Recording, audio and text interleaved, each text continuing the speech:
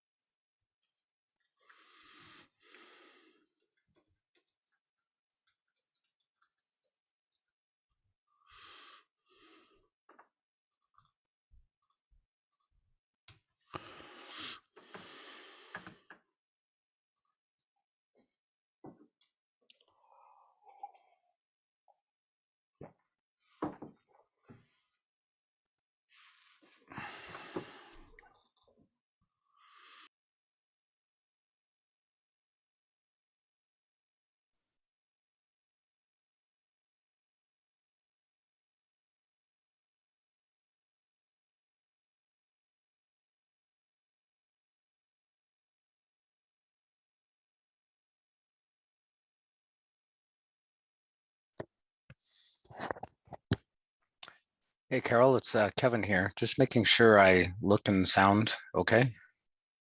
You look and sound great, Kevin. Oh, thank you for the compliment. You've never looked better, Kevin. Were you just fishing for compliments, Kevin? Yeah, that's it. Hang on. I'm trying to turn my video back on. I'm not a Zoom person as much as I am a Teams person. No, it's more like I'm stuck at home this morning. I wanted to be in the office, but it didn't work out today. So just making sure. Well, you're undeniably handsome, and we're glad you're here. Oh, thanks.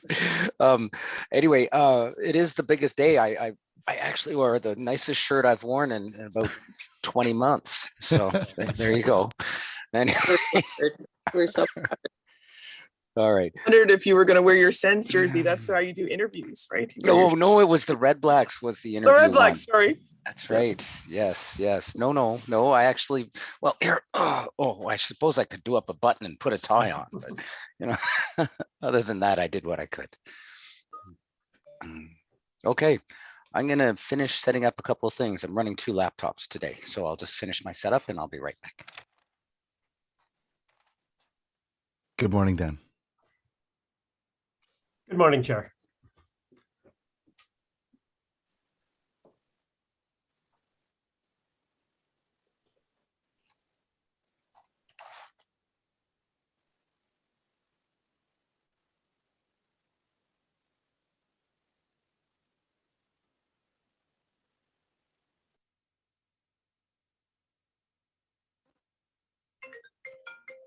probably lost. Dan Chenier. Dan, you're not on mute.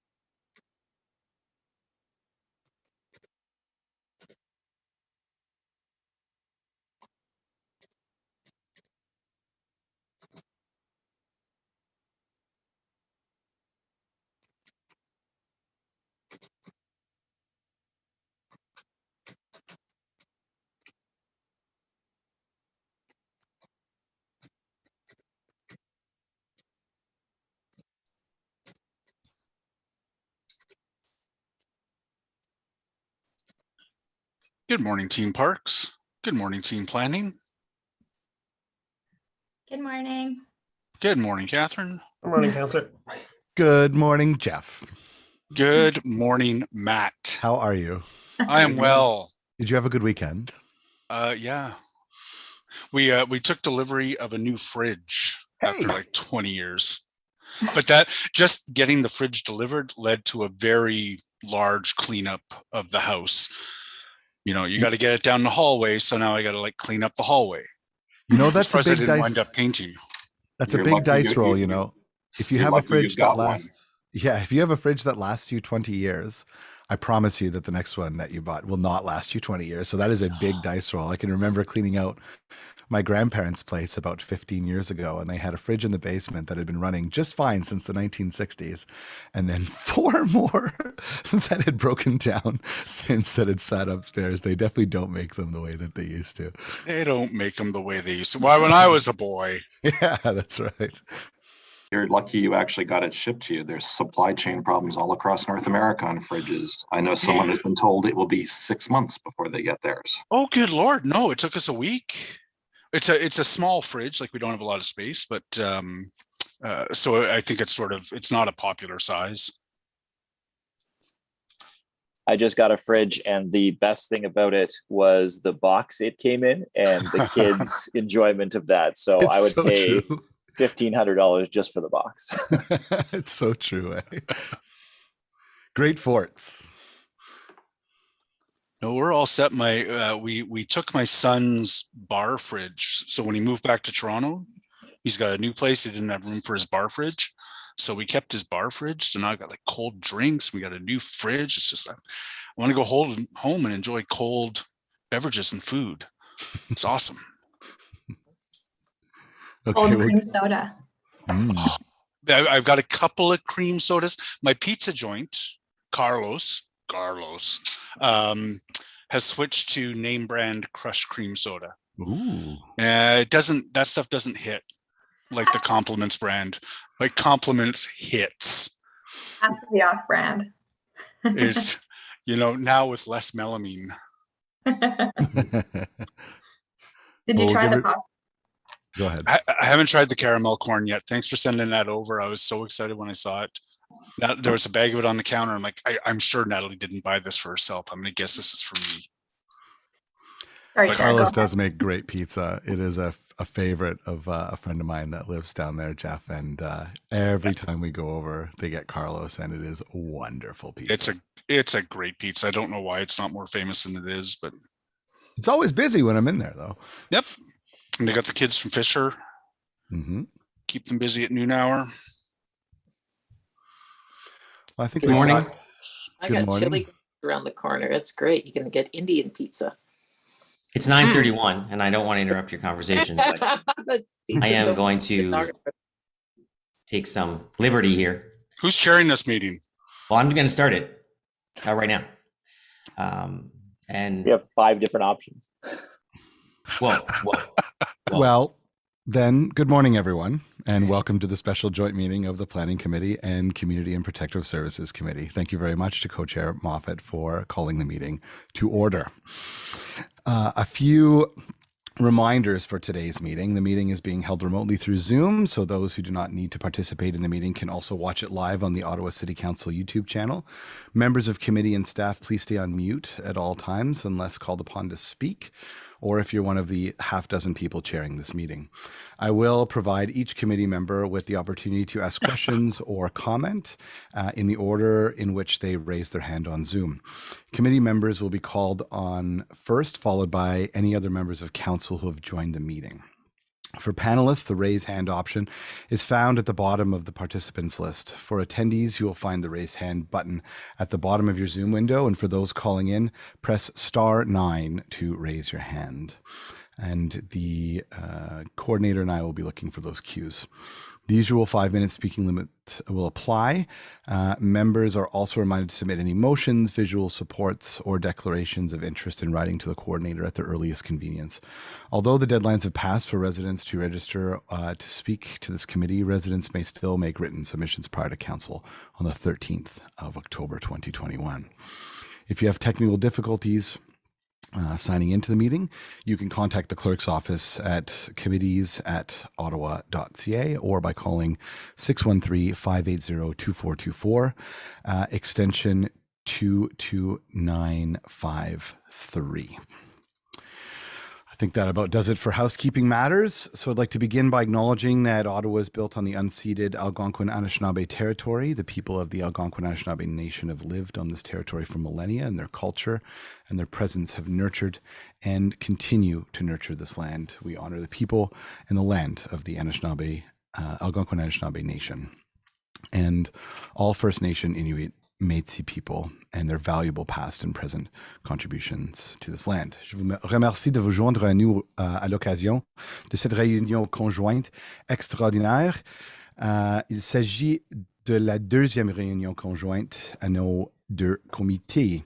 These meetings are rare because the terms of reference for these committees are quite different, but the matter that brings us together today is the first ever Parks and Recreation Facilities Master Plan. This plan is a supporting document to the city's new 2021 official plan. Doit être approuvé par le comité de l'urbanisme, le comité des services communautaires et de protection et le conseil municipal avant l'approbation de nouveaux plans officiels. For the sake of efficiency, the co-chairs of planning and I agreed that we should meet to consider this matter together. Pour souci d'efficacité, les co-présidents de l'urbanisme et moi-même avons donc accepté de nous rencontrer afin d'examiner ensemble cette question. A joint committee not only allows us to consider this plan in the context of both committees' mandates, it also streamlines the public submission and delegation process. Speakers won't need to take time out of their schedules to appear at 2 separate meetings. And we do have several delegations signed up to speak to us about this report, so we don't want to take up much more of their time. But before we invite staff to present, I'd like to provide some thoughts on what we have before us today. La Comité des services communautaires et de protection a reçu la version provisoire de ce plan en mai de cette année. The Community and Protective Services Committee received a preliminary draft of this plan in May this year. Since then, staff have been hard at work consulting with the public and other stakeholders, and then finalizing the plan based on feedback that they received. As I mentioned at the outset, this plan supports the city's new 2021 official plan. While the draft official plan provides high-level direction on parks and green spaces, this plan provides more specific recommendations and policy direction on municipal parks and recreation facilities. Il porte sur les infrastructures actuelles des parcs et loisirs de la ville et passe en revue les parcs et les infrastructures récréatives qu'il faudra aménager pour desservir les résidents d'Ottawa jusqu'à 2031. The plan looks at the city's current parks and recreation facilities and what parks and facilities will be needed to serve Ottawa residents through 2031. The plan also recommends various strategies to achieve the proposed parklands and facility targets and outlines funding methods for building, renewing, and improving parks and recreation facilities. And co-chairs Gower, Moffat, and I are advising you to keep the discussion to the matters at hand. That is, to this master plan, which is an overarching policy to be used by city staff and the development community as they plan and develop new parks and recreation facilities across Ottawa. This is not the setting for a discussion of matters that are not covered by the master plan, such as programming, fees, facility allocations, parks development fees, life cycle renewal and improvements or additions to existing facilities. Nor is this meeting a venue for requesting more facilities and parks in specific neighborhoods. Members of council will be participating in those decisions as part of the normal budget process. So with that said, let's begin. I'll now invite staff from Culture Facility Services to begin their presentation. Or then we'll ask the committee declarations of coordinator interest to sorry, Matt. Matt, roll. Can you hear me, Matt? Yeah. Yeah. We should have to do declarations of interest. Should we not call the roll first? Yes, chairs. Sure. I'll do that right now. Please. Councillor Brockington. I'm here. Conseiller Cloutier. Présent. Councillor Deans. I don't see her. Councillor Dudas. Councillor Dudas, I see you. Councillor El Chanteri. Present. Conseiller Fleury. Bonjour. Councillor Hubley. Here. Councillor Kavanaugh. Here. Councillor Kipp. Here. Councillor Leeper. Good morning. Councillor McKenney. Here. Councillor Meehan. Here. Councillor Menard. Morning. Councillor Tierney. Present. Vice Chair Eglai sent his regrets. Chair Gower. Here. Chair Moffat. Here. And Président Lulov. I'm here. Chair Moffat, would you like to call for declarations of interest? Yeah, and I will just mention that Councillor Deans is here. I don't know if you caught her, but she just jumped in at just as you started the roll call. Thank you. Are there any declarations of interest? I had checked my own legal status because my kids sometimes operate illegal lemonade stands on NCC property, but it turns out that that's not relevant to this discussion. So, seeing no declarations of interest, thank you. So we're moving on to item number 1, which is our only item on the agenda for today. The City of Ottawa Parks and Recreation Facilities Master Plan, the final draft. We'll turn it over to Recreation, Cultural and Facilities Services to begin their presentation. Please go ahead. Thank you, Chair. Thank you to chairs from both committees and to members of both committees for agreeing to this special meeting. We have been playing cat and mouse with the official plan in terms of trying to complete this work in time for it to be ready when the official plan is ready and council considers it. And so by allowing us to present today and moving this document on to City Council for October 13th, we will have accomplished that. I want to take a minute to note the extraordinary work that Kevin and Selma and Deanna have done in leading up to today at just under 200 pages. I think you'll have seen that the report that's before you is perhaps the most comprehensive review of our current level of service, matched up against population, and then some projections out to 2031, which we have taken every opportunity to try to provide a balanced, reasonable approach to addressing future needs. We've heard from a lot of stakeholders through COVID-modified consultations, but we're able to gather a lot of feedback, some of it relevant to what's presented to you today. And I want to assure you that what we did hear about some of the things that Chair Luloff mentioned about access to programs and fees and a lot of the other things are not lost on us. We have carefully inventoried those and will consider them as part of other processes to go forward. Approval of this report also launches some significant next steps, including a review of the park dedications bylaw, a review of the CIL policy, and then, in fact, some significant changes in those areas in order to give life to what we're proposing for you today. So to be brief, I'll turn this over to Kevin so he can take you through the presentation. Thank you.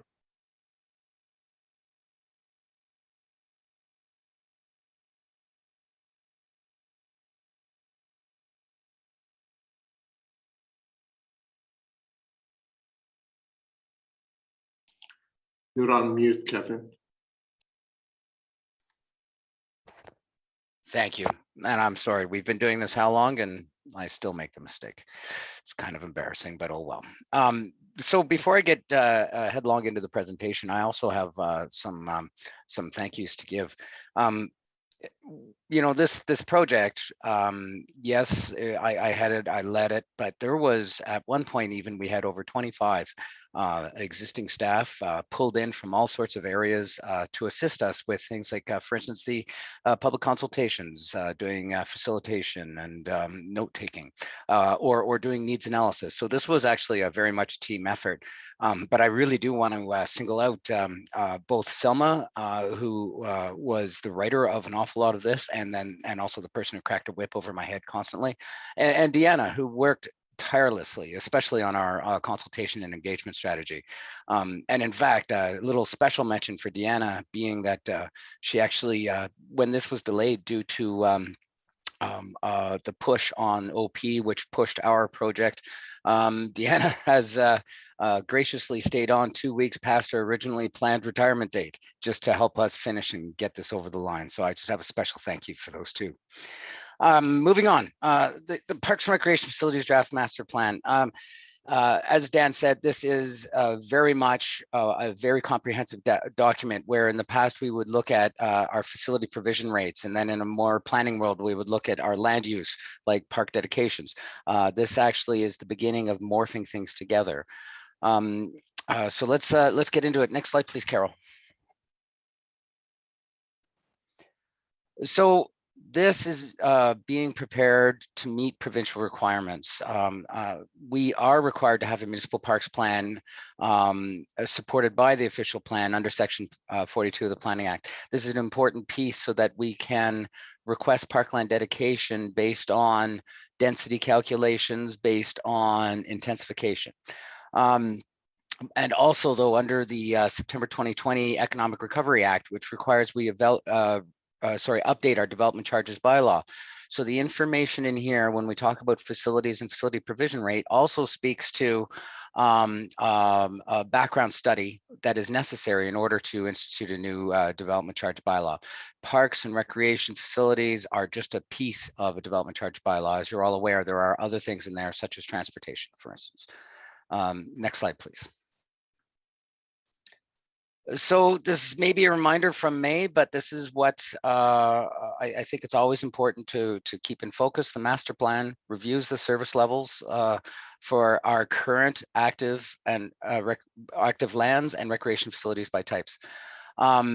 the per capita provision levels that we're providing in here, as Dan mentioned, we're recommending a very much a stay the course for most cases.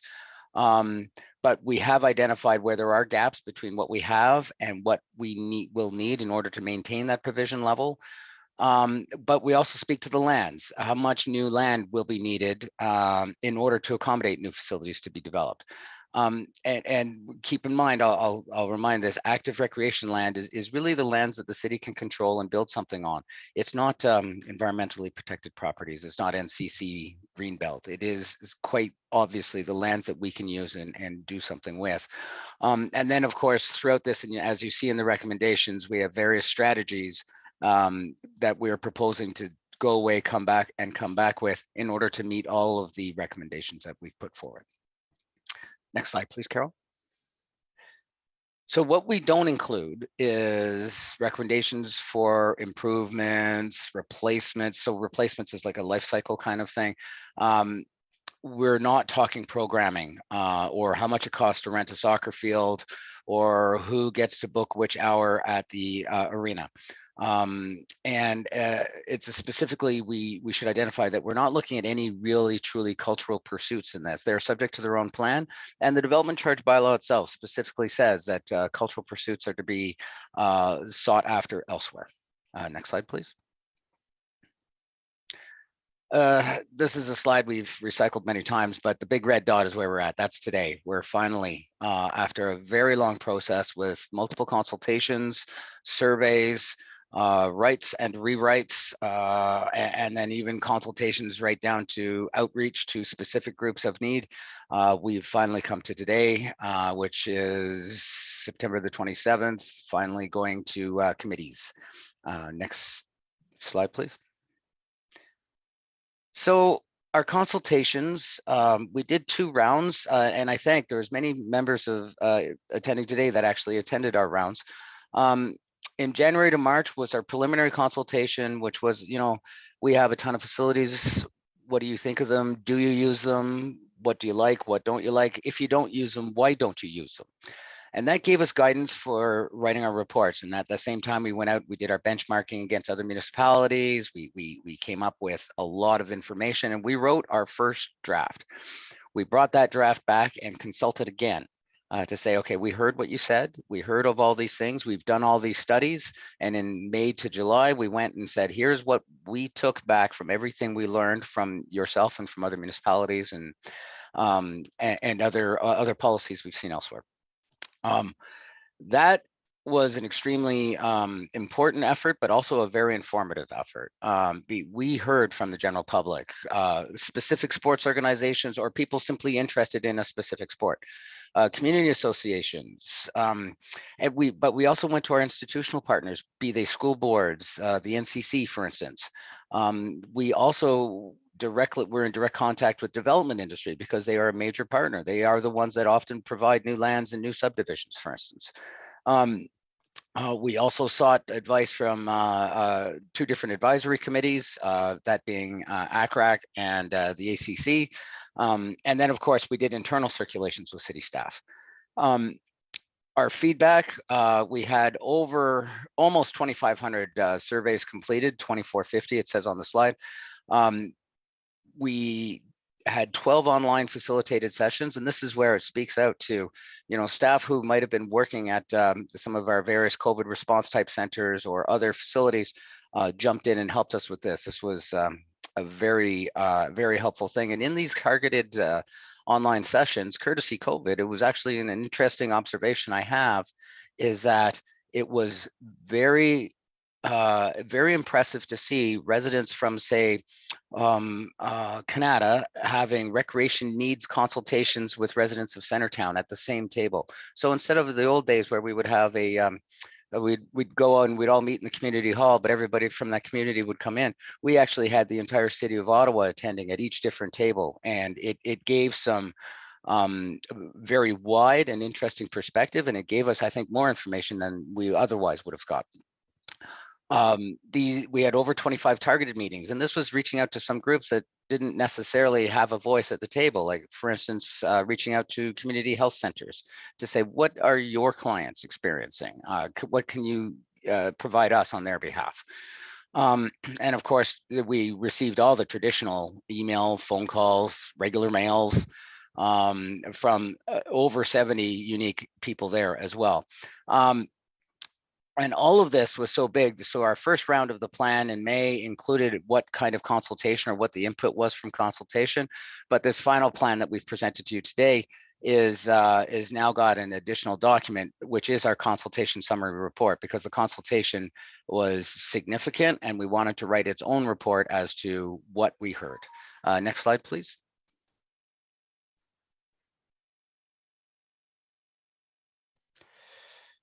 Sorry, just going through my notes.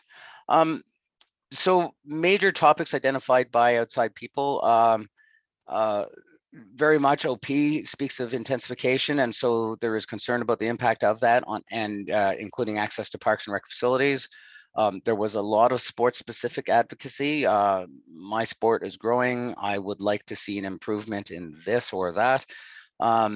There was a lot of discussion about gymnasiums and concerns because remember, we were doing our consultation during COVID. Community use of schools program from every board pretty much closed down due to COVID. So there was a lack of access to gymnasium spaces in the city because the schools had closed, and we were in that position to say, what do you think you need? Well, gymnasiums came up a lot.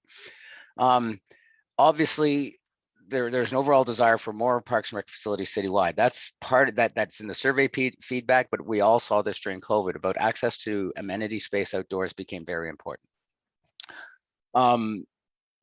There was concern about the differences in our facilities. We have brand new facilities in some parts of the city, and we have some very old facilities in other parts of the city.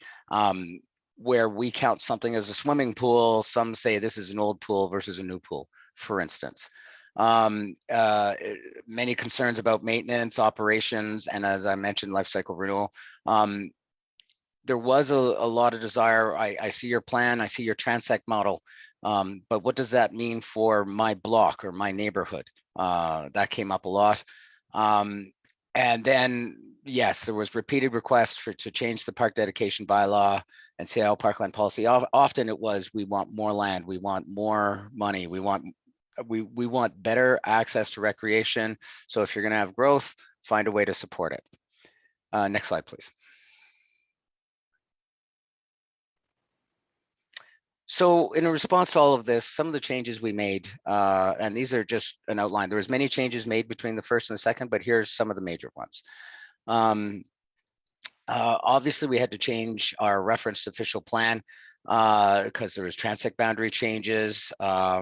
We had the population projections didn't come out until I believe it was August sometime, so we had to make alterations based on that. Our original population projections were based on data that from a service we subscribed to, but only OP could give us what the population projections were because they were changing densities, and the others at our service was not able to do that.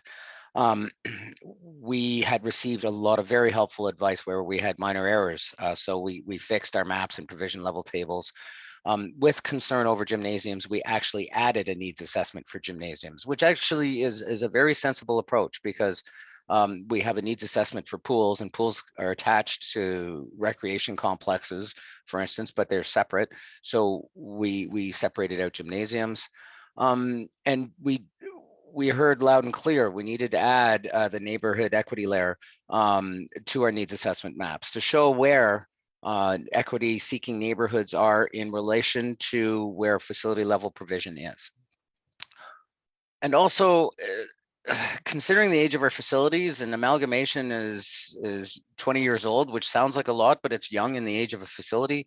One of the measurables we did was we added total square meters of available facility space per 1,000 residents for recreation centers, community centers, and community buildings. That is because the way former municipalities offered their inventory of bricks and mortar could be different from another former municipality. And so we decided that it would be, and we were asked to do this, so it would be helpful to understand how many square feet per person is also available of certain types of facilities.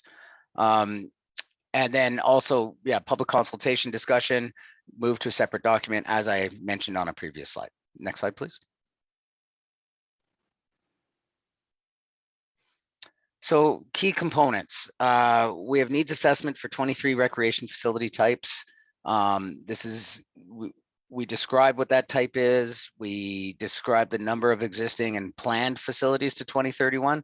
And when I say planned facilities, it's because we have an existing development charge bylaw, for instance. Or in the case of new communities, we have community design plans that have area park plans that say, you know, you're going to get X hectares of land, which means Y number of children's playgrounds, that kind of thing. So that's planned. And then we looked at our current and then the 2031 per capita provision rates and made adjustments where necessary. But this was also benchmarked against other Canadian municipalities. And this was very key in terms of how do we compare to municipalities across this country? How are we doing service level wise? And then we have a series of recommendations, strategy statements that come out of that, and we include mapping for all of our facility types that have specific needs analysis attached to them. Next slide, please.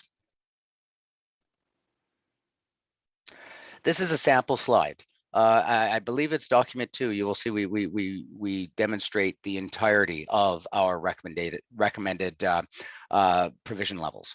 But here, this is just to demonstrate that, for instance, at the top, we have recreation complexes. These are the big things. We're recommending pretty much to stay the course. What we're doing is a rounding there. Same thing with community centers. It just got rounded. Playgrounds. We're not proposing any change there. But then there are ones that do change. Outdoor ice rinks. On the recommendation of the our colleagues in the climate change group, they were concerned about how long outdoor natural ice rinks might survive going forward. Right now, we get usually about an 8-week season, and they were concerned about it. But then also when we looked at our when we benchmarked against other Canadian municipalities, we provide the most ice rinks per capita for anyone in Canada, quite possibly from a municipal perspective anyway, anybody in the Northern Hemisphere, we might be the biggest provider. So we rounded up a little bit there to say maybe we'll slow down a little bit on our provision of outdoor ice rinks versus we heard a lot from basketball. And in our first recommendation in May, we said 5,500, and then we actually brought it down even further to 5,400 because we also looked at areas where there might be additional basketball courts potentially needed. Gymnasiums, another one we heard a lot about. We're going to increase service level there. Versus there's a lot of things here. I put lawn bowling greens, but maintaining current supply attached itself to quite a few, and that is also in I believe of the report, I think it's Appendix 3 or C of the actual physical master plan that says there's a number of items that we don't provide a service level provision, but it doesn't mean we're going to cease operating or anything like that. It just means that as opportunities arise, we will investigate further development of those. The other example I've been using just throughout these consultations was also beaches, for instance. We're not making new beaches, but if somehow miraculously a new beach opportunity comes up, perhaps we would look at it then. Next slide, please. So active municipal parkland. We recommend maintaining all the way back to the 2003 OP. We maintaining a citywide provision rate for active parkland at 2 hectares per 1,000 residents. We are not recommending, this plan does not recommend changes to the park development manual, which speaks to our park types or delivery methods, but the manual is also to come back for discussion. Once OP is passed, it's recommending that we consider additional park typologies, for instance. Next slide, please. So getting into our strategies and recommendations. The acquisition of parkland and expanding use within existing parks is the only way we're going to truly meet the identified needs up to 2031. We've identified several strategies in order to help make this possible. First of all, we recommend retaining all city-owned parkland, not selling off parkland for other purposes. Also, we're talking about the creation of a land first policy statement. This is something we will bring back. But a land first policy statement will truly speak to when the criteria are correct, that we take land instead of cash in lieu during a park dedication process or a development scenario. When reviewing the park dedication, there's recommendations that we go away and complete a review of the park dedication bylaw and the cash in lieu of parkland funds policy. We are not making changes within this document. It is to instruct us to go forward and make these changes, or consult on these changes. My apologies. Next slide, please. Additional strategies and recommendations. We're asking that council and committee use this master plan as one of our required background studies for the development charges bylaw update, and also the community benefits bylaw. This plan doesn't make any changes to the existing DC bylaw, but it is something that is a required background for part of the development charge bylaw update required in 2024. We're also discussing the creation of a targeted real estate acquisition strategy for parks. And this is simply to address the fact that we have areas of the city where they are deficient in park space, but we need to have some nimble ability, and we want to work with my colleagues in the corporate real estate office and others to help come up with something for council to review, where we can perhaps propose a process or a strategy for acquiring lands in perhaps a bit more nimble fashion. And then in recognition of existing policy that already occurs for affordable housing and funding, we are suggesting that we come back with a report to consider when city lands are sold for development purposes, that a portion of that sale is in support of funding parks and recreation facilities development. Next slide, please. So we are part of a bigger picture. There are ongoing initiatives and some new ones that are coming up. As we're all aware, the new official plan is underway, and we are part of that process. We are required to be approved prior to that from the parks plan perspective in particular. Following, there will be a comprehensive review of the zoning bylaw. There is a new green space and urban forest master plan that's ongoing. There is right now in the books coming up the recreation asset management plan. This is part of infrastructure services overall plan. There are, I believe, 9 separate plans they will have to work on. We are one of them. And as mentioned many times, we are going to conduct a review of the park dedication bylaw to go forward next year. And then subsequently that will require discussion of the cash in lieu of parkland funding policy. And as I already mentioned, the development charges bylaw, which must be completed by April 2024. Next slide, please. So here you are. That's the end of my presentation. I hope I haven't bored you with some recycled previous slides. But thank you very much for your time and your effort. And thanks once again to Selma and Deanna for such very hard and significant work on this project.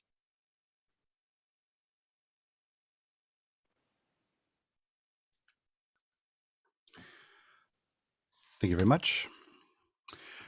So prior to the introduction of motions and questions to staff, we will begin with our public delegations. Chair Moffat, if you'd like to lead this portion of the meeting, please go ahead. Thank you very much, Chair Luloff. Appreciate that. And yeah, if you have just to Councillor Luloff's point too, if you are working on motions, feel free to circulate them with staff and members of council as soon as possible, so that we can have that consideration throughout the meeting. So our first delegation this morning is Marcia Morris, who is the Executive Director of the Ottawa Sport Council. Marcia, welcome, and you have 5 minutes to address the committee. Thank you very much. Actually, it's Marcia, not Marcia. Oh, I'm so sorry, Marcia. That's okay. Don't worry about it. I now know. Thanks very much. As Councillor Moffat said, my name's Marcia Morris, and I'm the Executive Director of the Ottawa Sport Council. I had the opportunity to speak about the draft plan in May at the CPSC meeting. And I'd just like to thank all of you for the opportunity to speak again today. It's also a pleasure to address the members of the Planning Committee. For those of you who don't know, the Ottawa Sport Council is an organization dedicated to representing sport in the City of Ottawa. We were established in 2013 in response to a request for help from community sport organizations. We represent over 750 community sport organizations, and in addition, we work very closely with Dan Chengay's team on the municipal sports strategy, which is, as many of you know, a roadmap for the future of sport in the city. I wanted to share some thoughts today about the Recreation and Facilities Master Plan on behalf of our sport community. First of all, I wanted to thank you all on behalf of our sector for all the work that's been put into the plan. The plan's really important to our members, has been shown by all the consultation sessions and the extensive feedback that was received, as Kevin pointed out, from the sport groups. The opportunity to provide feedback to the plan from our members was very appreciated, both in the early consultations and then the consultations in June. It's really positive to see the development of the plan, which looks forward to the next 10 years, and the importance that parks and recreation facilities are shown to build a healthier city, and the changes that were incorporated as a result of the consultations, specifically the addition of gymnasiums, because as Kevin pointed out, with the COVID pandemic and the community use of schools pretty much being suspended, we had a number of sports that weren't able to operate whatsoever. It's also very positive from the report to see the recommendation that Recreation, Culture and Facilities Service will investigate the feasibility of an opportunity to create additional partnerships with the school boards. This is going to be really important for many of our sporting organizations, because these are the facilities that they rely on so heavily. The unavailability of school of gyms over the last 19 months has been really challenging for all of our court sports. And one of the most challenging parts of it is that so many of these sporting organizations are run by volunteers. And so not only are they having to deal with the COVID pandemic, they're also having to deal with trying to find facilities. Having said all of those very positive things, we do still have some concerns with the provision level for specific sports, specifically in the downtown core. Outdoor basketball courts, fields, and tennis courts all have a projected 2031 provision level, which is significantly lower than the target. In the case of basketball, the target is the 1 to 5,700, or maybe now 1 to 5,400, as Kevin pointed out. But the downtown core's projection is 1 to 17,000. In the case of sport fields, the target's 1 to 2,800, but the downtown core projection is 1 to 17,000 as well. And in the case of tennis, it's also extraordinarily high. For all these sports, there's no plans to add additional facilities to the downtown core. And this becomes even more critical when you look at the impact that COVID has had on many of the populations in the downtown core, because of the disparities resulting in the whole equity concerns. Maple Leaf Sports and Entertainment Foundation, the MLSE Foundation, came out with a report that talked about the impact on COVID on marginalized populations, and how it had an even more significant impact because of the fact that they didn't have facilities that they could access. So although we're adding 5 new outdoor fitness equipment areas in the downtown core, and that's really positive, the lack of sports-specific facilities still remains a concern to us, as it does to many of our community organizations that are trying to run programs in the downtown core. So if there is any way to look at ways to improve the provision, that will definitely allow the city to better provide for all of its residents. So again, I just wanted to take the opportunity to thank you for the opportunity to speak today. Also, thank you for all the work that's gone into this plan. It's obviously extraordinarily comprehensive, and on behalf of community sport, we really appreciate all the work that went into it. Thank you. Thank you, Marcia. Appreciate that. Questions from members of the committee, the joint committee? We have Councillor Fleury. Mr. Chair, good morning, Marcia, and thank you for your delegation. Want to dive in maybe on 2 of the points and understand them a bit better from your perspective. So you were talking about the various facilities that are city-owned in offering spaces for the sports community. And I think if you go back in the report, specifically under the section gym, there's kind of a line speaking of the shared responsibility between school boards and the city. And I haven't heard you kind of, what are you hearing from the members, and what's your perspective on that? Because I know that is currently some of the most challenging areas for some of the local sports clubs. So the biggest challenge, I would say right now, is the fact that no school gyms are open because of COVID.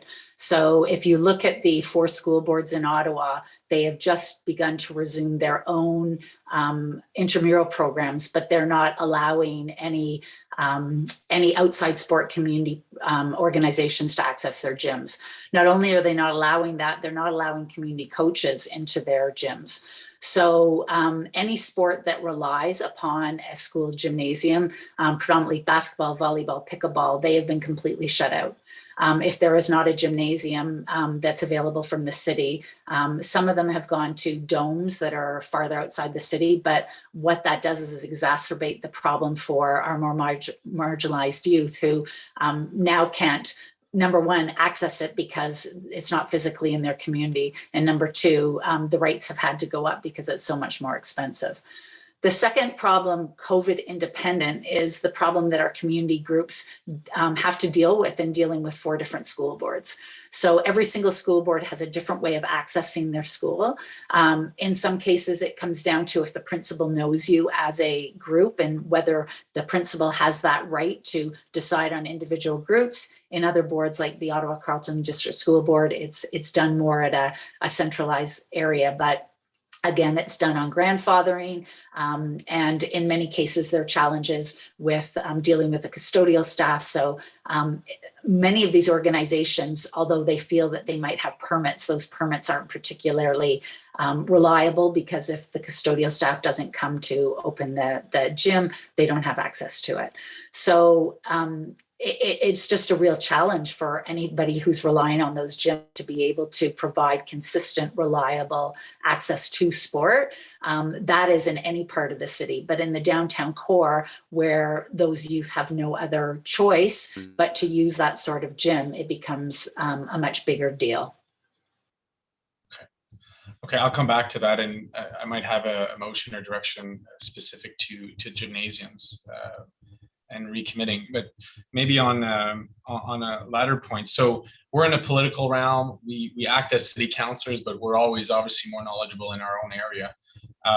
What are, from your perspective, what are the you talked about downtown, older facilities, access to programming, but if we really want to make a dent in the sports community in terms of offering those spaces specifically for youth, what should be the main driver in our provisions or consideration for facilities? What type of facilities and what should we consider in terms of provisions for those? I would say back to Kevin's slide, I think he captured things like arenas where we seem to be doing okay. Gymnasiums would be probably the biggest area because there has always been a reliance on the community use of school agreement. That's no different than any other city. Every other city also relies on the community use of schools. And I committed to Dan Chenier that I would speak with the Ontario Basketball about if they're seeing any joy in any other city in terms of being able to access schools. But the reliance on schools and not having a number of gymnasiums definitely provides a challenge. I would say the other really big challenge, as we've discussed at committee before, is swimming pools. And I know it's been addressed within the plan to be bringing in a new 50-meter pool. The fact that we can't host any sort of competition in Ottawa anymore because the Sportsplex is so old is obviously very challenging. But the lack of even and what sort of pools we're building. Are we building 50-meter pools or are we building 25-meter pools? So those would be the 2 largest in our mind deficit. Understanding that there isn't an infinite pot of money and what we need to go after. That's why I was saying we think the plan is great in terms of it has tried to adjust some things, but it seems that there are some areas that if we did have an infinite pot of money, those would be the areas that we would suggest it being put towards. Okay, thank you for that. Thank you, Mr. Chair. Thank you, Councillor Kavanaugh. Thank you very much, Marcia, and thanks for coming out today, and thanks for your advocacy for sports and physical activity. I appreciate it very much. I'm interested to know if you, in terms of equity, if there was a gender lens on some of the analysis that you brought forward. because that, of course, is very important to get both to get all genders involved in sports. And I just wanted to know what kind of advocacy you did on that. So we're doing more advocacy on a sport by sport basis. So basketball, it's just as important to the organizations that provide girls basketball as it provides boys basketball. And by the way, also advocacy on the LGBTQ front as well. And so one of our organizations that we've been working very closely with is Gay Ottawa Volleyball.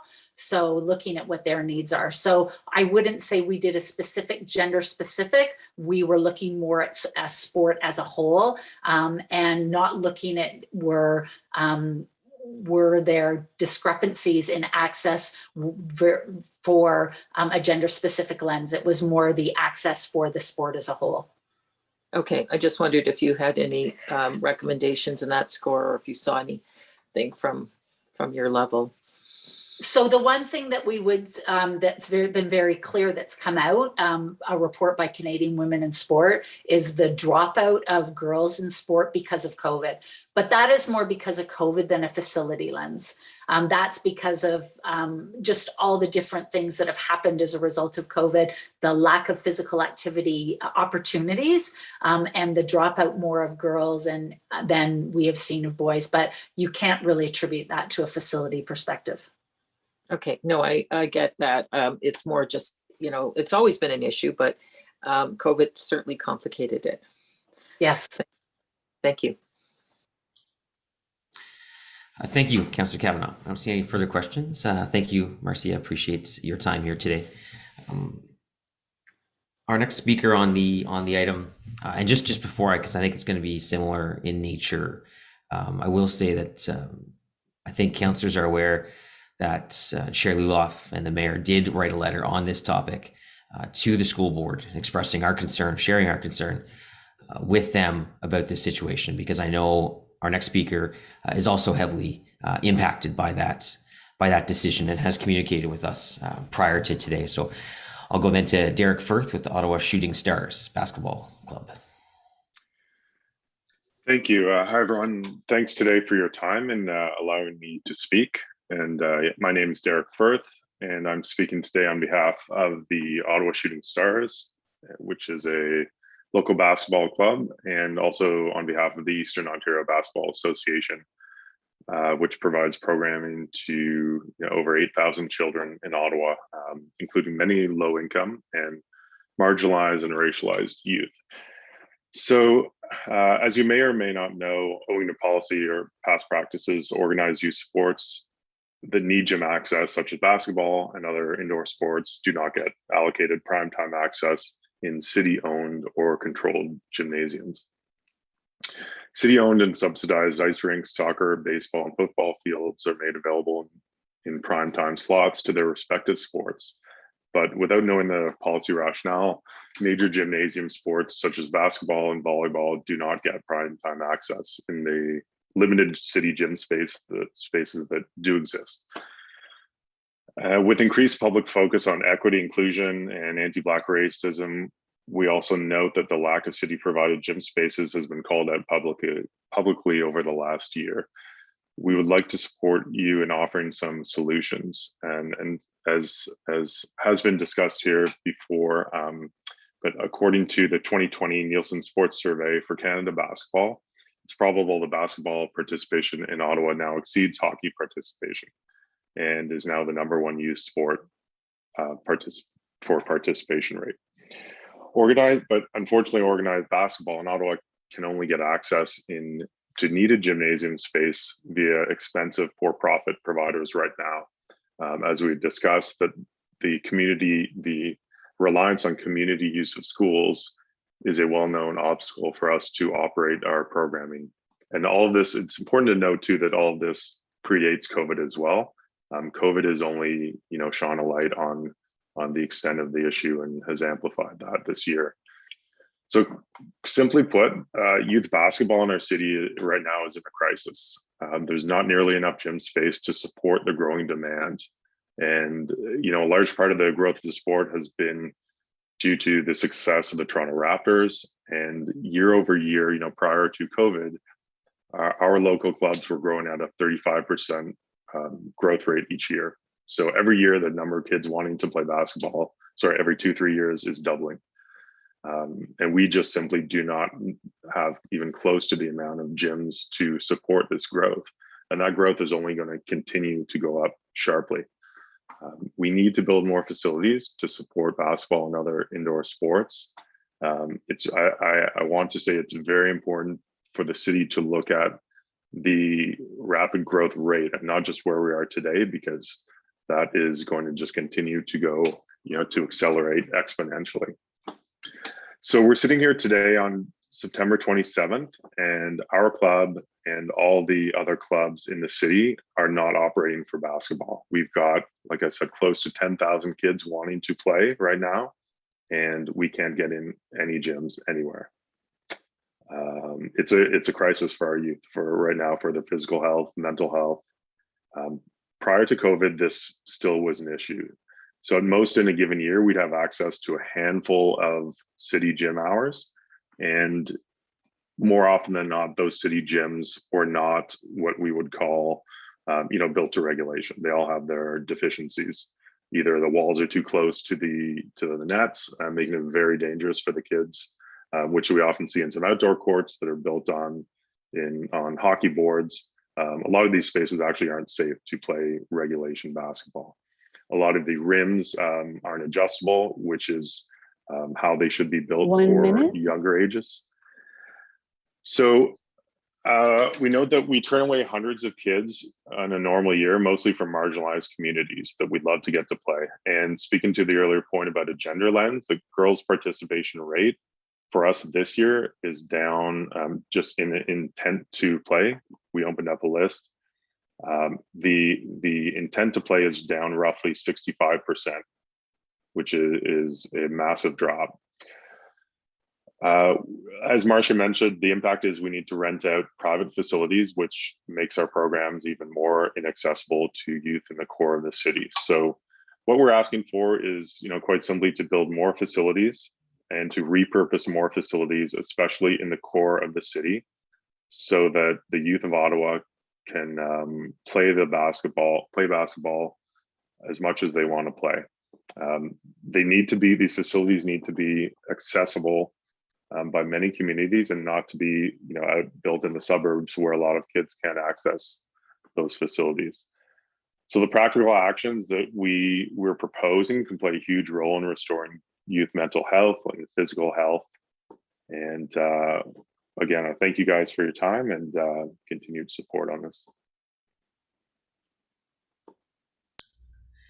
Thanks, Derek. I'm certainly familiar with a lot of what you discussed. Well, my oldest son, has played against the Shooting Stars for the last 5 years, and it's not just in the city. I mean, it's the Upper Canada School Board is in the same position right now.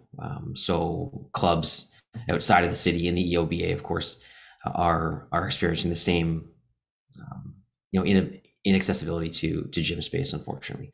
So we'll go questions from members of the committee. Councillor Fleury.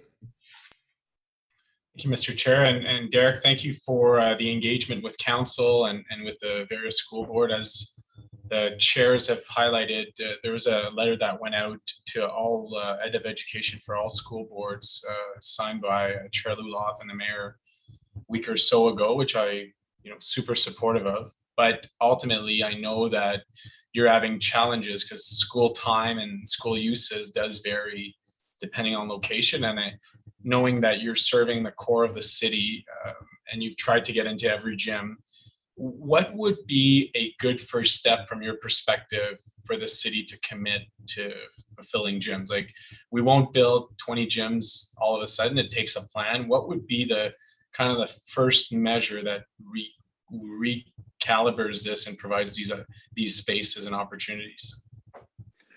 Well, I see an opportunity to repurpose hockey facilities that are in lower demand. That's using existing spaces in other cities and repurposing them for basketball courts has been happening a lot.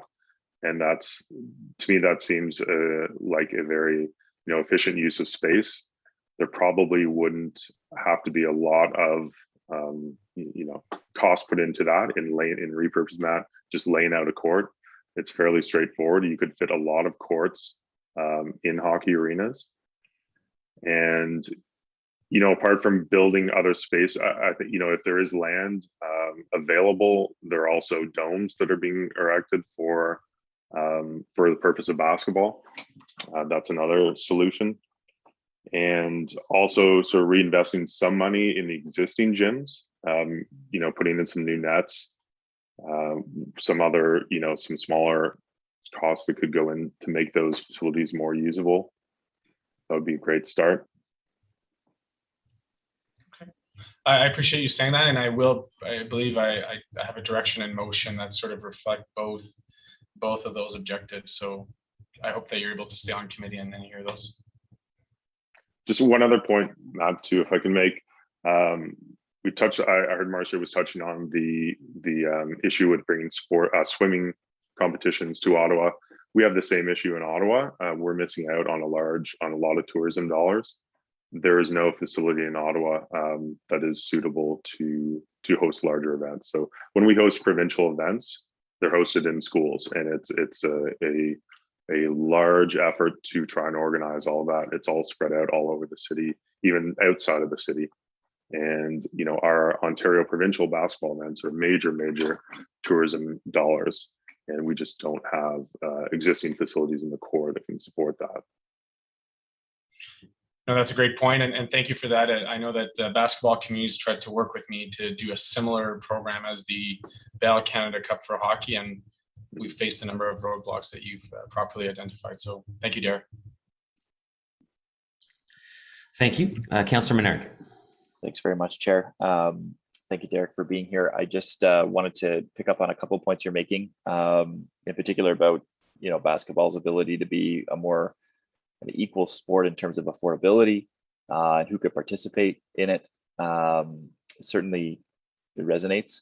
In my community, I'm seeing far more people playing basketball outdoors. I'm seeing the outdoor courts filled all through my community, and I know it's only getting more and more in terms of its popularity, increasing its popularity. And so I guess I just wonder the difference in the plan that you're seeing between indoor and outdoor. I think you're referring more to the indoor facilities.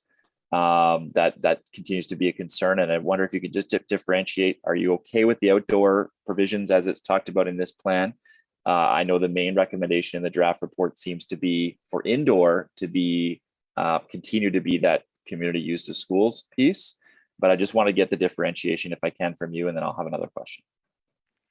Yeah, we could always use. I think we could use more outdoor courts in the core of the city. Definitely. They, like you said, they're always in use any time of day that all around the city. And it speaks to accessibility to basketball, and we're all passionate about basketball continuing to be an accessible sport for everyone. And outdoor courts are fantastic for that. It's no cost for a kid. All they need is a pair of shoes and a basketball. The indoor courts, we do speak. Our programming takes place almost exclusively on indoor courts, and especially in Ottawa, during the winter. When we've all seen how kids' mental health and teens' mental health this year has been affected, but even in pre-COVID in the normal year, it's very important to keep as many kids active, especially throughout the winter, and connected socially. And we just don't have nearly as much indoor space as we need to do that. We turn away hundreds and hundreds of kids a year, and that's what keeps us up at night. We just don't have the room and the sustainable model to be able to support all the kids that want to play. Well, I appreciate that. In my community, I know there's some new facilities being built, an indoor gym. It's a school gym though. And of course, Brewer Park, that's a citywide facility. I could see one day some repurposing happening there. But I guess the big thing that your concern is look, we can't just rely on community use of schools. We're seeing the reduction in the access based on just relying on community use of schools for the indoor gym status. And we need the city to be a partner on a growing sport here that is obviously not being I guess our facilities aren't there for that sport as much as they should be. So I guess the question to you, and I'll, you know, if Councillor Fleury has a motion direction around this, certainly support on this piece in particular. But the question for you is, in this plan specifically, is there a certain section or a certain area where we could, you know, make sure we're talking with staff about it, that there's you know, increase that you mentioned repurposing, but is there any other ideas about, you know, how you build new or any other options that you see for us going forward in this plan? Yeah, in terms of building new, I mean, any court that would be built, you could build 25 courts and we would fill them up with programming right away. So in terms of specifics about, you know, how to build new, that's not sort of, I don't have too much of an expertise. I would say wherever there is land available, it would be great to build those new facilities. Yeah, I really think that the repurposing of arenas or building onto them, if that's a possibility, of building them out, expanding existing ones, seems to me like the best plan.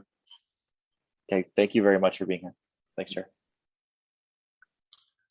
Thank you. Councillor Kavanaugh. Yes, thank you very much. Yeah, we totally agree with the theme that basketball is popular, and it certainly is in our communities. The basketball courts are always full. I wanted to ask about lighting, and notwithstanding more indoor courts, I get that totally, but I get calls for more lighting as well to sort of lengthen the seasons, like this time of year where it's not so bad out, but super dark, you know, playing at 7:30 at night.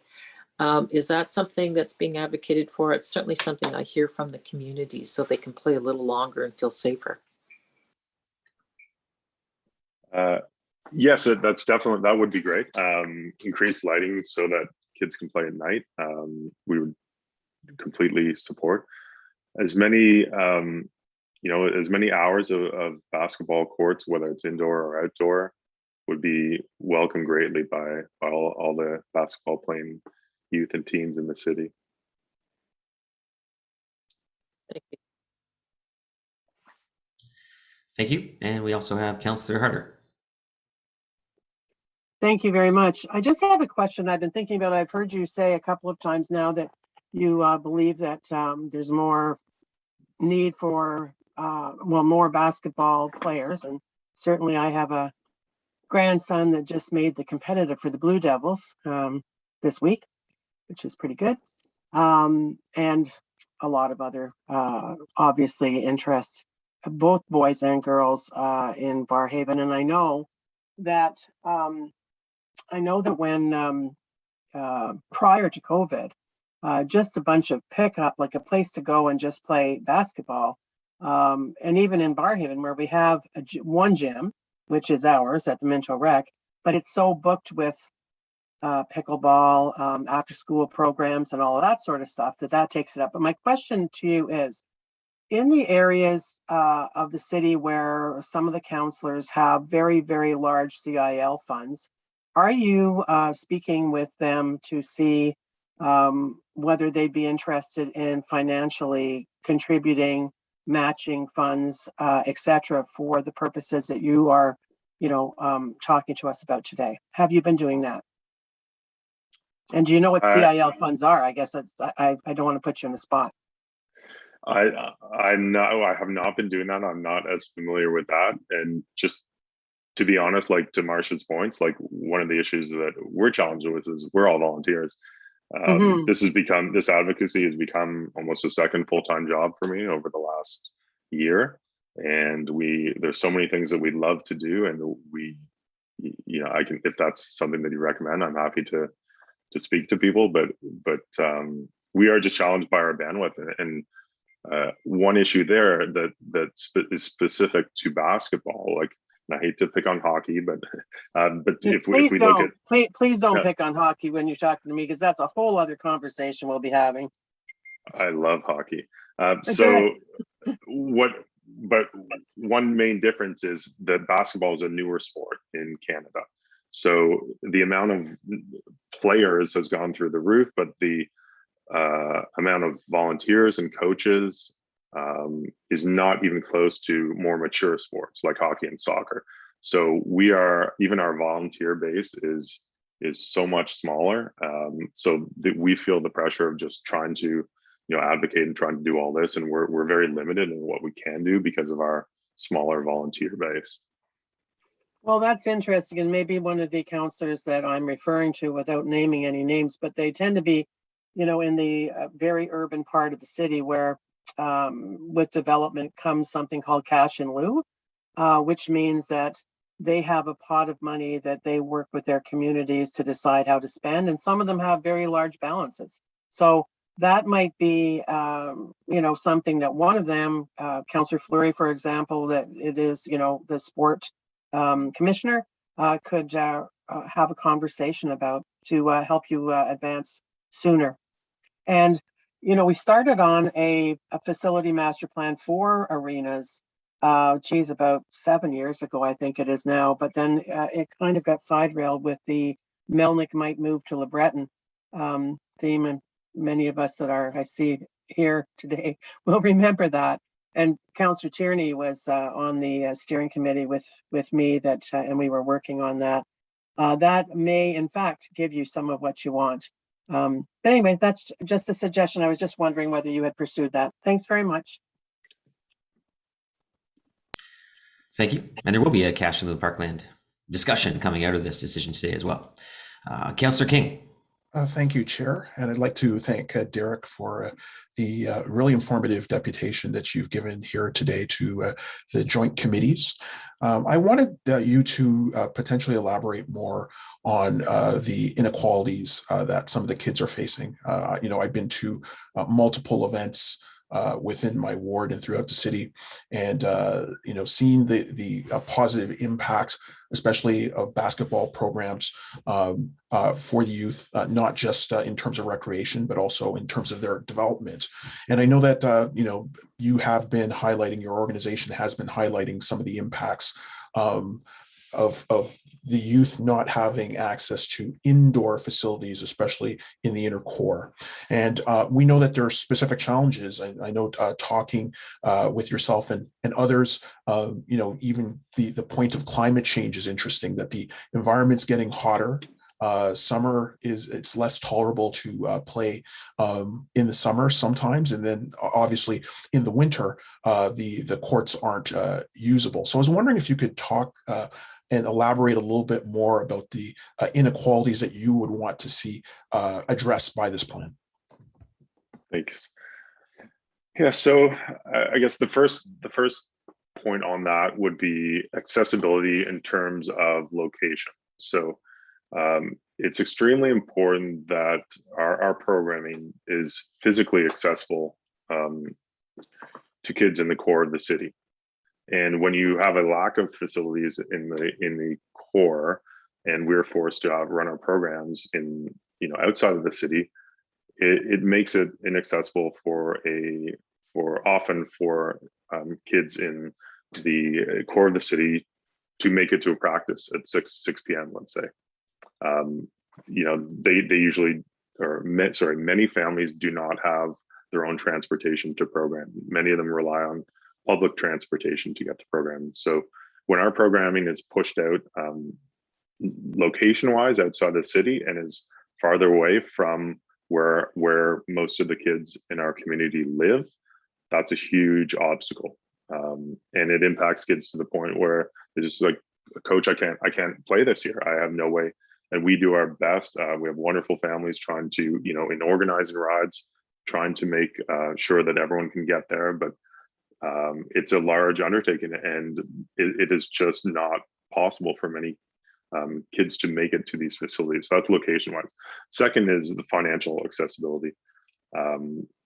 The fewer gyms that we have in the city that we can rent out means the more private facilities that we have to rent. Those private facilities are often also outside the city, but they cost 6 to 8 times more. So the the fees across the city for basketball will continue to rise. So our usual fees for the whole year were about $350 for a season. Basketball has always been very accessible. That's not sustainable at all anymore. So it's going to move towards like $600-700 and get closer to where other sports are. And the impact will be is that a lot of families just won't be able to participate. It's that simple. Like we do our best. We have a financial assistance program. We try to run revenue generating programs to subsidize the kids that need financial support. But you know, there are only so many ways you can fund everything. So that's the impact and I see it on the teams. I've coached myself. I've seen many kids over the last few years just not be able to continue to participate. And a lot of these kids are sort of, many of these athletes are athletes that could you know, go on to play post-secondary even, and not to put too much attention on the, you know, the sort of more elite level, but we are not doing a good enough job to support youth that have the potential to be elite athletes, to go on to play post-secondary, to go on to be professional players. And basketball, on a side note too, there are also a lot of career opportunities that we're trying to provide. We have a lot of we have a junior referee program. We want to do midnight basketball. We have so many programs that we want to do that could have a great positive impact on youth that we just cannot operate because we don't have the space to do it. Well, I appreciate that insight, Derek. I guess, would it be fair to say then that in order to reduce the barriers, not just for youth, but also for your organizations, that it would be in the best interest if the city does start to you know, redress the challenge around facilities, whether those are new facilities or repurposed facilities in high priority neighborhoods. So would it make sense for us to really undertake that and look at that in a serious way? 100%, absolutely. And the, you know, the social impacts of addressing that properly, there'd be tremendous benefits. You know, we're talking about impacts on the healthcare system, you know, being able to keep kids in sport, impacts on crime rates. You know, there's a great documentary I just watched about the history of midnight basketball in the US and the impact that those programs had in urban communities. And those are some things that we would love to do here. And, you know, as long as we can get the space, we're ready to operate our plans. Well, I appreciate all the work that you're doing. You know, we want to give due consideration to the challenges that you're facing, especially around facilities. I'm really happy that you've pointed out the systemic inequalities and the systemic challenges that we have, because I think that goes beyond and is also actually mirrored in municipal finance. A lot of the new hockey arenas, et cetera, are financed through growth. Versus renewal, which is harder for us to access in the inner core, and of course cannot be fully addressed in my estimation by CIL. It requires a greater amount of general citywide investment into the core and especially into high priority neighborhoods. So I'm going to be very pleased to work with Councillor Fleury on a motion that really addresses some of those concerns around locating new facilities in neighborhoods that have high concentration of equity seeking communities that experience high levels of economic disadvantage based on some of your inputs today. So I really appreciated your deputation. Thank you, Chair.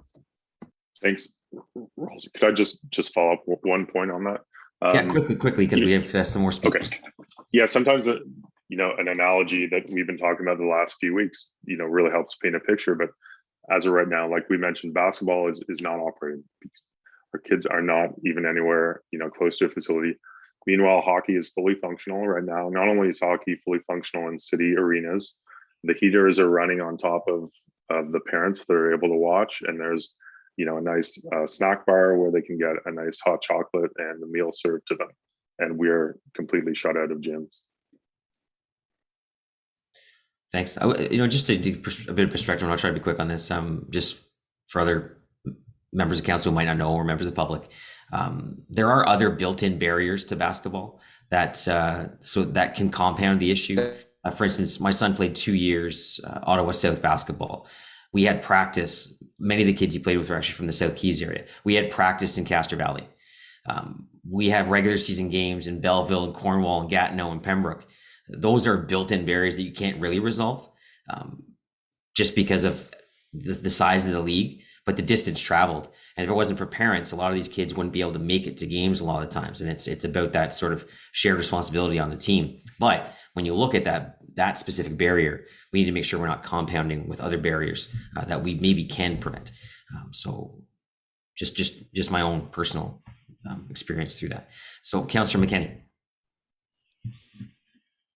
Thank you, co-chair, for that. And thanks, Derek, for continuing to come out and ensure that we are thinking about the needs of youth and certainly around equity-seeking neighborhoods and activities. I know that, just pick up on some of the conversation earlier, I know, like in the downtown core, certainly, anytime I've consulted on the CIL fund that we hold, things like passive green space and recreation, of course, are top, but it's also things like splash pads and soccer pitches, basketball courts, now pickleball courts, and what the thread through all of these is that once they're built, these facilities are built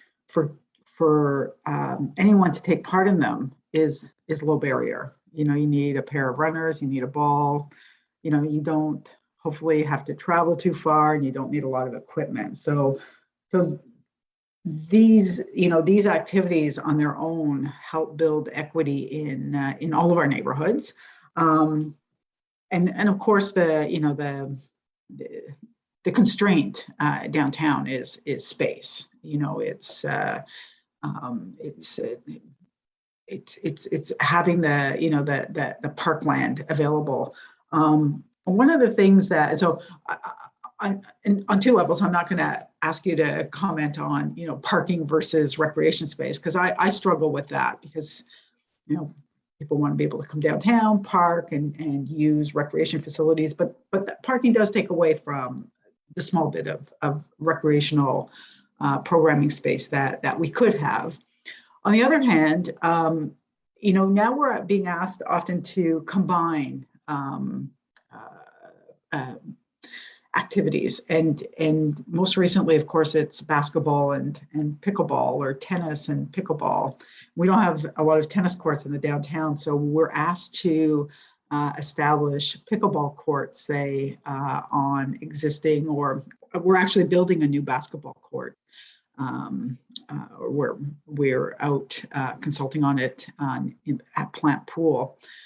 What are your thoughts on that, like in terms of that combined activity on courts that require some infrastructure in terms of the paintings, et cetera? I guess I would say that any hour of court is much needed for any sport, for our sport. I can't comment too specifically on like pickleball.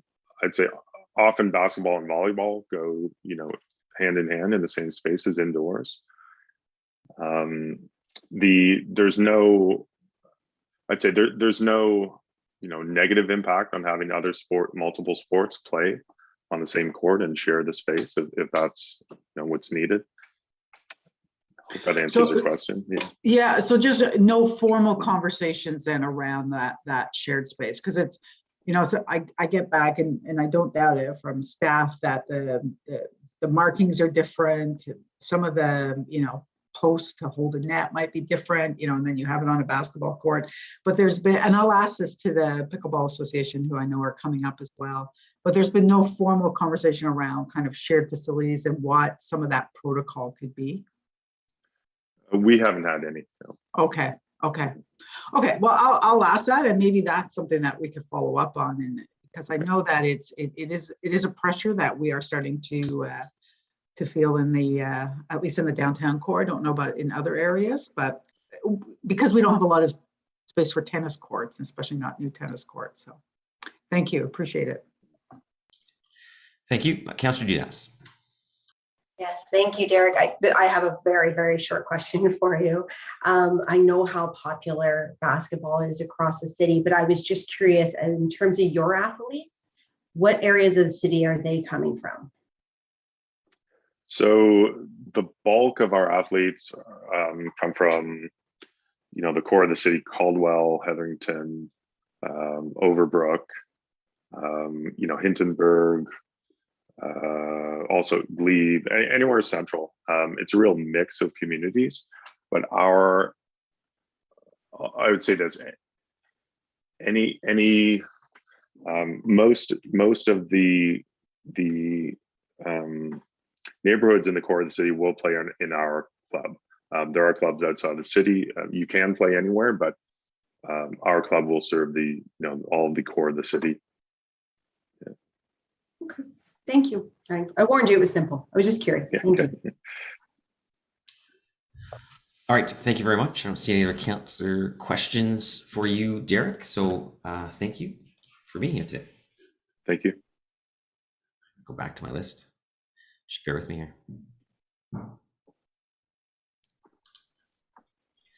Our third speaker is Jason Burghoff from the Greater Ottawa Home Builders Association. Thank you, Chair. Good morning, everybody. Very short, very sweet. We wanted, of course, to register our support for the master plan, as has been discussed many times over already. Discussions about parkland dedication and cash in lieu and a few other pieces are going to be the next steps, and obviously we're going to be heavily involved in that. But we did want to urge, as you saw in our submission, that the city really has to, go for a diversity of green spaces, parkettes, urban squares, linear parks, to really get the green space that it needs, especially on the infill side, as more and more people, we get denser communities. We really need to have a diversity of green spaces to service those people. Certainly there's been a lot of talk about, size of space for programming, and certainly we need a space that is large enough to program activities on, but you also need that passive and light recreational pieces as well. And that's all we wanted to kind of register today. Again, we're really thankful to the staff for including us in this process. We had good discussions with them at this first step, and looking forward to the next few. Thank you, Jason. Question from Councillor Harder. Thanks, Chair Scott. Hi, Jason. I wanted to let you know that I'm going to have a motion that Councillor Tierney is moving on my behalf, but it's one that really all the suburban councillors have spoken about, and everyone talks about 15-minute neighborhoods, and also those of us that have the new parks going into our communities know how fantastic the end product is, where the developers and the Parks and Rec staff under Kevin are creating wonderful spaces that are diverse and meet many needs. So I wanted to let you know that there's going to be a motion that will be speaking to opportunities for more collaboration, more Millennium Parks like we have in the East End, George Nelms like we have on Mitch Owens, possibility of one at maybe Carp Corridor or in the West End, definitely large space in Barrhaven. And I'll speak more to it, but I think that that's something that you can really contribute to in a significant way to give a better overall city that we all can enjoy. I hope that that sounds good. Yeah, being out, I live out in Orleans, and I know Millennium is well used. I've been out there to even play cricket, and it's a great facility and a great destination spot out there. So Thank you. We're looking forward to it. Perfect. Thank you. Thank you, Councillor Harder, as one of the only 4 non-members of this joint committee, but attending today. So thanks for being here, Councillor Meehan. Thank you very much, Mr. Burghoff. Just to understand, I read your letter to the committee, and I agree we need different types of parks. Just your thoughts on areas between new developments as we grow in the suburban area. Would parkland between developments, right now we see, you know, a new development goes in, there's a chunk of land that's dedicated to the park. So are you suggesting then that we have maybe use the land, the parkland, and give it to the community in a different form? I'm just trying to see, is a form like green space around the outsides to linking communities, that sorts of thing? Is that what you're suggesting? Not necessarily, but that's going to be in a real site specific and kind of, you know, it's area wide basis through, you know, community design plan or through the secondary plan. What I'm more thinking of is like in the OP, it's directing to have everyone have, you know, access to green space within a 5-minute walk and access to 2 different green spaces within a 10-minute walk. And I think to fulfill those, you know, directions within the OP, we're going to have to, you know, have some, you know, we're going to have parklets and, you know, squares that have green space, not necessarily huge plots of land that can have major programming, but, you know, ones that are a bit diverse or maybe a bit oddly shaped.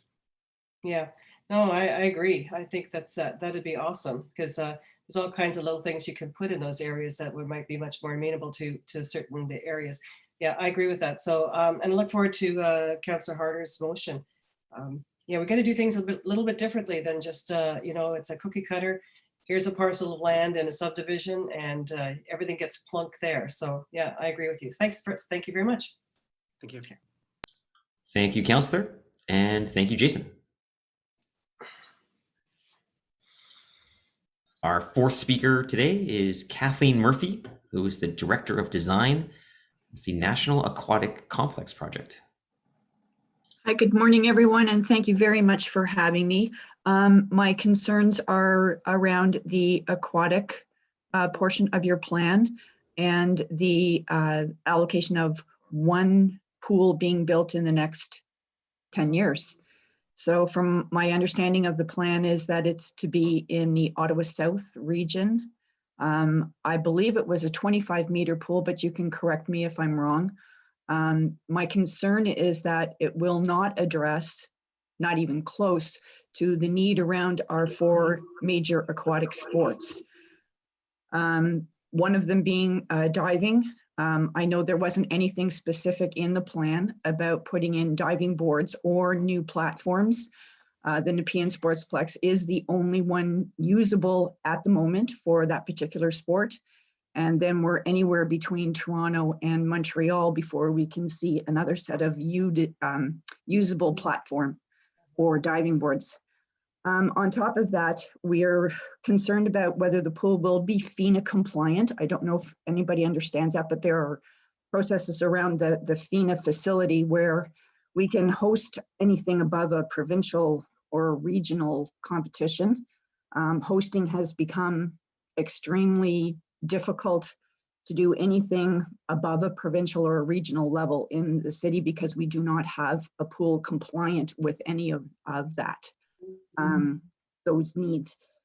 So I think my concern was mostly with that. If you were going to address the aquatic sports, like everybody else, including Derek, we're clawing at one another's eyes for availability. But mostly my concern was with not necessarily community, but the high performance aspect of aquatics in the city and their lack of training facilities suitable for that.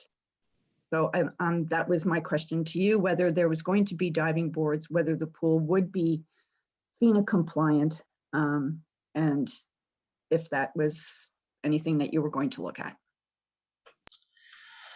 Thank you. I know there will be an opportunity for members of council to ask questions directly to staff after delegations. I do have a question. Councillor Fleury has a question for you. I'm going to just ask a quick one first.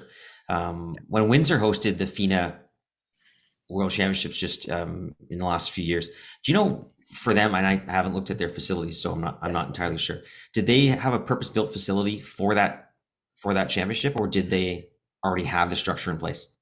I think it was a joint effort. The facility was approved, and then part of it was because they were going to hold the World Series, and so therefore it was built to that specifics. Okay.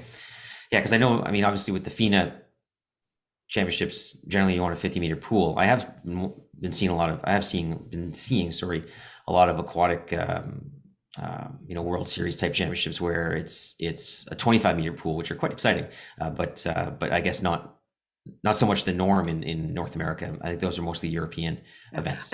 I think too, Councillor Moffat, that it addresses swimming specifically in a 25-meter pool, but to do anything with water polo, artistic swimming, diving, it really does eliminate those sports. Like it's very swimming to a 25-meter pool. Yeah, fair enough. Understood. Hi, it's City Councillor Carol-Ann Meehan. Oh, Carolyn, Missed your you're on call. mute. Carolyn, you're on mute. Is this the owner? Sorry, Carol-Ann, you're not on mute. Thanks for calling.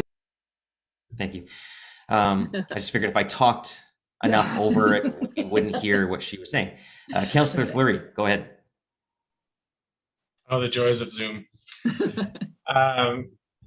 Kathleen, so I have a question for you, but I will start with a bit of an answer. So your question related to a number of points around standards, and the city did do, Sue Shamara and Dan's team did a really amazing job of looking at standards for facilities. So every time there's new facilities built in Ottawa, no matter what they have, the city's team has done a really deep dive and worked with sports, but also with tourism to make sure that they meet our expectation relating to hosting.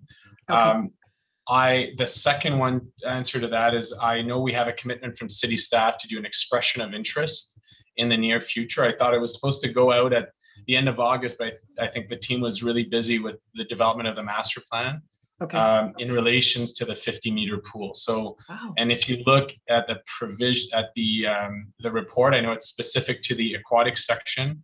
There is a reference to additional pools tied into that, and that's the type of partnership we're looking to add. So I know you and the board are looking at that. I know both our universities are looking at that, and certainly we encourage all of you to work together, because I think we can all benefit from a series of facilities that meet our local needs, but also our hosting needs as well. So maybe from your perspective, what would be the risk of advancing these facilities without a 25-meter preparation pool, or even a 50-meter preparation pool? What could you be clear on what impacts that would have on local and national competition potential? The risk versus 25 versus 50 meters, is that what you're asking me, Mr. Fleury? As a secondary pool, as we know, you need 2 pools, right, to be able to host at any national or international level. So what's your perspective relating to the second pool, if it is a 25 versus a 50-meter pool in the second option? I think the risk is probably just the amount of money that you're going to spend. It's the to have a secondary pool without the provision of a new 50-meter pool would be, for me, the creation of a new community pool. Not that that is not a good idea, but I think my presence here was to address sort of the high performance and the hosting aspect of our local clubs. They are very dependent on being able to host events for their revenue generating aspect and of course to build their clubs. So I know that without that, we're suffering. Without being compliant, we're suffering. And just the pool space itself, where the 4 aquatic sports are presently all sharing the one deep water pool in the city, and that's the Nepean Sportsplex. So we're training at all kinds of hours. We're pulling kids out of school. We share as much as we can. I know our diving club shares with water polo, which is not exactly safe. We have balls going into underneath the diving boards, and anyway, it's really fun. But I think that was I think that would be the biggest risk for you. Is I don't know if it's a sufficient way to spend your funds. Thank you for that.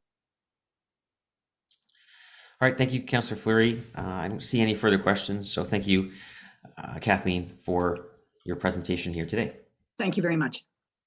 I believe we may have a colleague of yours as the next speaker, Mr. Peter Lawrence, who is the CEO and president of the National Aquatic Complex Project. Mr. Lawrence here?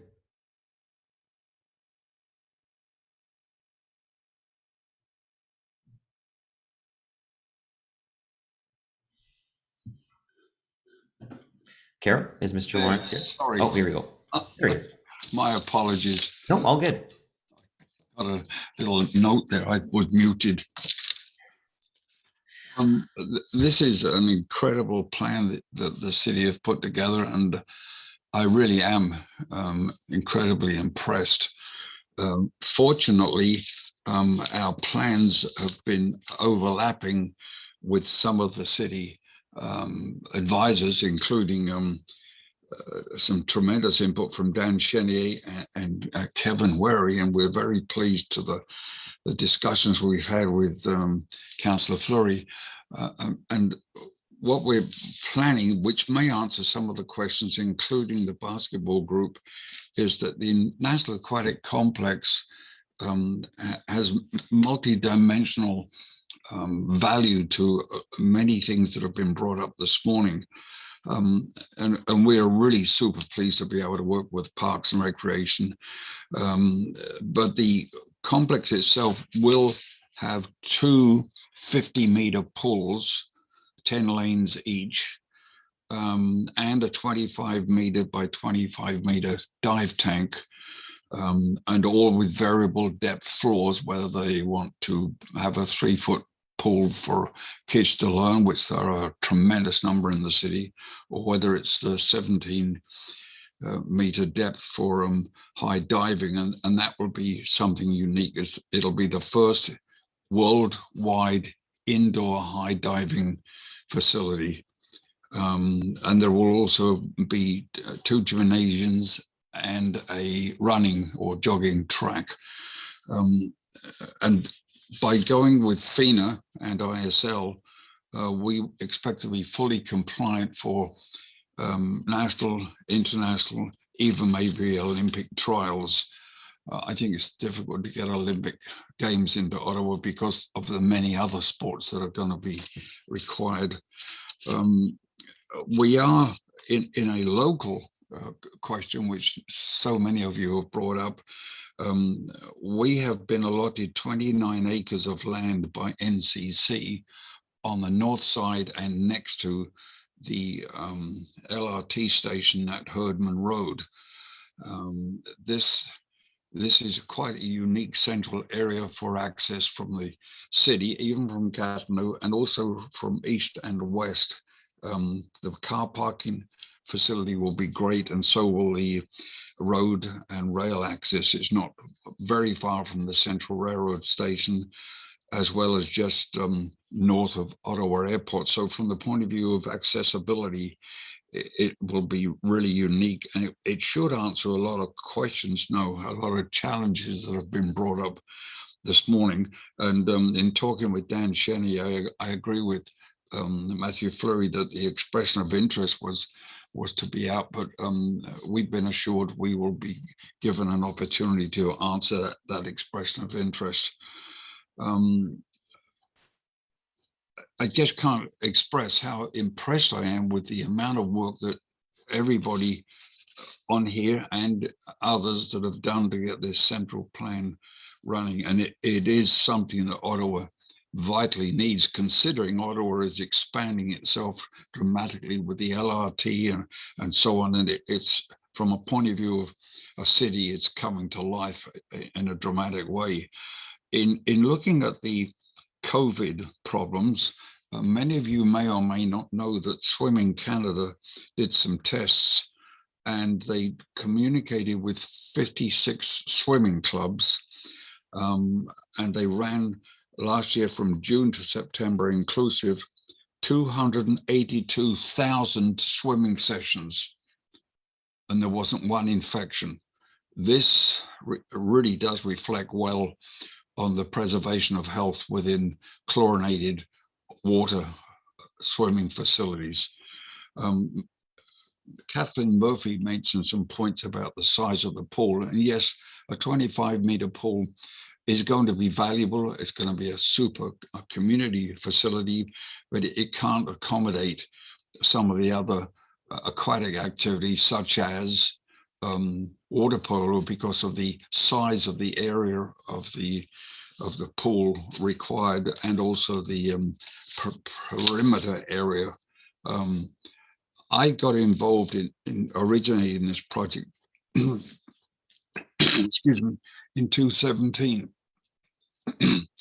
And I got to thank Matthew Flory, dear, oh dear, excuse me, Matthew, for awarding me that Life Aquatic Award back 2 years ago at the Ottawa Awards. And I got that for over 50 years of contributing and training and introducing and driving water polo. And the city, for a little background, in 1963, head of Parks and Rec at the time, Dave Adey, asked me to help them with new pools that were being put in, and I helped them with excuse me, everybody, Brewer, Pinecrest, and Gloucester. Gloucester's now called Splash. So I have some background at realizing what the city has to offer, and so on. And I think sorry, Mr. Lawrence, sorry, we just missed the 1 minute mark there, but if I could just ask you please to wrap up. Your time is up. Okay, I think I'll leave it there, Scott. That's enough, I think, that I've expressed it, but we do need the FINA and ISL approval to be able to host cities and create the economic impact analysis that we're already anticipating and analyzing. Thank you. All right, thank you. Appreciate that. If anyone's interested, just reviewing their website, it's very easy. It's naqc.ca. Yes. So you can check that out if you're interested. It's an exciting project. I notice I can't help but notice that Carolyn Waldo is one of your governors on your board. So that's great. Yes. Or on your team. Yeah. Any questions for Mr. Lawrence? Seeing none. Thank you, Mr. Lawrence, for taking the time to come today, and hope you can have ready access to a glass of water. My apologies, really. All good. By the way, NAQC, people often say, what's the Q for? Well, it's because it looked like the National Arts Centre if it was just the NAC. Well, and I think that website's taken, so you had to add the Q. It makes sense. To a lineup, yes. All right. Thanks so much. Thank you. Bye-bye. All right. Our next speaker is Cheryl Parrott, Hintonburg Community Association, who is no stranger to the planning committee. I can tell you that much. Hey, just Sure. getting everything clicked on. I thought there was someone ahead of me, so I wasn't quite ready. Oh, there was, and then they disappeared. So it's Okay. So thanks for this opportunity, and what great presentations so far. And there's a real theme there that we need some help, certainly in the urban core, and I'm going to echo that as well. So we support many of the statements in this master plan, and especially the recommendation for review of the development charges bylaw. Clearly, the increase in the number of parks and recreation assets is not keeping pace with growth in the core, and it's only going to get worse. So we agree that the present development charges in the inner urban transect will not be sufficient to buy new land for parks, provide an increase in any facilities, or move us any closer towards the goal of equal access based on population levels. The report identifies that land in the urban area is expensive to buy, and it is. We're very concerned that over the next 10 years, we'll fall much further behind with the rapid intensification that's already happening in our community and the increasingly expensive land costs. So Hintonburg already has a density of 88 units per hectare, and we've got a number of buildings approved that aren't yet built, and that'll take our density to over 122 units per hectare. And that's more than the OP is hoping to achieve in the inner urban transect in the next 25 years. So there's much more intensification coming our way. Our green space ratio is less than half of the goal of the 2 hectares per 1,000 population. Right now, we're at 0.82 hectares per 1,000. And once those new buildings are online, it'll be worse. So we're happy to see the report acknowledge that with the intensification, we can all expect many more people living in areas served by much less yard space. These people will need somewhere to go for recreation, and this suggests the increased importance of demand on the recreational opportunities. So thanks to staff for acknowledging that. So the city will determine the park requirements based upon the maximum potential for development anticipated. But this is only a 10-year planning horizon, and the OP is 25 years. And there'll be a higher percent of intensification coming to the built up areas over the other 15 years. So the price of land is going to go up. And this needs determination must be done on a neighborhood level, not a transect level.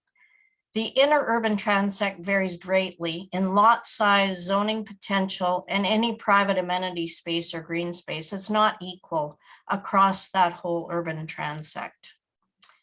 I want to just touch on arenas because in the chart that was provided, the indoor ice service provision levels in the inner urban transect, where we expect most or a large part of the growth, is already underserved at 1 in 44,000 versus the city average of 1 in 20,000. And this proposal is to maintain or increase this inequity over the next 10 years. So it's going to be 1 in 48,000 versus the city average of 1 in 22,000. So it's actually worse, but rather than better. And keeping the arenas we have and adding to them to provide more equitable ratio is a better plan than reorganizing the 4 that we have and closing them in some areas. So in conclusion, please check the population growth in different areas at the 5-year mark to see if those projections still hold. The neighborhood level analysis is important as redevelopment does not happen equally within these huge transect borders. And councillors, please ask staff to develop a plan to actually fund this growth so that the amenities keep pace with intensification, because that's the biggest barrier. The staff have given you a great report, but unless there's funding for it, and we know that at this point, growth is not paying for growth, there needs to be a way to fund this. Thank you.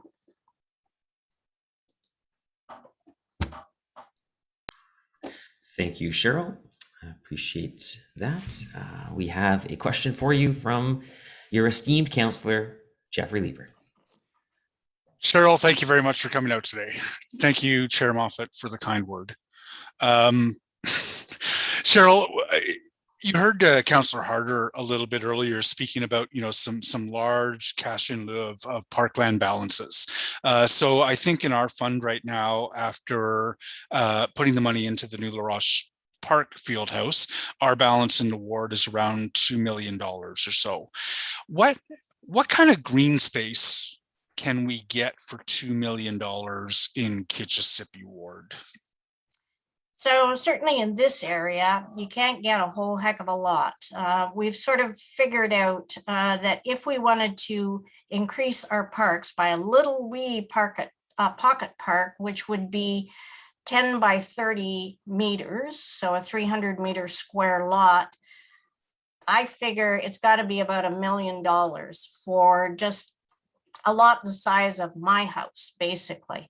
Because if you buy the land, remove a house that is perhaps at the point of demolition, do the land cleanup, that's $1 million, and that doesn't include putting anything in it. And that's a very small pocket park. So 2 million is just a drop in the bucket. And some of our other buildings are always in need of fixing up.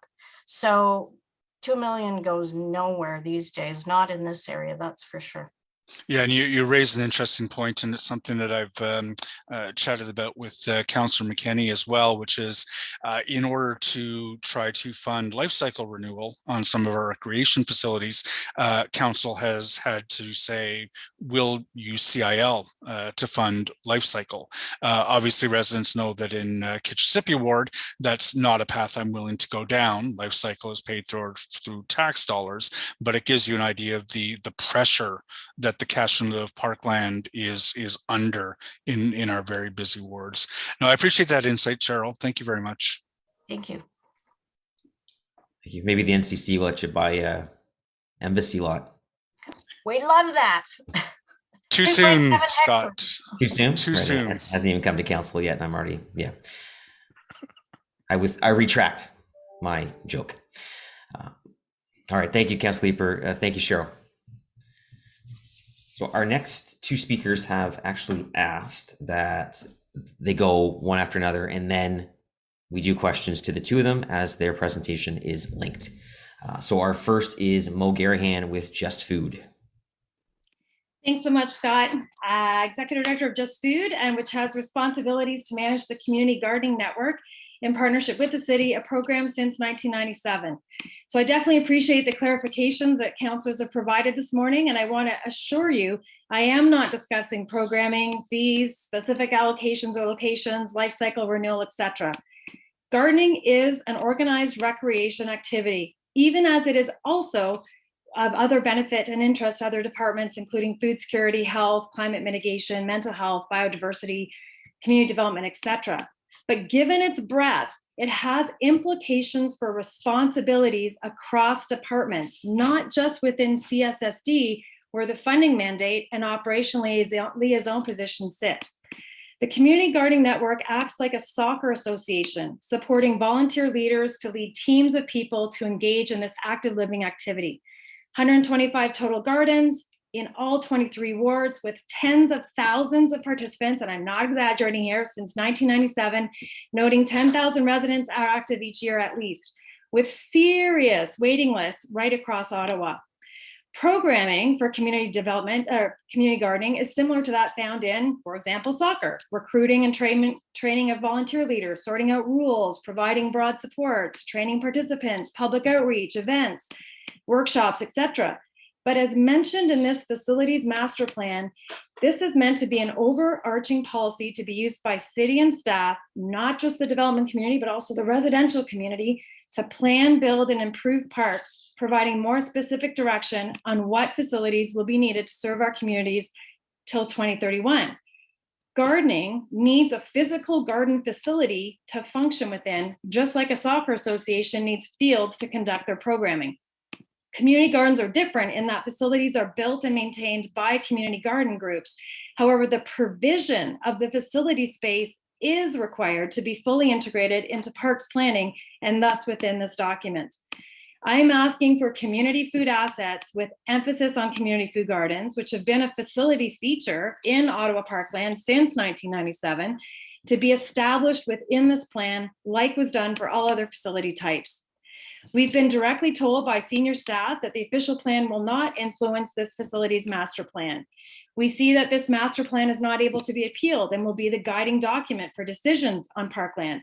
We've also been told that park staff, that they make decisions about community gardens on parkland, and this has been our experience in working with parks over the past decades. We are seeing greater and greater restrictions being placed on the development of gardens by Parks and Rec. Recently, for example, a cap of 30 plots per gardens was stated to us without any consultation, instead of doing it by a case-by-case decision basis, based on land availability, use, demographics, etc.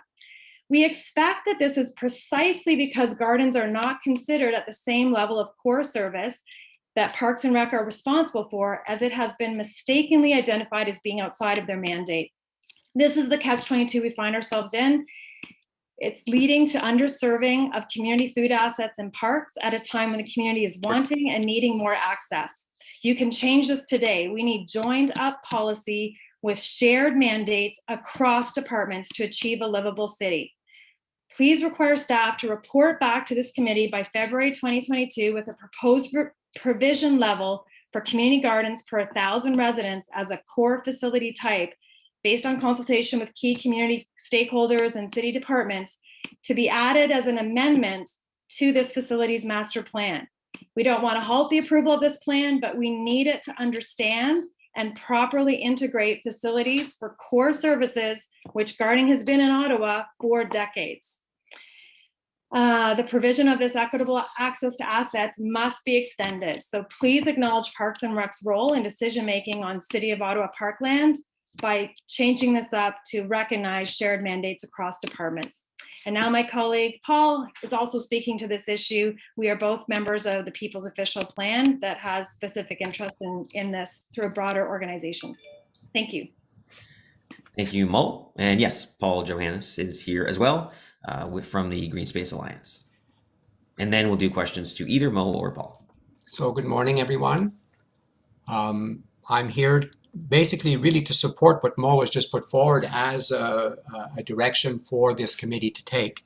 And I'm supporting it really on the basis of the very broad consultation and participation we've had through the People's Official Plan towards shaping the new official plan, and in parallel, the parks part of the new official plan and this master plan. The People's Official Plan represents a large cross-section of organizations in the environmental area, climate, social, climate justice, housing, homelessness. It's a very broad coalition of organizations that have come together to try and influence the direction of the official plan. And in all of our consultations, food security, access to food, locally produced, community gardens have consistently come up as part of the solution, as part of what we need to make sure our official plans, our policies make available to residents. And so the concern right now is that it seems to be falling in between some cracks here, this activity. We look through the official plan. There are clearly strategic directions provided in the official plan in support of community gardens in several places. Community gardens are recognized as a permitted land use in the official plan. It's recognized that parks form a major component of the city's green space. For people in the urban area, their access to green space will most likely be satisfied through access to parks, access to local parks, rather than natural features and natural heritage features, which are also part of the green space master plan, of the green space policies. But if you go through the green space policies, well, you don't see any reference anywhere, whether in the green space designations or other policies that deal specifically with community gardens as green space. Fine. If we go through the master plan for sport and facilities, recreational facilities, we also don't find any mentions of community gardens as a land use, as something that needs to be provided through allocations in parks. So we have policies then in the official plan at a high level that say, yes, we must have community gardening as important solutions from the point of view of climate, community engagement, equity, livable city, green space provision. And yet we don't see in these documents, in these policies, in these master plans, in these bylaws, anything that actually would fulfill that policy objective that's expressed in the official plan. So maybe it's just that we're not seeing where it is, because with respect to what's before us today, it's not there. It seems that traditionally it's been there. And so our call is just to make sure that this very important component of a type of green space, a type of recreational activity, which somehow doesn't fit in one or the other framework right now, isn't just dropped, isn't lost between some cracks. And so hopefully through either a motion today that will locate it within this master plan, or perhaps in other master plans that have yet to be written, we haven't yet seen where the green space and urban forest master plan is going, that there'll be some resolution so that this is not left as an orphan set of policies around provision of community gardens for Ottawa residents. So we just want to reiterate the support for action today one way or the other for ensuring that this is not just dropped and not given proper attention in your deliberations. Thank you, Paul. Questions from members of our joint committee. Councillor Kavanagh. Thank you very much, Paul and Mo, for raising these issues today. Basically, we're talking about real estate that's called parks, and we've found that community gardens are part of it. I just wanted to get, I think it's important for councillors to know how much of the community gardens are in, for example, in the core, in the urban areas as well. Are they all in park space, or what we call park space? Thanks, Councillor Kavanagh. We have 121 gardens in the city right now that are working connected under the Community Gardening Network. There may be a couple of other ones that we're not aware of, but those are all ones that are on city land, on NCC land, on faith group land, on business land, school land. Of those 121, 28 are on parkland, are on city-owned land, and we are unclear about the distinction between which might be under the park portfolio and which might be under real estate. We could certainly get that for you. Okay, well, we'll ask questions to staff later on, but I just wanted to know, because in terms of decision-making of how we use our parks, I'm already finding that if there's an established community garden, I can't use that for putting something else in. Cash and lieu doesn't get us anywhere if we don't have land, and these are something that's already part of the community, so we can't throw it out. We obviously keep it in, and our issue is the lack of land for parks in tight areas. So I appreciate you bringing this to our attention. Because we want to keep the community gardens going, and we want to make sure that they have a place in our future, so that they're not forgotten. So I'll talk more with staff about it in terms of when we get to that point in this dialogue. Thank you very much for bringing it forward. Thank you. Thank you, Councillor. Councillor Dudas. Thank you very much, Co-Chair. I wanted to also reiterate my appreciation for you bringing this to our attention. As someone who has Just Food Farm in my ward, which is on NCC land, but I also represent the Gloucester Community Gardens Association, which has hundreds and hundreds of plots. I'm very familiar with how important it is and how beneficial to quality of life it is to have these kind of assets in community spaces, let alone in community city parks. So I guess my question though is, and I will have questions for staff, but my question to you is that why would entrenching the role of our community gardens in this reporting back mechanism, in this plan, how would that resolve any issues you've been facing to date, or how would that benefit community gardening going forward? Thanks for that. So noting that there are community gardens in all wards and that there's huge waiting lists, and I recognize that the part of this consultation process for the Parks and Rec master plan involved assessing use cases and future need.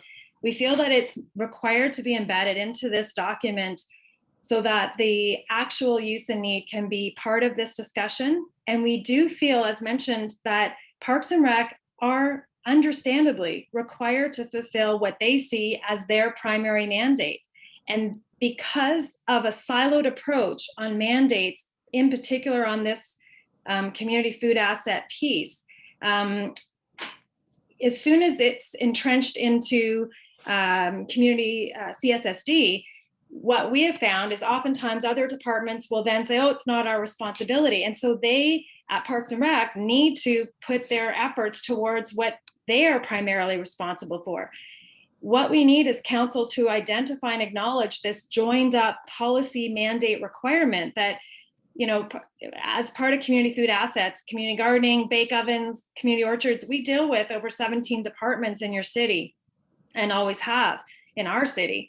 And so we need there to be an understanding of a shared mandate. And the way to do that is, like every other of your 22 facility types, to set a target per 1,000 residents. And this maps to some of the other pieces around the 15-minute neighborhood, et cetera. As Paul mentioned, it is resounding, the interest in access to this asset. And we believe that we're very creative with Parks and Rec, with other departments, to find ways that it can sit alongside other facility uses in parklands. So that's why we're very concerned about not seeing it here, because it is not identified, and Parks and Rec stated such. It is outside of their mandate, and we don't believe it is. So we need you as City Council to acknowledge that it is a shared mandate, so that it can be considered a core service that it is. Okay, thank you very much, Paul and Mo, and I will also have questions for city staff. Thank you. Thank you, Councillor. Councillor Meehan. Thank you. Hi, Mo, and good job there this morning. I'm just actually, Councillor Dudas asked my question about the need to have it under parklands. I'm just wondering, is there somebody on council who's working with you on a motion to get this in? So unfortunately, I only saw yesterday morning that this was coming to your council. And so I did draft a motion. I know there are a couple of people that have stated that they would bring it forward. There's a question about its relevance here, but I'm hoping that the delegations of myself and Paul have demonstrated that we aren't talking about programming. We are talking about the exact thing that you're deciding on, which is a target per 1,000 residents. And please note that we do our best to ensure, and have done a lot to make sure NCC comes to the table with land access, with business relations, with, you know, as I mentioned, faith groups, school groups. But in some cases, you know, the parkland is the best one, and there is space in a lot of parks that works alongside other recreational activities. So we're doing our best, given that I just saw this yesterday. Yeah, our concern is that if this is passed without that kind of and we don't want to halt it, it's just to add an amendment for this to come back to do the time that's needed, but we need it to be integrated as a key part of the overall planning that's going on right now. Well, I think you've heard that we will be questioning staff about it later on today. So, I'd be pleased to work with you on the motion, and we do have some time. So, but thank you very much. I appreciate the community gardens, and I'd love to see more of them. So thanks so much. Okay. Thanks. Thank you, Councillor Meehan. Councillor McKinney. Thanks, thanks, Chair. Thanks, Mo, for coming out and reacting as quickly and acting as quickly as you have on this issue. As you know, I'm not sure in other wards, but I know in this one, we've established a lot of community gardens through our Section 37 community funding benefits, and some of our community gardens are in parks. I think of McNabb, for example, and others are just in kind of city land. Nanny Goat, the premier garden in the downtown. Do you see any? And I know that like the staff coordinator from the city is always through Parks and Recreation, which makes sense.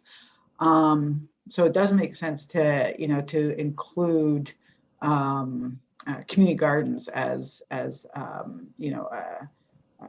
capital level investment in Parks and Recreation. Do you see any disadvantage or do you have any red flags on how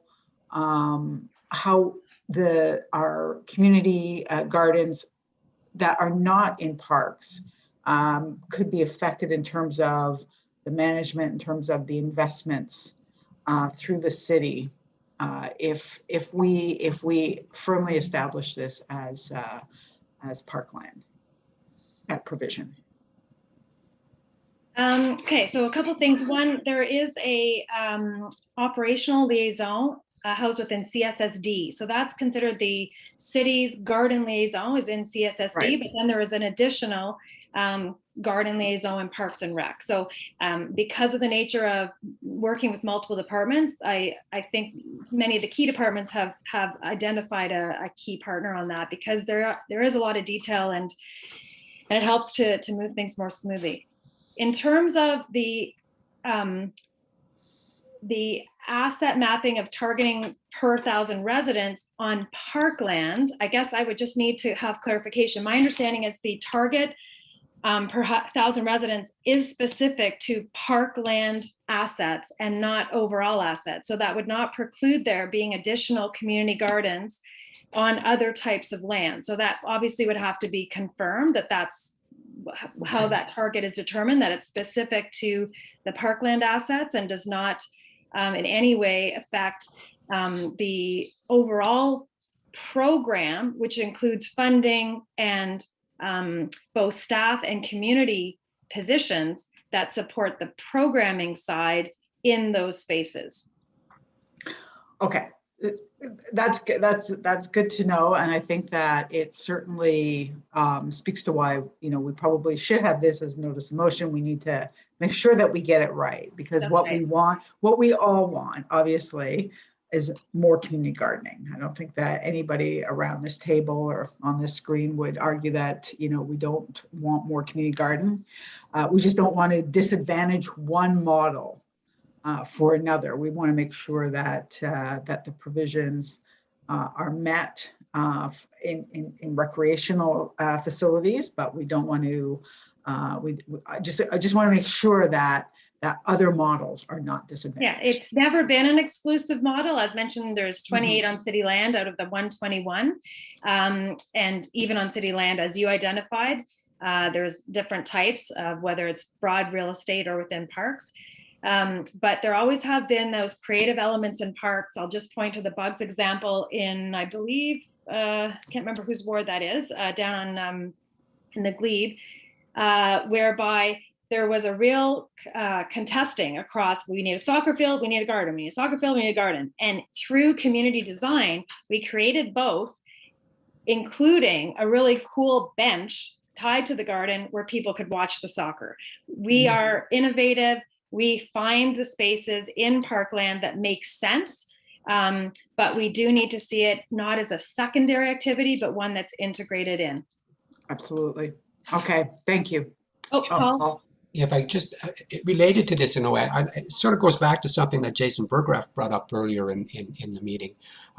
We also I think it's important that we start thinking about parkland a little bit differently, because there is going to be a need to consider all types of what are normally under the threshold for size pieces of land as things that we need to manage as parkland. And so linear parks, parkettes, little corners here, you know, we're going to need to have access to that kind of green space. And some of those could serve as community gardens as well in core city areas.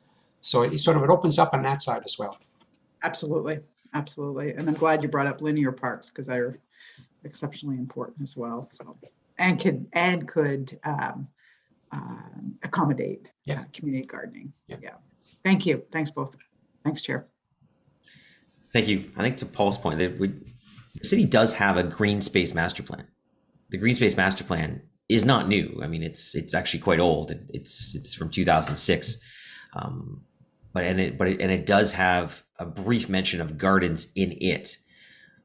Maybe when we get to staff, get some clarification. Maybe the conversation fits best there, but I'm not certain. I'm not usually in with this Community Protective Services Committee, so I could be going off on a trip. So thank you, Mo, and thank you, Paul, for your time today.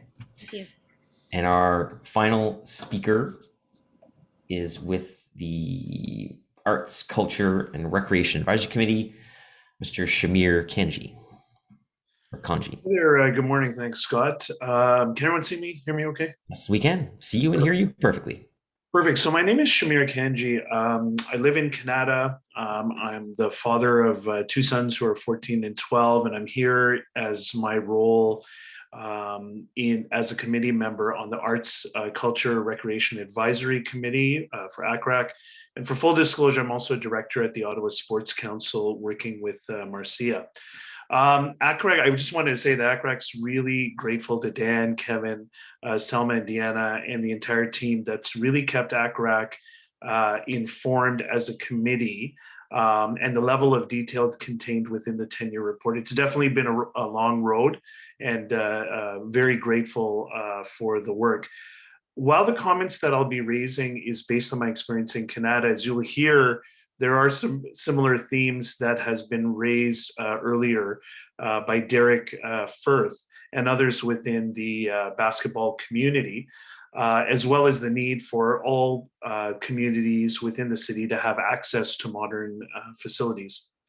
For the last 6 years, I've been involved with basketball in Canada for both of my sons. And for the last 4 years, I was a board member on the Canada Youth Basketball Association, which serves over 1,000 youth within the Western Ottawa region, the largest basketball club in the city. I've coached at the House League, the semi-competitive and competitive level to the tune of 11 teams within 4 years prior to COVID. And by far, coaching and working with youth is my passion. As has been pointed out, COVID has decimated basketball since March of 2020 for the reasons of not having access to school facilities. And currently, similar to what has been kind of pointed out before, there's over 800 youth in Canada that are at home, not playing basketball, and in month 19 of inactivity within a facility. So our small number of competitive teams within KYBA and ONL that are playing today are traveling as far as Arnprior to a private facility, multiple times a week to get access for the modest amount of programming that we have due to lack of facilities. The teams that are traveling to Arnprior are using, for use of a facility, are less than 10% of our overall population that we serve. So access to facilities was, the only reason that basketball did not grow more even prior to COVID within Canada and elsewhere within the city. And as has been pointed out, unlike leagues for hockey, which have dedicated city facilities, leagues for baseball, which has city facilities, and leagues for soccer, which has city facilities, basketball continues to struggle for dedicated indoor facilities. The core of the city has the oldest and least amount of programming spaces and facilities compared to neighbors outside of the Greenbelt. And the city really needs to look at ensuring that all communities within the city have access to modern facilities. Looking at the 10-year plan, the rise of the outdoor courts are excellent and will provide access to many. Outdoor courts, kind of the analogy I use is we have to use a hockey analogy here, or it's tough for some to understand. So outdoor courts are kind of akin to bringing hockey nets out on a street or a soccer ball out to a field. And they're a great access point to get youth and members of the community, but particularly youth, their first exposure to basketball. But in terms of regular instruction and particularly House League, 1 minute facilitates skill development. Outdoor courts have their limits. So I will add to Derek First's comments on increasing costs that it's not only elite athletes that are a consideration, but 90% of the House League athletes that are playing basketball for fun, that are never pursuing a career, that are there for meeting their friends, playing in a fun atmosphere, they're currently shut out. And in the absence of the school boards coming to open up their facilities, will continue that way. And so from ACRAC, we formally have raised two needs: the need for increased access for gymnasium-based sport, such as basketball and volleyball, which are typically dependent on school facilities, and also the city's consideration for equitable access across all facilities throughout Ottawa. And thank you very much. Thank you, Shamir. Appreciate that. And thank you for volunteering your time to be on the advisory committee. Any questions for Shamir? Seeing none. Thank you again for being here. So that is it for our delegations part. I do just want, before we go to, and I'll probably hand it back to Councillor Luloff to do the the Q&A with the councillors, but I just want to get a couple quick things out of the way before we do that, just from a staff perspective. I know there has been discussion this morning stemming from the email from Mo Garian, just for reference points for members of the public. Mo had reached out to members of this committee this morning. There was an exchange of emails between members of council, the chair of CPSC, and Mo about the relevance of that topic and how it fits in here with the master plan. So if I could just get staff to respond to that right now, just for the sake of the committee, because I imagine there will be questions on that, but I think it's important just to kind of knock that off the top, because that was a discussion quite heavily there before committee and then during. Dan? Thank you, Councillor. Yes, and we did see the earlier correspondence on this. And let me be forthright that we very much support the community garden initiatives, and 28 are on city land, and I think I saw something that shows that 18 are in city parks. So it is something that has been introduced into parkland in a fairly successful way in most cases, and we know that there is, like a lot of other amenities, a lot of requests. We also have ornamental gardens that are being introduced into city parks, and at various locations. That Dundonald Park, as an example, there's an active group that does gardening and ornamental gardening. And these are often kind of very welcome complementary additions to whatever else is going on in the park.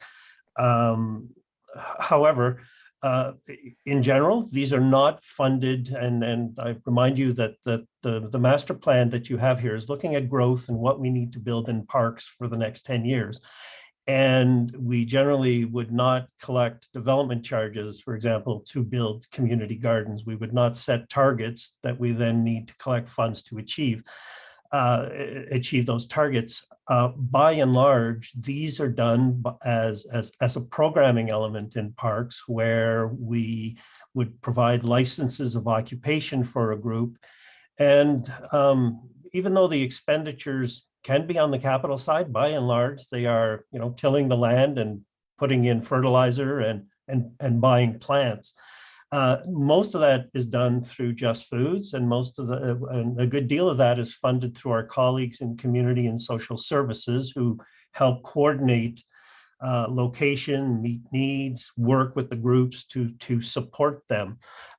So our initial reaction to this is that there probably is a requirement for a more comprehensive policy and corporate position on this, because I think I heard from both delegations that they deal with multiple departments and they're never sure what city position is on these things. So there's no doubt that needs to be addressed. Just is not clear to us that through the master plan is the best way to do it, because even on city land, parks are not necessarily the main target. There are other properties, passive areas, green space, that also could welcome these. So our recommendation is that this be taken off as a separate discussion, and that staff come back with something that addresses some of the issues that have been mentioned today. But we would not recommend that we include this as a per capita amenity and look at seeking funding for through the recreation envelope. to develop these plans. It is another example of many things that go on to city parks that are complementary, but that we do not fund. And could be on the cultural side, could be kind of broader social needs in communities. So that is the discussion we had earlier today. And I see Kevin wants to pipe in as well. I think he may have a perspective on this. Thank you, Dan, and Hold Chair. on, Kevin. I have to allow you to speak. Jeez, you can't just jump in. Yeah, I'll allow it. Go ahead, Kevin. Sorry, I responded to my boss. Anyway, I'm sorry, Chair. If I may, my suggestion is quite simply, as Dan mentioned, we're 28 of their 120 odd properties that they operate. The green space master plan is truly the place that might be the most appropriate location for this, because green space by definition includes things like the NCC lands. It can include schoolyards. Typically a garden won't appear in a road space. It appears in a green space. So if I may only suggest, we support the gardens, we do, but we're such a small component of the actual garden movement is all I'm trying to recommend there. All right, thank you. I imagine there'll be more questions on that. And then just the one more thing I wanted to get some clarity on before we get into Councillor Q&A. Cash in lieu of parkland. It was asked of me during the meeting if staff could clarify exactly what cash in lieu of parkland can be used for by councillors. Sure, Councillor. So capital projects, permanent improvements that enhance recreation on city property. So not operational, not programming. It has to be a permanent capital improvement, and it has to be recreation related. Right. So, I mean, for me, I've acquired land with it. I've added amenities to existing parks with it. I've used it for studies to increase access to certain facilities and parks, and used it to contribute toward larger infrastructure projects as part of it. So all that, for me, I've always felt it's quite broad. You just can't use it for renewal. But if you want to take an existing space and alter it as an improvement, an upgrade to what you have, then you can do that, correct? Yes, you can use CIL to improve an existing asset. And as of the last change to this, you can also do essentially life cycle work if you want to advance it. What you can't do is get reimbursed for it when that whole discussion around reimbursements. Right. Okay, thanks. So Chair Luloff, I will hand it back to you.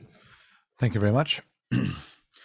So I do have 4 members of the committee who would like to ask questions to staff. I do have you in the order that you punched in at, but I would like, if you wouldn't mind lowering your hand, and we'll come back in the same order that you're in there now. I'd like to get all of the motions on the floor just for ease of discussion, please. So if you do have a motion, please raise your hand now. We'll introduce motions, and because people can come back on the board, we'll get all the motions on the floor as well as discuss the final report and questions to staff. Councillor Fleury, to bring your motion, please. Go ahead. Thank you, Mr. Chair. So let me start by bringing our colleague's motion. So Councillor King has worked with staff and does have a motion. I know that he had to leave. Oh, he's there. Councillor King, would you like to read it on, or would you like me to read it on your behalf? I don't mind you reading it on my behalf, Councillor Fleury. Unfortunately, I do have to go to Police Services Board meeting in just a few minutes.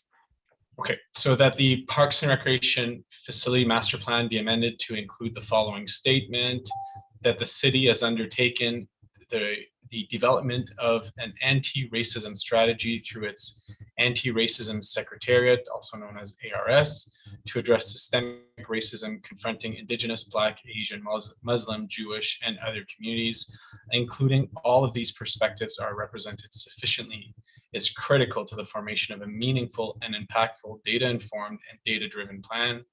This plan acknowledges that it will align with any future anti-racism strategy approved by council, and that decision concerning recreation assets will apply an anti-racism approach concerning the development, evaluation, and measurement policies. The plan will apply the elements of the anti-racism strategy to achieve an increase in the diversity in city partnerships and locating new facilities in neighborhoods that have high concentration of equity-seeking communities that experience high levels of economic disadvantage. Thank you very much. Councillor Kavanaugh, please, for a motion. Mr. Chair, I do have 3 motions and a direction. Would you like me to? Please continue on. Sorry about that. Okay, so let me just pull it up. So I do have Carol, I don't know if you can help me with the recreation complexes. Maybe we could start there. So the motion on recreation complexes, as it's on the screen, here we go. Okay, be it resolved that document 1, draft Parks and Rec Master Plan, page 73, as it relates to recreation complexes in section 1.5, be amended as follows. Recommendation A be amended to read as follows. So A, set the city target for the provision of recreation complexes at 1 to 70 residents. Following the implementation of the next site at Riverside South, that future facilities be considered by area of greatest needs. And recommendation B amended to read as follow. B, consider the development of 1 new additional city facility in 2021-2031 period. The location should be determined based on the transect-wide provision levels, available square meters of space per resident, and available land. The future facility should be located in proximity to transit, and the location should also take into consideration proximity to workers. The other motion is on arenas.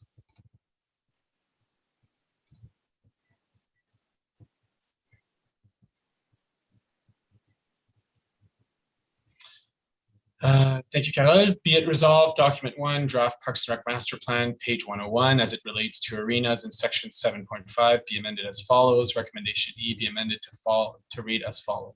E, support the development of a single pad arena optimization study informed by the Recreation and Asset Master Plan and other studies to update and replace existing ice surfaces, particularly in the downtown core and inner and outer urban transects. If single pad arenas are decommissioned to be replaced with a modern multi-pad alternative at another site in the area, that the surplus single pad building be considered for other recreation uses and public benefit.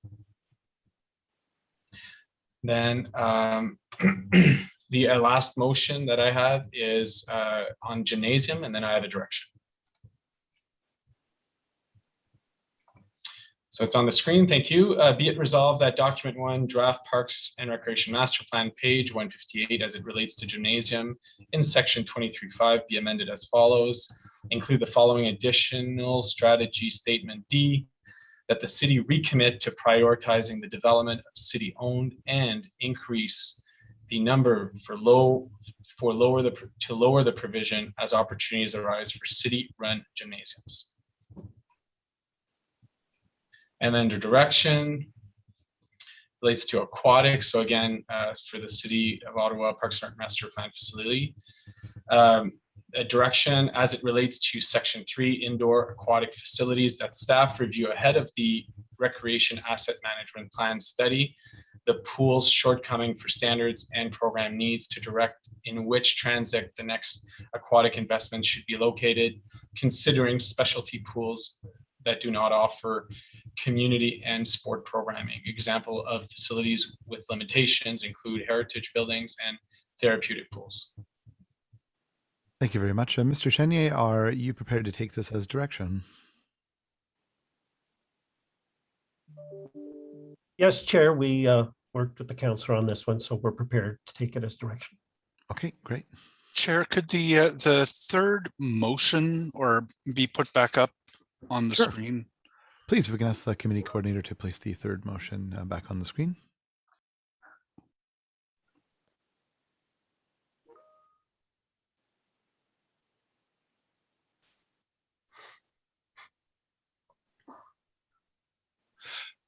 Is this correct wording?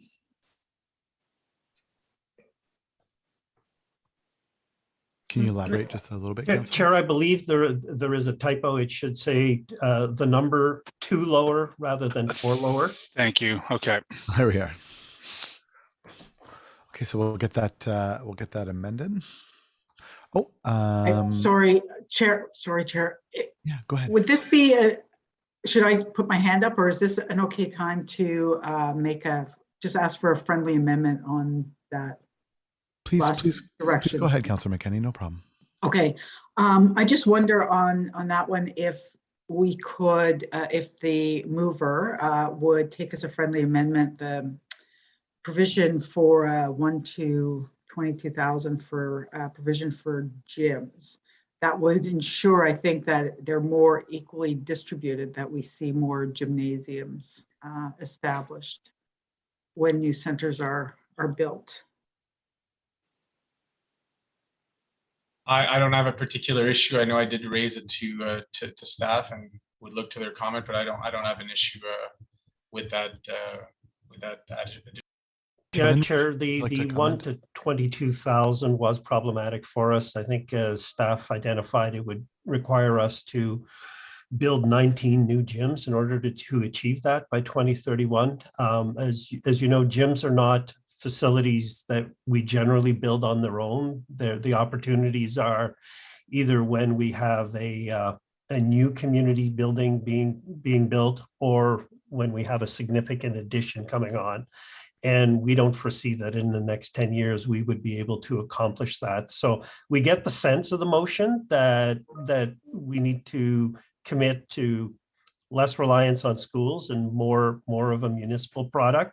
But the 1 to 22,000 is, in our view, very ambitious, given the decades that we relied on school gyms and the inventory that we have today.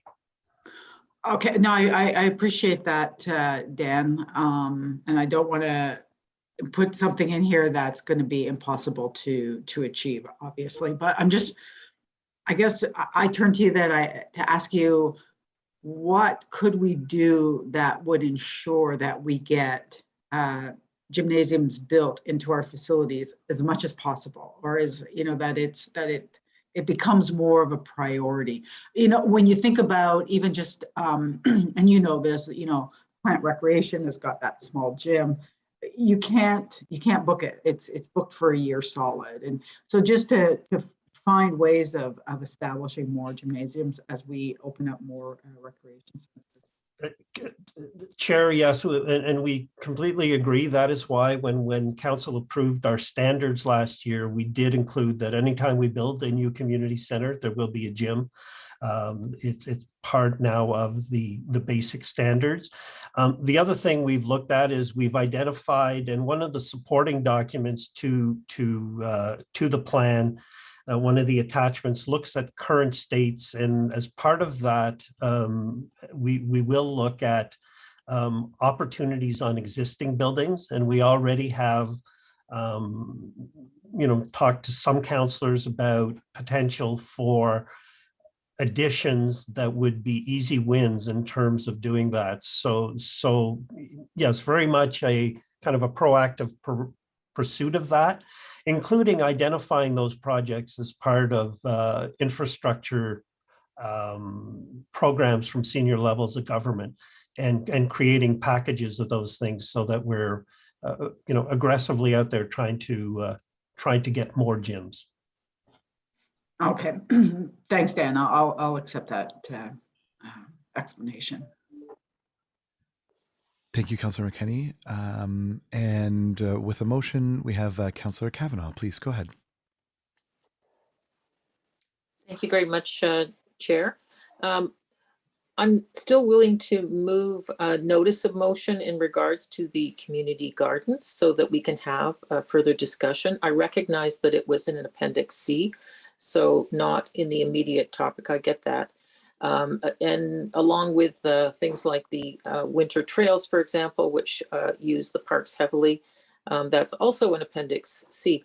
But I still think that we need to look at our overall policy on making sure that they don't get lost in the wash here. We're looking at the use of park land and community gardens, and I recognize it's 28 in our city parks, but we don't want to have pressure that would lose them because they are vital, especially in the inner core areas. So would Mr. Chenier be amenable to having a notice of motion to discuss this, and maybe we can work on the wording? Councillor, certainly be happy to sit with you and work on wording that could find a reasonable way forward. So happy to do that. Yeah, and we'll work with the community, not just ourselves. So to make sure that they're part of the discussion. I appreciate that. Thank you. I think that it is important that we do establish a corporate policy for that land use, Councillor Kavanagh. So definitely here to help along with that discussion should the need arise. So thank you for that. And I think that we heard loud and clear from our community gardens that they may feel lost in this plan. Perhaps this is not the plan that they need to be discussed in specifically, and that establishing a corporate policy for community gardens would go a long way to clearing that up. So I appreciate your leadership on that. Thank you, Chair. And if I may, I had another, I admit it was a last minute motion, but I wanted to discuss tree canopy in parks. I recently had a tour of Britannia Park with staff and was discussing about the new 40% tree canopy, except that it's citywide. And I think that we should look at targets for each park. And because it may mean one area has a forest and others doesn't have enough trees. And this is an issue with the official plan as well, but I wanted to look at that policy. Bear with me, I just sent it to Carol and we can come back to it, but oh, they're fast. Okay, great. So I just wanted to talk about that as part of our strategy for climate change and to make sure that we look at each park. So I'd like to put that forward. Do you want me to read it to you? Okay. Sure. I think this is the first time that many of us are seeing it. So if you don't mind. Yeah. Whereas trees are essential to the health of our environment and essential to battle climate change, whereas trees have been under stress with erratic weather patterns, including storms and extreme heat and cold, which means greater tree loss, whereas the replacement of trees by City of Ottawa tries to keep up with trees destroyed by storms and other extreme weather conditions, whereas our parks rely on the shade of trees to keep visitors cool in the summer and are essential to our overall health, whereas the Parks and Recreation Master Plan states that we need a 40% tree canopy in our parks, but is not park specific, and therefore some parkland may have very high canopy and others very low level and not considered a priority in overall tree count. Therefore, be it resolved to request the Parks and Recreation Plan be amended to state that each park strives to have a 40% canopy target on each park site. Would the mover consider it a friendly amendment to state where amenities allow, as it would be very difficult to achieve this kind of coverage on something like a baseball diamond or a soccer field or a cricket pitch? Is that all right with the mover? Yeah, actually, and I was actually looking at the larger parks, like the I'll call them regional parks, where they're for the entire city specifically. I realize pocket parks are a little more challenging, but we still should be striving to do it. But on a very large tract of land that we're maintaining, that be the priority. Mr. Chenier, do you want to comment on this briefly? Chair, I think Mr. Weary may have some information that's pertinent to this. Kevin, do you want to speak about this? Thanks, Dan. Chair, if I may, the Park Development Manual actually speaks to tree canopy targets by park typology. As you can be well aware, we have park typologies, for instance, regional parks. When I think of Millennium Park and all of the sports fields that are there, achieving a 40% target on a park of that nature might not be achievable. versus we also are being asked by OP to consider woodland parks. So to have a straight 40% line for every type of city park would be very difficult for us to achieve, or unlikely to achieve, depending on the nature of what's happening in those parks. Because of the type of activities. For instance, a sports field does take up a large green space, and we probably shouldn't have trees in the middle of it, versus where we have a lot of activities that can be separated by trees, like playgrounds, picnic areas, splash pads. So to apply a blanket 40% here versus when we bring back changes to the park development manual, that is actually perhaps a better location to discuss this, because the park typology might speak to the better representation for shade opportunities. Okay, sorry, I missed that last comment because my computer made a noise. Oh, I'm just saying that the park development manual might be the best location for us to discuss shade opportunities by park typology when it happens in a small urban parkette versus a large regional district park for sports, for instance. Okay, so how can we assure targets are met? We currently have targets, Councillor, is what I was saying. They exist right now in the park development manual. We will be bringing that back, and if we want to revise those targets, we can at that point as well. Chair, I might suggest, if you're looking for concrete action out of today, one of the recommendations in this report is to delegate the authority for us to change the parks manual. So council or committee might want to give us direction to include a direction in that regard as part of that work. And we'd be happy to take that away and come back to you with what changes we'd recommend to the parks manual to reflect the ultimate goal, which is to have more trees, a better canopy across the city. So it may fit in well there, because that is work that we are going to do. Councillor Kavanagh, would you like to make that direction? Yeah, I'm happy to make that direction. I just want to be assured that we're looking at the overall strategy, because currently, you know, the 2-to-1 thing when we're replacing very large trees is hit and miss. And so we have to look at it very carefully with each situation, because the weather is our enemy right now, and we're just losing so much. What should have been a replacement isn't working.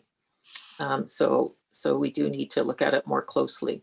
So if I can have that direction, I will take it. Maybe we can work on something to show people if we. Okay, that sounds good. We'll have staff prepare that direction, and then we'll have that put up throughout the discussion. But thank you for that, Councillor Kavanagh. Okay, so we have 4 motions on the floor, and we'll begin our questions to staff. Oh, do we have any further motions? I believe that there may have been one other motion. Councillor Harder, please go ahead. Yes, there's the motion that Councillor Tierney is moving on my behalf. Oh, understood. Okay, please go ahead. Did you want me to read it? Yes, please. I think this might be the first opportunity for people to see it. Whereas the Parks and Recreation Master Plan identifies a high provision rate of, I can't see all of it, so I'll hang on a second. There we go. For full-size rectangular sports fields, whereas within suburban transect, large park property dedications are preferred to accommodate full-size sports fields that may constrain the number of parks and other amenities being offered in a community.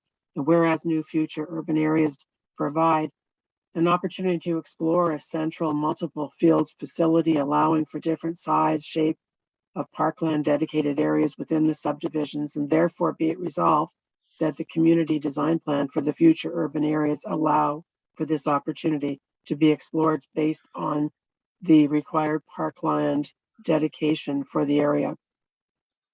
So thank you, Councillor Tierney, for putting your name to this motion. For those of us outside the core, it's incredibly important. And for those of you inside the core who have leagues who play all over the city. It's a real benefit. I think the goal should be to locate larger centers of fields outside of a new suburban community, a new subdivision, and if wherever possible, include them in places where there is parking, for example, so that we can use the 400 series highways, which is far more preferable than trying to traverse the city through everyone's neighborhoods and getting to places.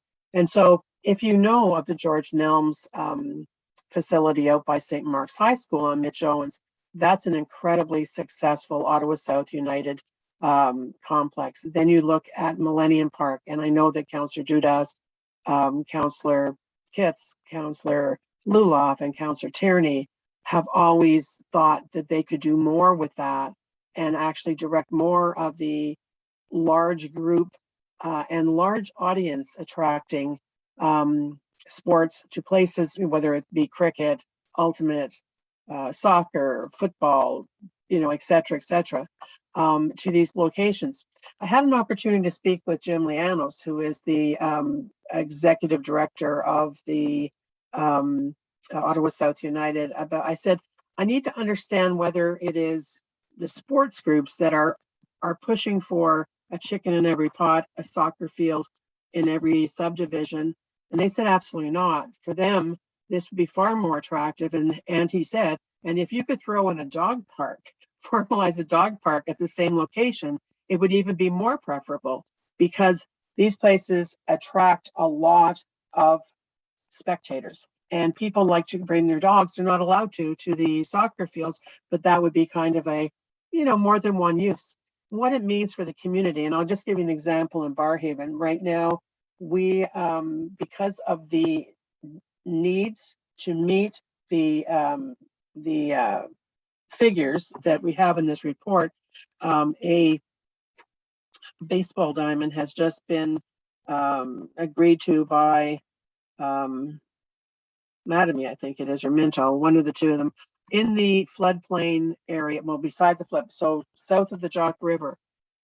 Is there not something better that we could have along there? I'll tell you that the developers are willing to invest in 15-minute style neighborhoods, really things that connect different pieces of the community, and invest more money than what we're asking them to do in order to bring something that, I see Councillor Meehan there. So Caroline, you know how popular Beryl Gaffney is, and Beryl Gaffney walking through Stonebridge, the Stonebridge trails, and then having it further connect as you cross over through Half Moon Bay on both sides of the river. Do we really want over by Boris O'Kane a very large sports field, or is there a better way to do it? I say that this is the better way. I have connected to the two developers who have the most land left to see what they can come up with for Barrhaven. I did an analysis of how far it is to Twin Elm. If you're familiar with Twin Elm Rugby Park, it's about 11 minutes from the Walter Baker. George Nelms is about 10 minutes from my house in Barrhaven. So if we had something in the middle, close to the 416, perhaps in a commercial center that's going to be built where Barnsdale will have an interchange, wow, that's just going to be a game changer and on so many levels. So we will absolutely achieve the targets, but within our subdivisions, it gives us an opportunity so that people can say, oh boy, I can hardly wait, I'm going to live, I've got a park right in front of me. That park's actually going to be multifaceted. It may have a tennis court if it's a full city block, which many of them are. It may have play structures and pavilions and you name it. I mean, a pickleball court shared with the tennis court, basketball, absolutely. And also, I would say that the basketball, there'd be an opportunity for that out by the new complex of multi-fields. Anyway, we'd like to explore that and provide the opportunity where possible, whether it's in a new Taywin community, right from the start over by the 417, there you go, you're connected again. It just is what other places are doing, particularly in the States, to accommodate sports. And I think that it's the best way. We lose nothing of our targets that I hope that you're going to support, but we gain a lot of opportunity to go back and even include things like pocket parks that were so successful. And I look at some of them now that were built in like the late 80s, early 90s. Wow, that just connected that neighborhood so much better, made it safer for the kids to walk to school, less dependence on more multi-use pathways, less sidewalks, all that kind of stuff, less car dependent in those 15-minute neighborhood subdivisions because of all that. So I hope that you'll support this, and thank you very much, Councillor Tierney. Thank you very much, Councillor Harder. As we have given the opportunity to staff to provide brief comments on these before we go into questions to staff. Mr. Chenier, do you have any words to say on this before we begin? Thank you, Chair. Staff have reviewed this with the councillors, and we are supportive. Okay. Councillor Cloutier for 5 minutes, please. Go ahead. Thank you, Chair. Merci beaucoup, Monsieur le Président. Thank you all. First, to staff, I want to acknowledge and share my appreciation for the work you've done on the master plan, the integration with the OP, and the work demand on the department in the context of the pandemic and the need for recreation green space that we've had. Mr. Chenier, Mr. Weary, and your teams, thank you very much. We appreciate the work you do, and certainly our residents have parks have a new raison d'être. People have rediscovered the need for those public spaces. Can you tell me how this report might have been altered with respect to the pandemic and taking the pandemic into consideration? Did it change some of the ideas or some of the recommendations that you've made? Were there more considerations for other types of use? And we heard from Mo and public gardening and public stewardship of spaces, or new activities like skiing or others in the parks. Can you just give us some context on that? Thank you, Chair. I'll weigh in, and then Kevin can certainly add. Because we did this consultation throughout the pandemic and remotely, and at a time when groups were most impacted, exactly what you said, it's become very clear that parkland and good accessibility to parkland was key on this.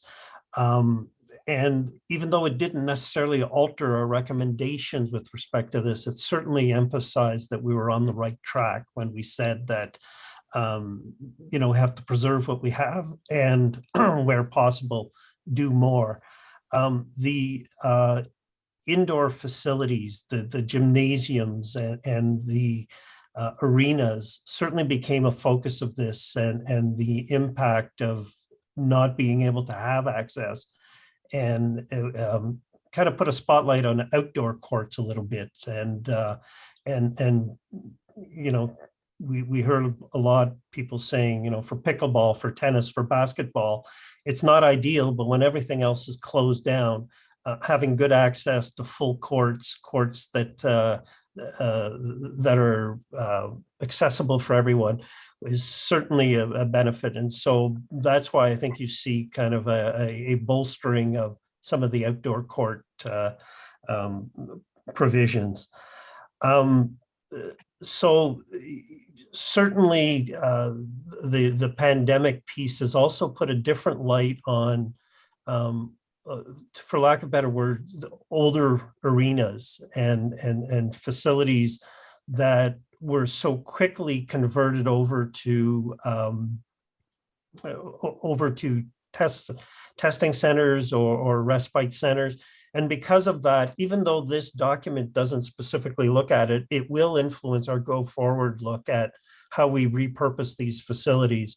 I think there is a good case to be made that as we look at developing new ice rinks with modern facilities, that some of these older facilities in critical locations across the city we have to give a second look at repurposing them in a way that they are still available for emergencies, for broader public use, those kinds of things.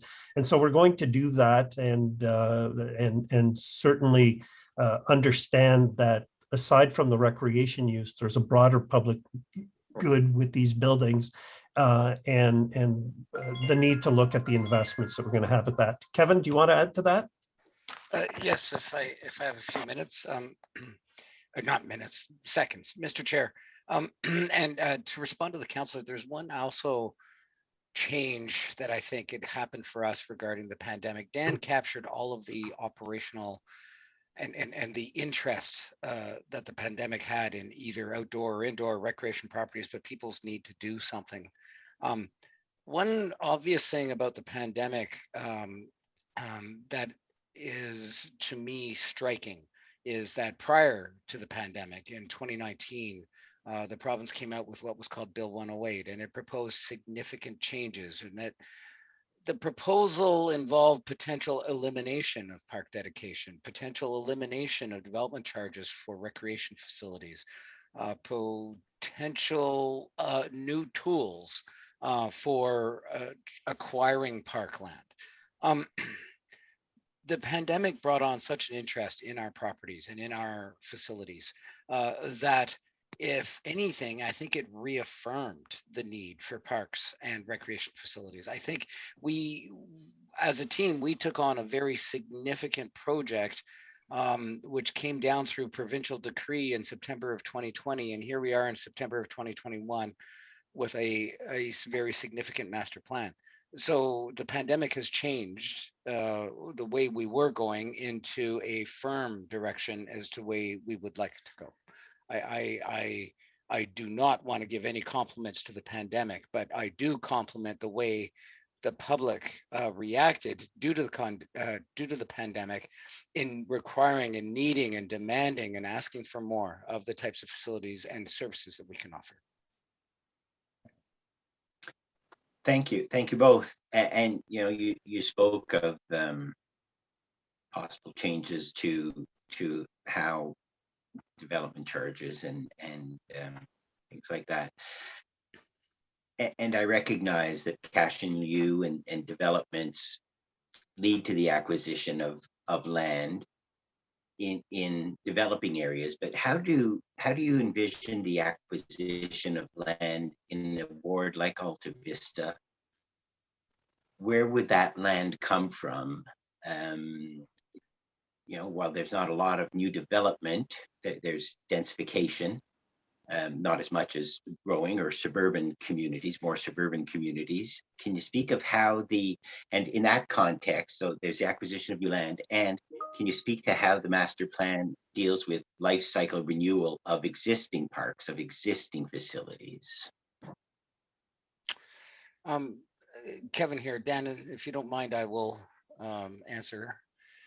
First of all, I do have a colleague on the phone regarding the life cycle replacement. Jen Nielsen is in charge of the Infrastructure Services Asset Management Program. But prior to asking her to respond to how do we deal with life cycle, I would like to speak to intensification in awards such as yours. Within the plan, we recommend, and we've asked in our recommendations for us to create a land first policy. When lands come up for redevelopment, and these happen often, it could be a shopping mall property, it could be just an underdeveloped property that comes up. We are asking for a land first policy, or for us to create a land first policy where we take land dedication, even in urban areas, over top of cash in lieu of parkland in those cases. You see, land is the hardest thing for us to achieve. Cash in lieu of parkland is a lot easier to achieve. If you think of, for instance, a gas bar and coffee shop developing on an intersection, there would never be a requirement there. We would never want to wish for parkland at that location. That's where cash in lieu is appropriate. But when a property is of sufficient size to generate parkland that can provide us with some facilities, recreation type facilities that are identified in this plan, we should be taking the land before we take cash. And this has not always been the practice in the more urban areas. It is very much the practice in the suburban areas. However, in the urban areas, it has often been seen that there's sufficient parkland nearby. But as we bring in more and more people, we need to actually get land to help service those people as well. And I see Jen has turned on her camera. So unless you have Mr. Chair, unless the councillor has further questions for me regarding the dedication piece, I'd like to hand over to Jen Nielsen for the life cycle piece. So as mentioned, the life cycle question is not one that's part of this, but for general knowledge, please go ahead, Ms. Nielsen. Correct. Thank you, Chair. So we have a long-range financial plan, which identifies our needs over the long-term 10-year period typically, and there's allocations that are provided for renewal of parks assets, and we prioritize the renewal based on a risk-based prioritization. As we come forward with the recreation asset management plan, we'll be able to provide more detail around those processes, but that's a general overview. Okay, thank you. And thank you for indulging me, Mr. Chair, and thank you, Jen and Kevin. Absolutely, land is better than cash and you. And you know, we took land as we could in the Elmvale Mall redevelopment in 2017. That is ongoing. So absolutely. One more question. In document 2, the provision levels for city parkland and rec facilities, it gives new targets based on population. What is the intent for hitting those targets, and will consideration be given to areas that prefer some activities over another? For example, we had a meeting with residents on Friday in a park in Hawthorne Park, where it was noted that the baseball diamond sees very little use, and in other areas, as was said before, basketball, skate parks, mountain biking, community are more important. Does the plan speak to rethinking what facilities are placed in communities during the renewal of parks, during the development of parks? Thank you, Councillor. Yes, we do address that, and we speak directly to adding facilities to existing parks when necessary, whether it's open space or redevelopment of existing facilities and parks. The nature as to how we improve the existing park system to better serve an expanding community base is very much a priority for us. You know, we mentioned, for instance, within the plan that and this has come up earlier in discussion today, putting lights at basketball courts so that they can be used in greater hours. This means now it's not just one basketball court. Perhaps I counted in my inventory as a improved basketball court because its hours of operation have significantly increased. The same could be said for things like sports fields. Should we find that, I mean, it's very hard for us to develop a sports field in the most urban of areas because of the fact that the land is already occupied. But should we convert a sports field to an artificial turf sports field with lights, it would mean that the season is very, very much lengthened, plus the hours of operation per day is increased, which means that we can use it as a sports field for a lot more people than we would if it was just a traditional turf sports field. So to get right to your question, conversion of an underutilized or non-utilized asset to one that is of high demand is certainly something that we would consider within the context of this plan for providing the facilities that are necessary. Okay, thank you. Those are all my questions, Mr. Chair, but I don't know if you want me to comment on just the motions, and if I could take just an opportunity for Councillor Kavanagh. You know, large rectangular sports fields that are multi-use are desirable by the community, as are trees, but basketball and splash pads have underwater facilities, and so topology is going to be important if we state a 40% coverage in all our parks. I think it's something we should look at carefully, because again, those other amenities are important, and being able to run around and do sports, do team sports, and hockey and puddle rinks are all important. So I think we should have a look at that. Thank you, Mr. Chair and staff. I appreciate the presentation. Thank you very much. Just for transparency's sake, I had kept a list of speakers prior to the introduction of motions. So up next we have Councillor Dudas, followed by Councillor Kavanaugh, then Fleury, El-Shantiri, Gower, Menard, Kitts, and then Brockington. So up next we have Councillor Dudas. Please go ahead. Wonderful. Thank you very much, Chair. In terms of, so I just wanted to note that I was very appreciative of my colleague, Councillor Kavanaugh's conversation and questions about community gardens, but also winter trails. And to staff, I would very much like to be part of that conversation as we develop a plan, a policy forward in partnership with the chair as well. So just want to flag that. But I do have several questions. And one of them is, I understand that the review of the parkland dedication bylaw and the cash in lieu of parkland is going to take place next year. Does staff anticipate that that review is going to have any impact on the numbers that we see in the report today in terms of affordability?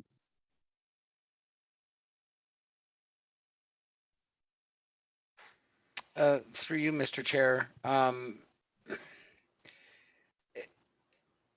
The affordability of what's in this plan is not really costed out in this plan. However,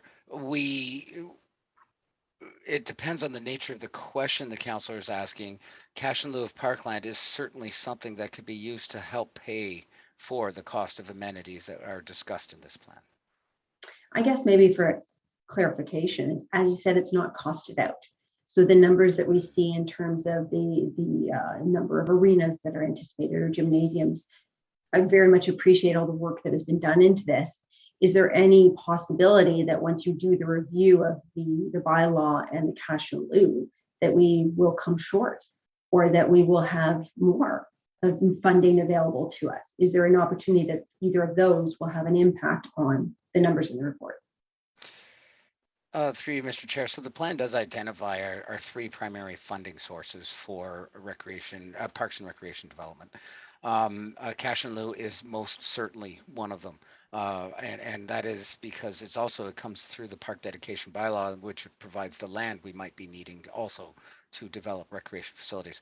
But there's also development charges is another significant one. So as the city grows, we require facilities to match the growth of those facilities. And these are only new facilities needed due to growth. They're not new facilities needed due to, say, life cycle replacement.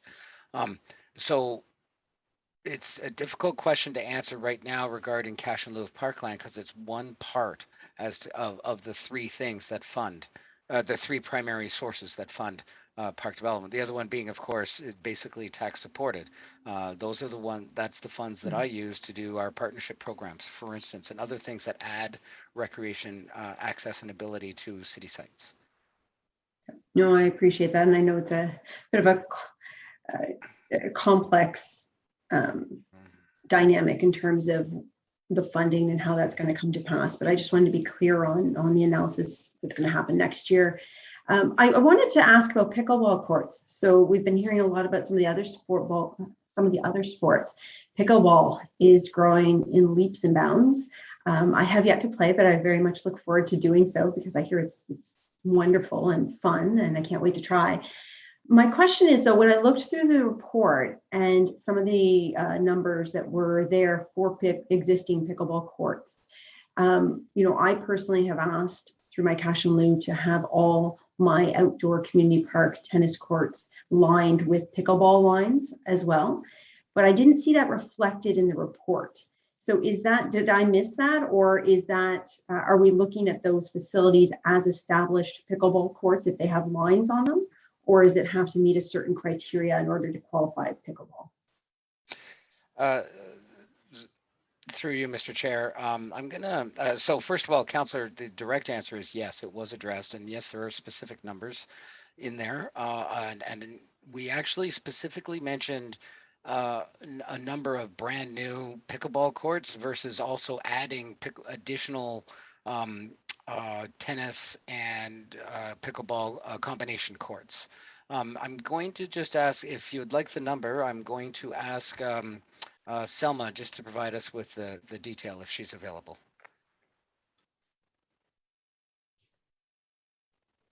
You're just going to have to give me a minute to find that and open it up. But I think Certainly. Well, while you're looking for that, Selma, maybe I'll just ask. I know that as part of the report in section 5, it states that tennis and pickleball strategy, as well as skateboard parks as well, that's going to come up as part of the next mandated 10-year official plan review. And I just wanted to clarify once again, if we're going to have a clear idea as to the numbers and if the lined courts will also play into the meeting the criteria for an established court. And in terms of the strategies that will be assessed, what is the time frame in respect to that? And how will the lined courts play into it? Through you, chairs. First of all, regarding relining courts or adding new lines to courts, that is throughout the lifetime of this plan. And the numbers that Selma's looking at will give you the number for that. And then we also have a number of courts that are actually pickleball only that are proposed for this plan, as we have already constructed in a couple of locations. The last one that comes to mind for me is Kavanaugh Green in Stittsville. But there are some facilities that are actually exclusive to pickleball. And there will always be some facilities that are exclusive to tennis, but we do have shared facilities that are also planned throughout Ottawa. No, that's good to hear, because I know that we have a lot of sports that are in need of facilities. And I know pickleball is something that in the East End and across the city is incredibly popular. So I wanted to make sure that that's incorporated into that.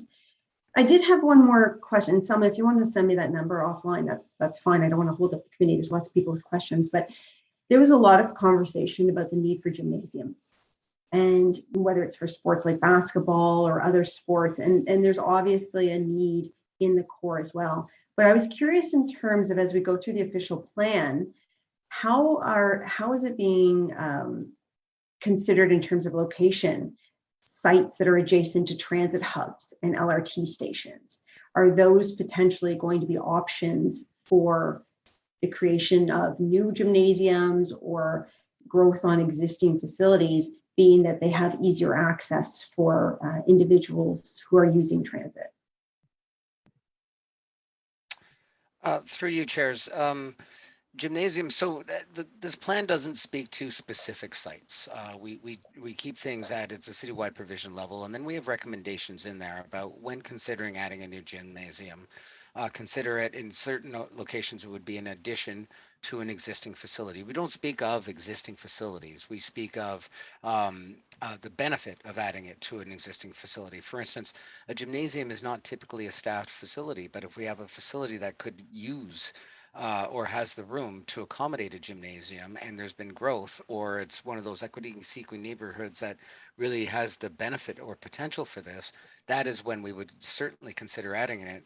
But the priority for these gets discussed during our budgeting processes and also during the development charge discussions that are upcoming as well.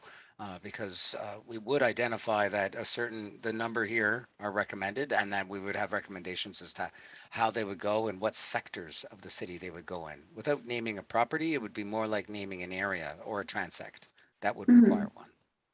And that makes absolute sense. And I know we don't want to get into locations right now, and I completely respect that. I think, though, too, we have to understand, and that's why I asked one of our delegations earlier as to where his athletes come from, because once again, having not only facilities in a community, which is hugely preferential, but also if it's not possible because of a lack of space, having gymnasiums or amenities on easy access to transit is also preferable, because once again, people can then more easily get to it and avoid using their vehicles as well. So no, I appreciate that. I look forward to those upcoming conversations, and that is the end of my questions for the moment, Chair. Thank you.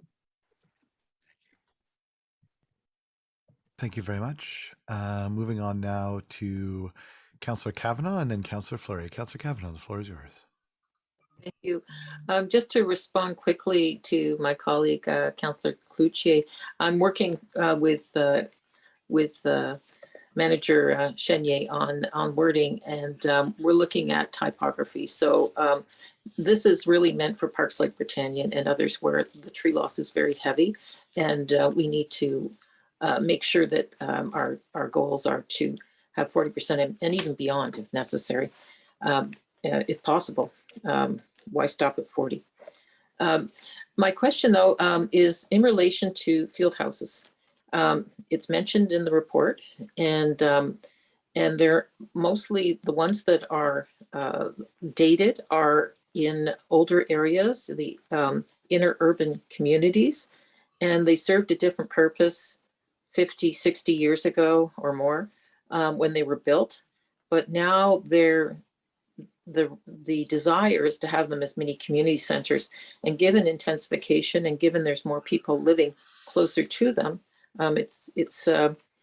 they are being renewed. And you give the example of McKellar Park, which is a decent sized one. But the issue is that is paying for them, because cash in lieu sounds like a lot, but it doesn't cover something like this. And we kind of wait for federal funding to magically appear or something. But there is a desire, and it is a good use of funds to bring programming, kind of like mini community centers, basically, to these communities. I just want to know what strategies we have for these field houses. I've used my cash in lieu to pay for architectural drawings for a field house, and because just to get it moving along, just to get something started, because they desperately need to be replaced anyway of some kind. But the next step is something a little different. It's a different type of structure, but very, very useful in terms of the recreation needs of our community. So I just wanted your comments on that.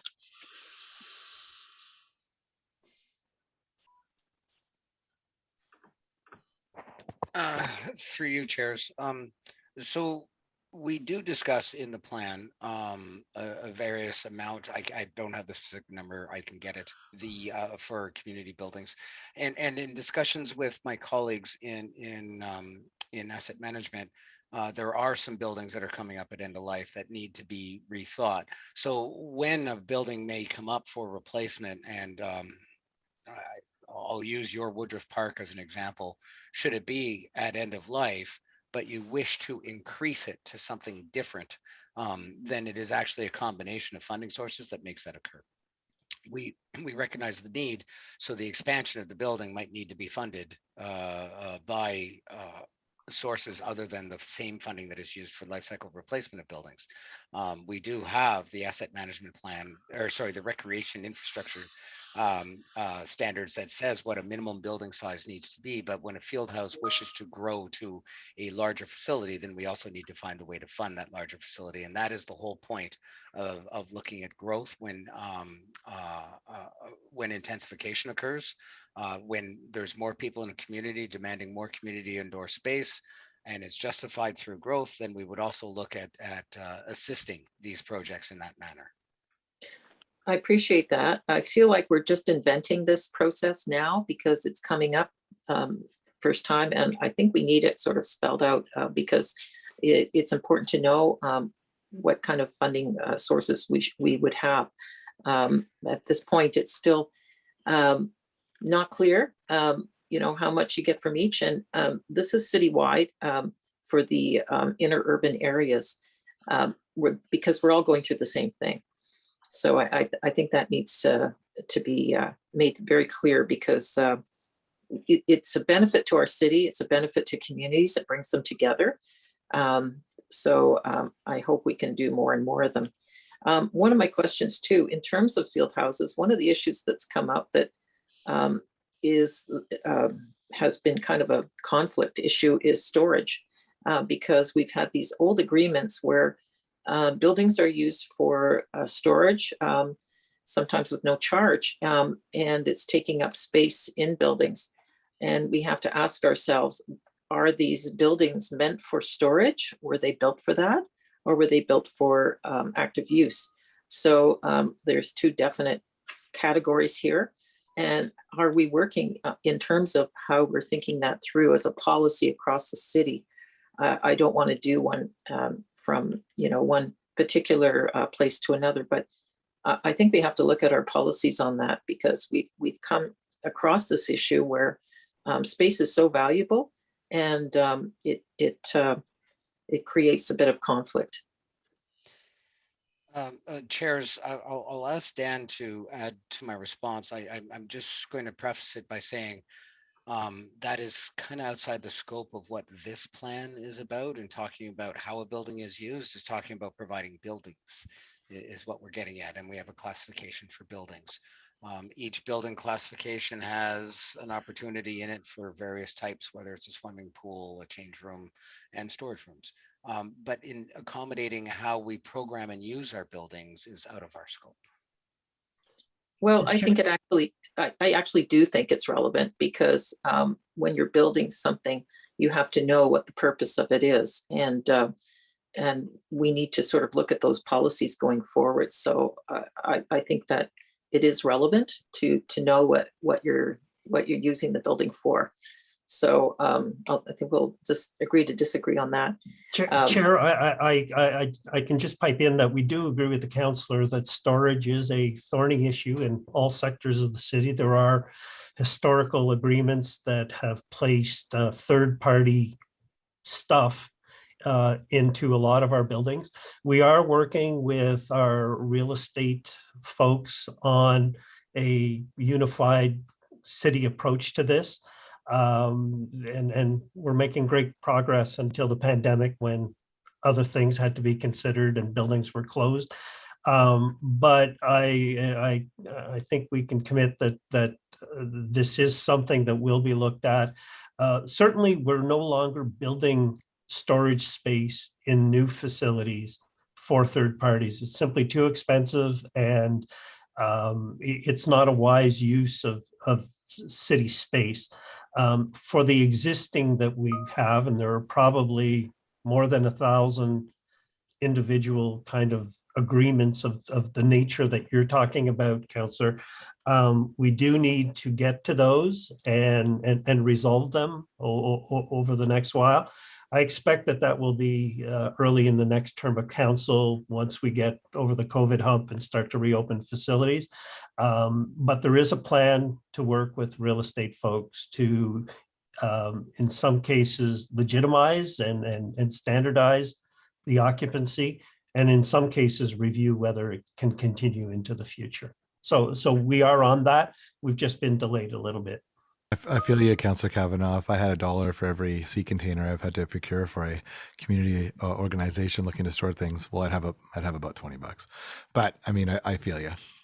You got about 30 seconds left if you want to go ahead. Okay, I want to raise about a motion I put forward to Transportation Committee that Councillor Hubley was kind enough to put forward for me, and it wasn't to do with the bus depot, sometimes affectionately called the bus barn, that's on Queensview. And it's a big piece of space that could very well be developed in the future, seeing as we're going to trains instead of buses.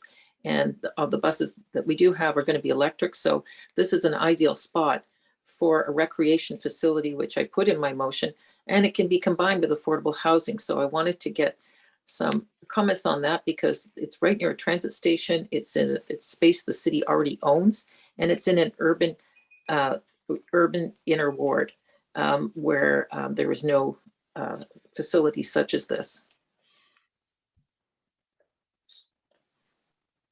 Councillor, I believe sorry, chairs, my apologies. In responding to the councillor, I believe I saw that motion.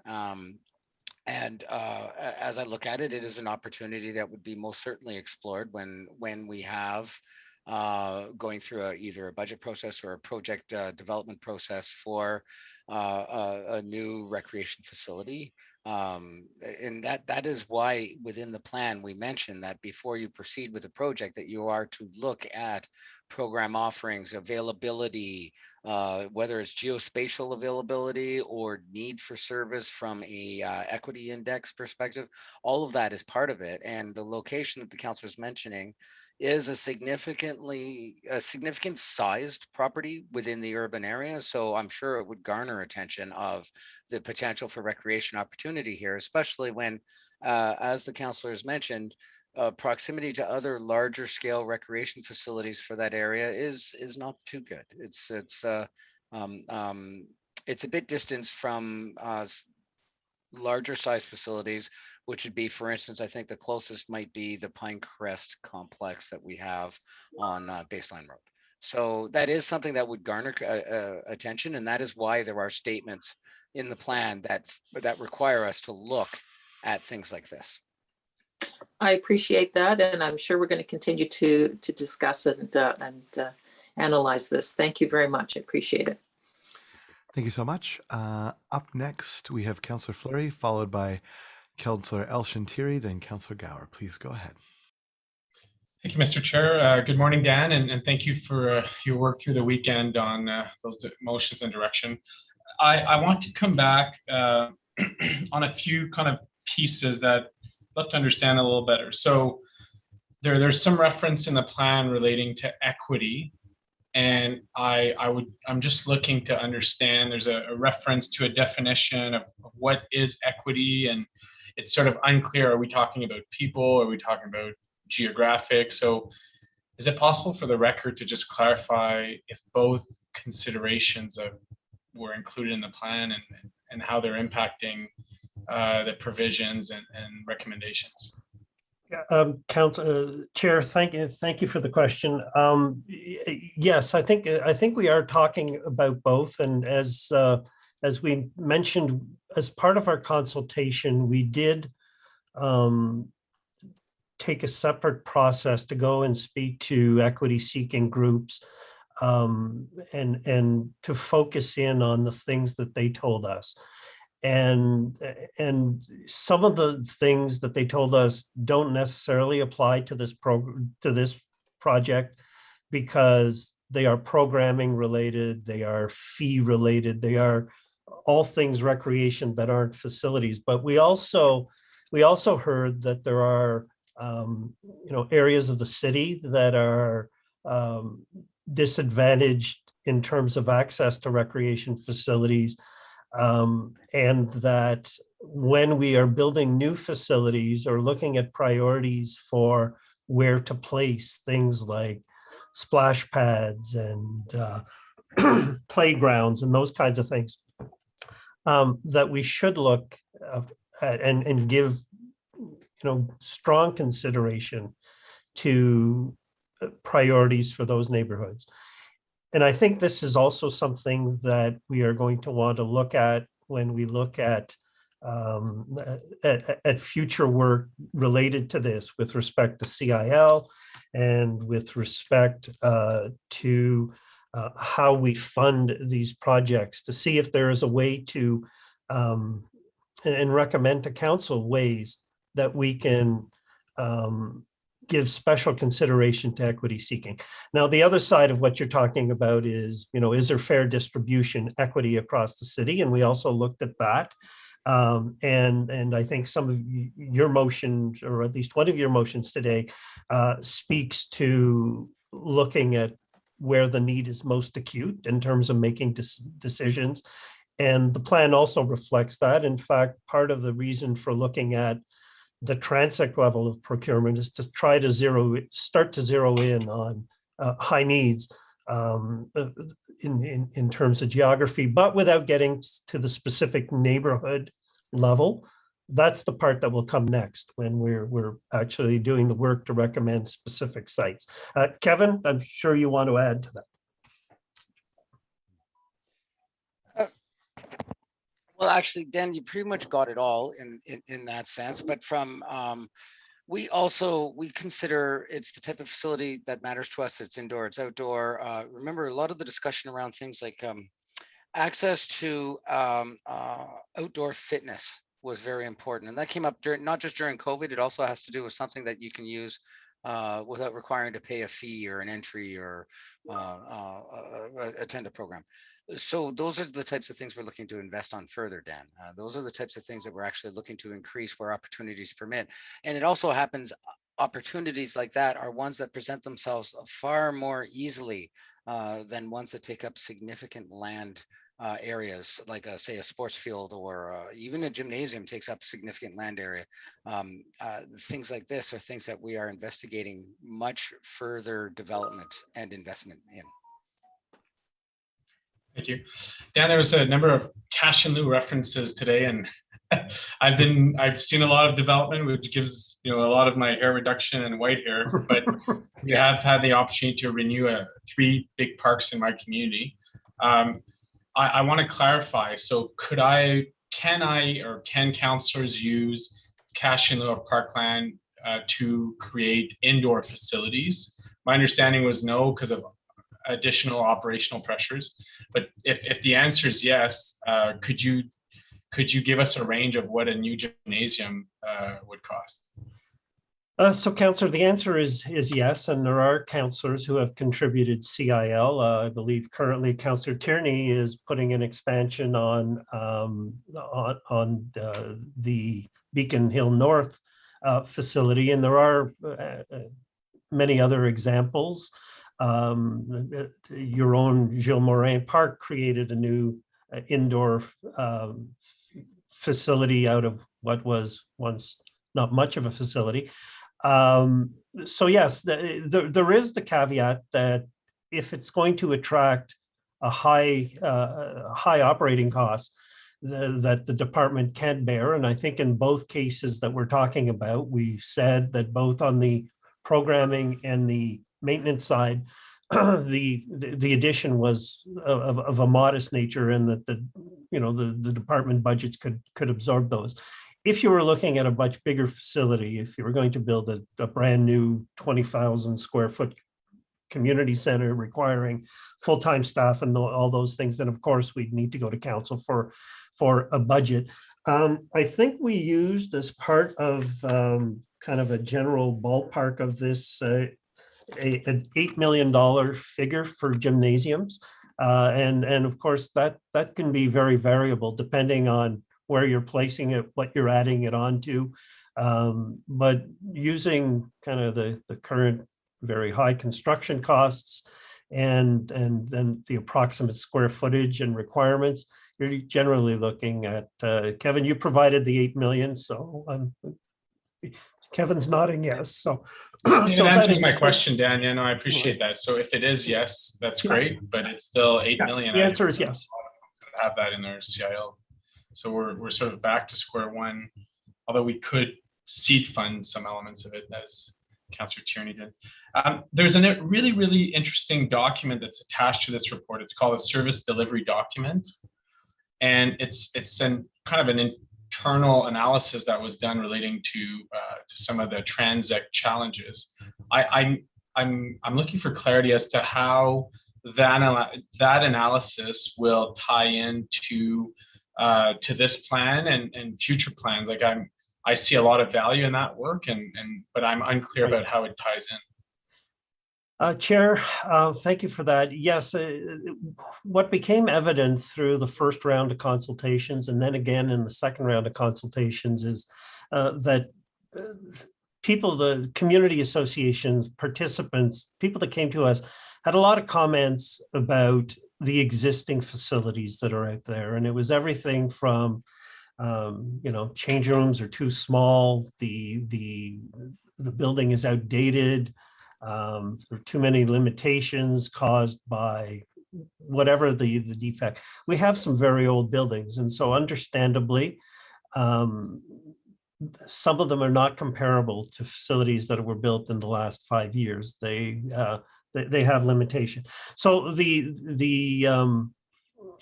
we thought it was an ideal opportunity, and I asked Linda Tremblay, our director, to undertake transect by transect to document what we know in terms of how well those facilities are doing their jobs right now. What are some of the shortfalls? What are the what are the features of facilities, and where do they sometimes fall short of what we want? The use of that now, I think, is to help inform a couple of things. Certainly, as we look at a recreation asset management plan for the future, understanding the current program, and let's be clear, these are not engineering findings.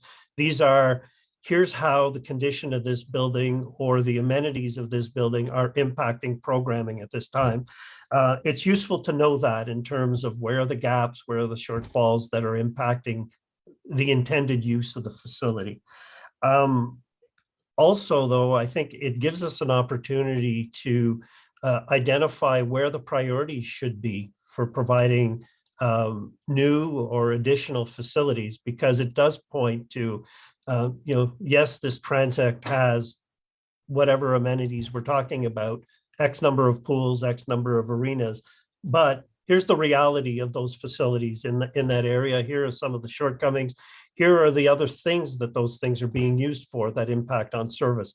So the intent was to provide a broader programming view of this, although this is primarily a facility planning for the future part. We just received too much rich data from everyone, from councillors, from community associations, not to put it in a document. And I think the next part of that would be to take each Transact and evolve that to a deeper dive into some of those findings, facility by facility or neighborhood by neighborhood. We haven't planned out how that would work, but this was a first phase to capture what we heard. And in terms of the growth and provisions, it's extensive. So I narrowed my interest to, I think, the 4 sites that you and I continue to discuss: pools and arenas and gyms and fields, rectangular fields and turf fields. But I'm interested to understand, we have a list of committed to projects that are currently in DC bylaw. For example, like the Riverside South, right? We know it's the next complex. How do we tie in both worlds, like outstanding items that we're collecting for now and like exposing that through this transition? Because I certainly struggle to understand, as I was scanning through these various charts and tables, how one was already committed to versus, okay, well, here are the real considerations and here are the outstanding items that we're going to need to discuss in future years. And I'll let Kevin just back on, so I'm glad he can answer this. But you would have seen in the document that we have in all of the charts put in, beyond our existing level of service, things that are planned for now that we're collecting DCs and that are I was going to say for sure, but are very likely to happen because we're on that track. And then beyond that, the additional pieces that we need to meet the projections. So the two build on each other. But Kevin, you look like you have something to say. Thanks, Dan. Through the chairs, to answer Councillor Fleury's question, the planned facilities are those that we know will be occurring, and they occur to us in various ways that inform us.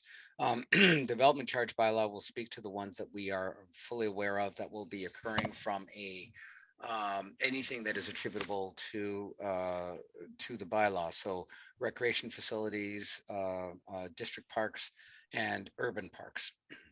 And also included in the planned facilities, this is probably the vast majority of planned facilities, is the suburban parks that we're going to be acquiring over time. So there's things like community design plans, which have area park plans. And I might have mentioned this earlier during my presentation, but I'll make it clear now. So as new subdivisions are developing, take for instance, I don't know, the Fernbank lands. We have an area park plan that says, these are the park properties we expect to get. This is the expected acreage of those parks. And these are the types of and numbers of facilities that we are expecting to acquire within those parks. 15 new playgrounds, 8 new splash pads, 4 new soccer fields, 10 new basketball courts. That is the nature as to what are called planned facilities. These are the ones that we are fully aware of coming at us through the development process or through the development charge process, one way or another. And so those are what I believe you're asking us about, because the other facilities that are in there, of course, are the recommended facilities. And those are in addition to the ones that we already know about, because we still need to meet the provision targets that are in the plan over the 10 years. And these are over and above what we have already planned for. We may need, depending on your facility classification, we may need to add even more, and that would be subject to future work. So we're here today looking at the provision numbers based on the OP data. I get that. And then I get that there is the recreation asset master plan coming in 2024. I get as well that there is a DC bylaw review that needs to be informed by the provisions today. Can you maybe map that out for me? Because I want to understand how the asset management work ties into, ultimately it comes down to dollars at council at budget time, but how, at what time are we going to have a full pictures of facilities and present that as a comprehensive approach? You have about 30 seconds left in this round, Councillor. I will try to be brief, Chair. I'll try to be brief in responding to the councillor. Oh, don't worry. You don't need his time. So go ahead and give him a fulsome response, Kevin. Okay, thank you. And then perhaps I may indulge if Jen Nielsen wants to pipe in and after I'm done. So what we are proposing is, this is basically a lot of the facilities, every facility that we're mentioning in here are facilities that are required due to a growing city. We have more population coming in. We're asking committee and council to certify a service level target.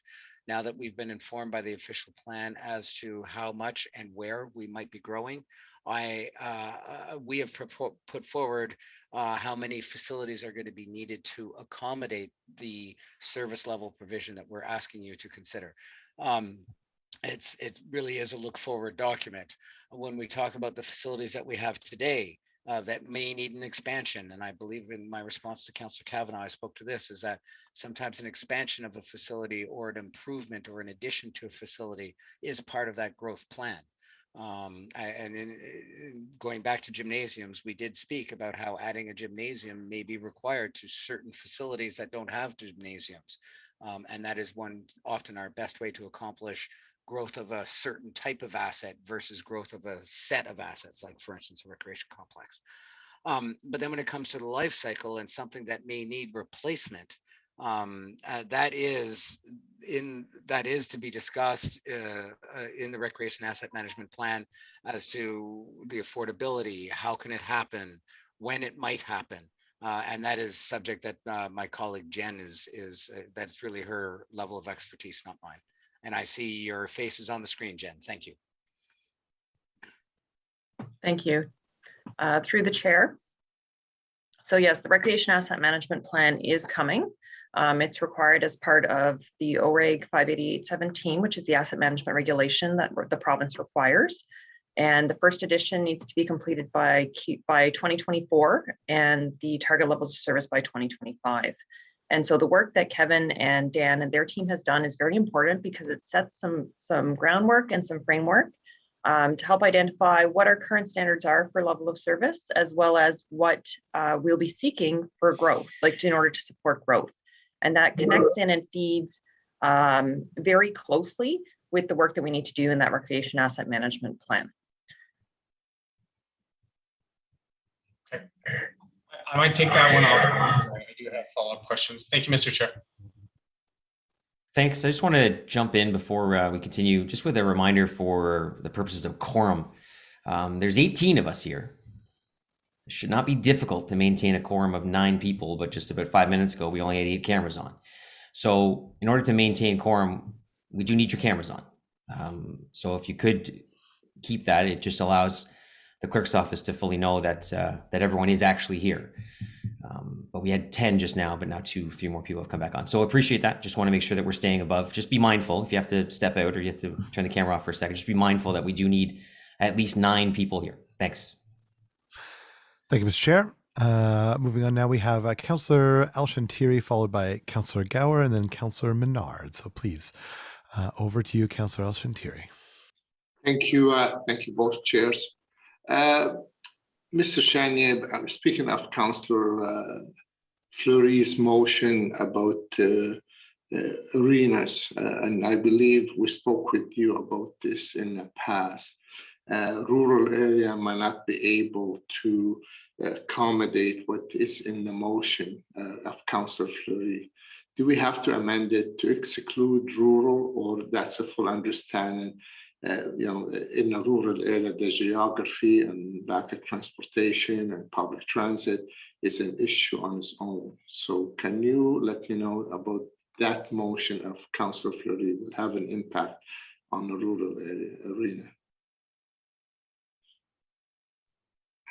Chair, the intent of, as my understanding of the arena motion from Councillor Fleury is to indicate that should the city look at, and you're all familiar with the arena rationalization exercise that we undertook prior to pandemic, and that's now been paused.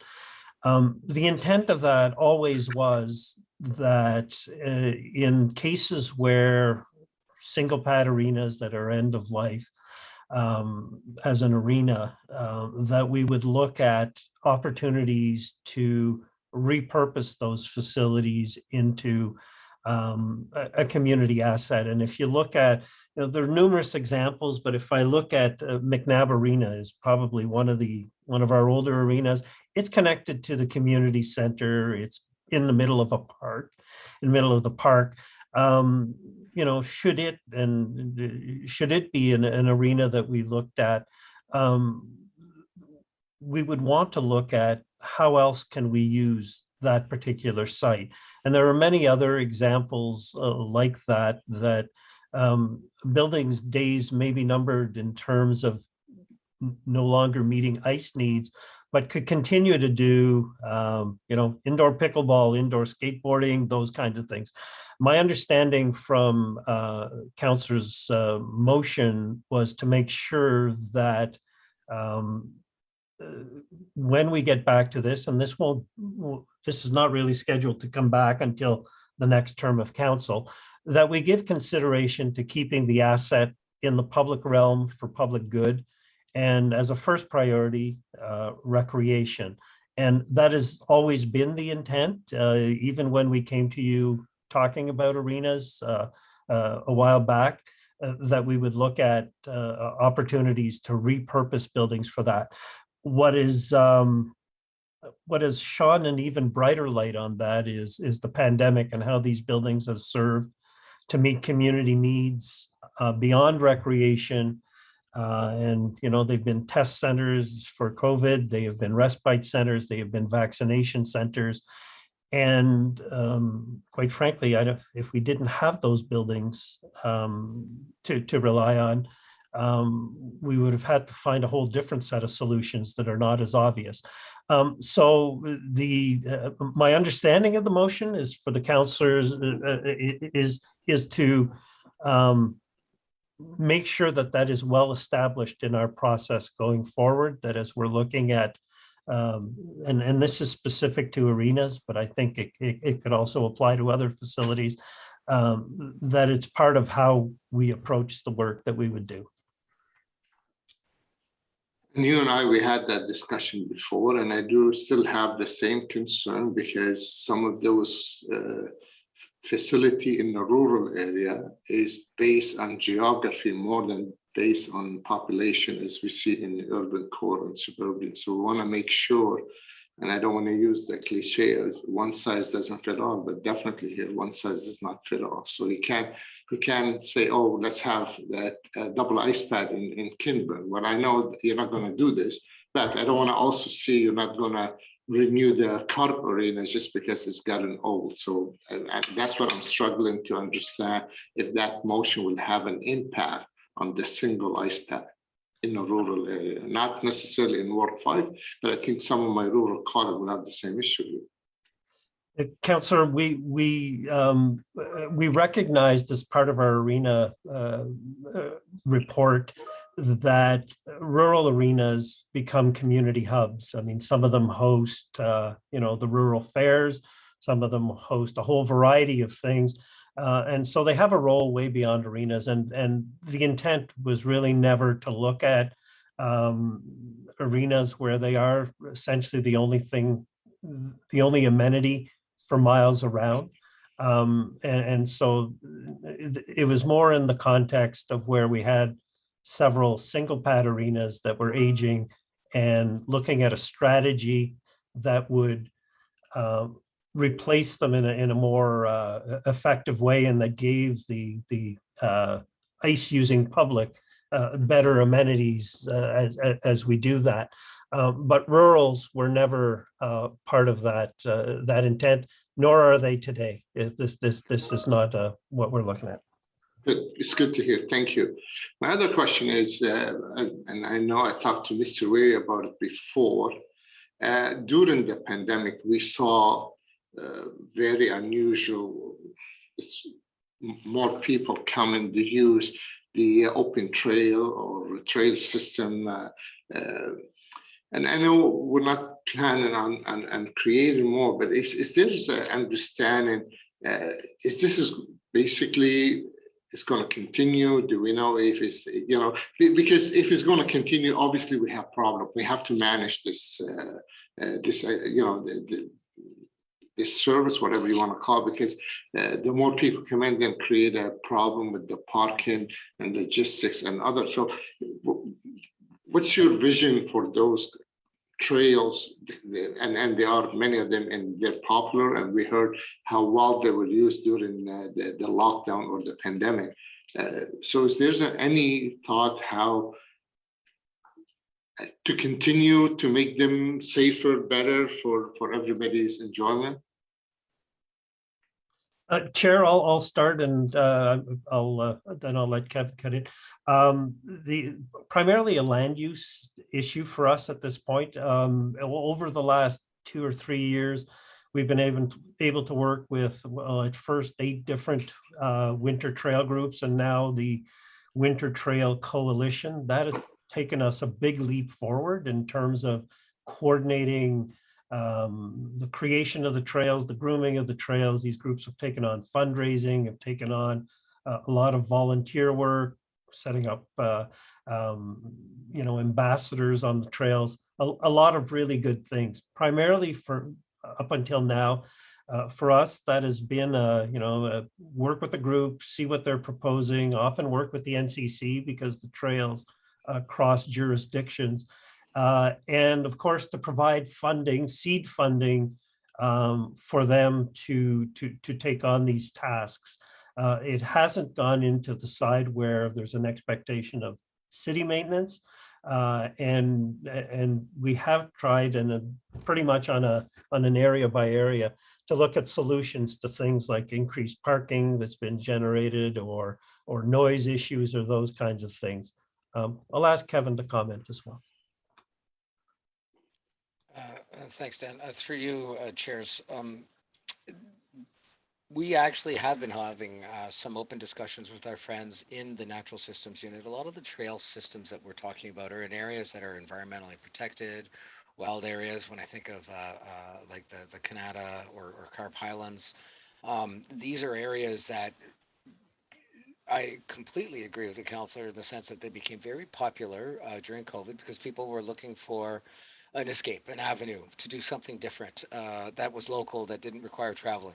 And this happened significantly. And working with my colleagues in the Natural Systems Group, and these are the ones that are also looking after the green space, the Forest and Green Space Master Plan.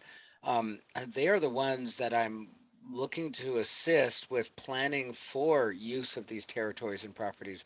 You know, where historically this team, unfortunately they're not on the call today, historically this team would prefer that we not access these sensitive areas. It's more like about, they have looked, and this will happen through OP and then after OP, they've looked at managed access to these properties, which includes how do you accommodate all the visitors that are going to be there? Is there parking requirements? Is there trail maintenance? Is there waste removal? Is there signage? All those things. These things are very important to consider as we look at the management of our natural areas, green spaces, trails, etc. It does often go beyond, way beyond what I consider active parkland, because you're not kicking a soccer ball through the trees. That's most certain, but it is still an active recreational pursuit. It is something that we have a vested interest in, which is why we've offered assistance, including things such as we've informed them they have a lot of groups or volunteers that are willing to take on projects like we had with the Ottawa Mountain Biking Association, looking after the mountain biking in the Canada North area, or South March Highlands area. we are also helping them promote getting groups to get involved so that we can help with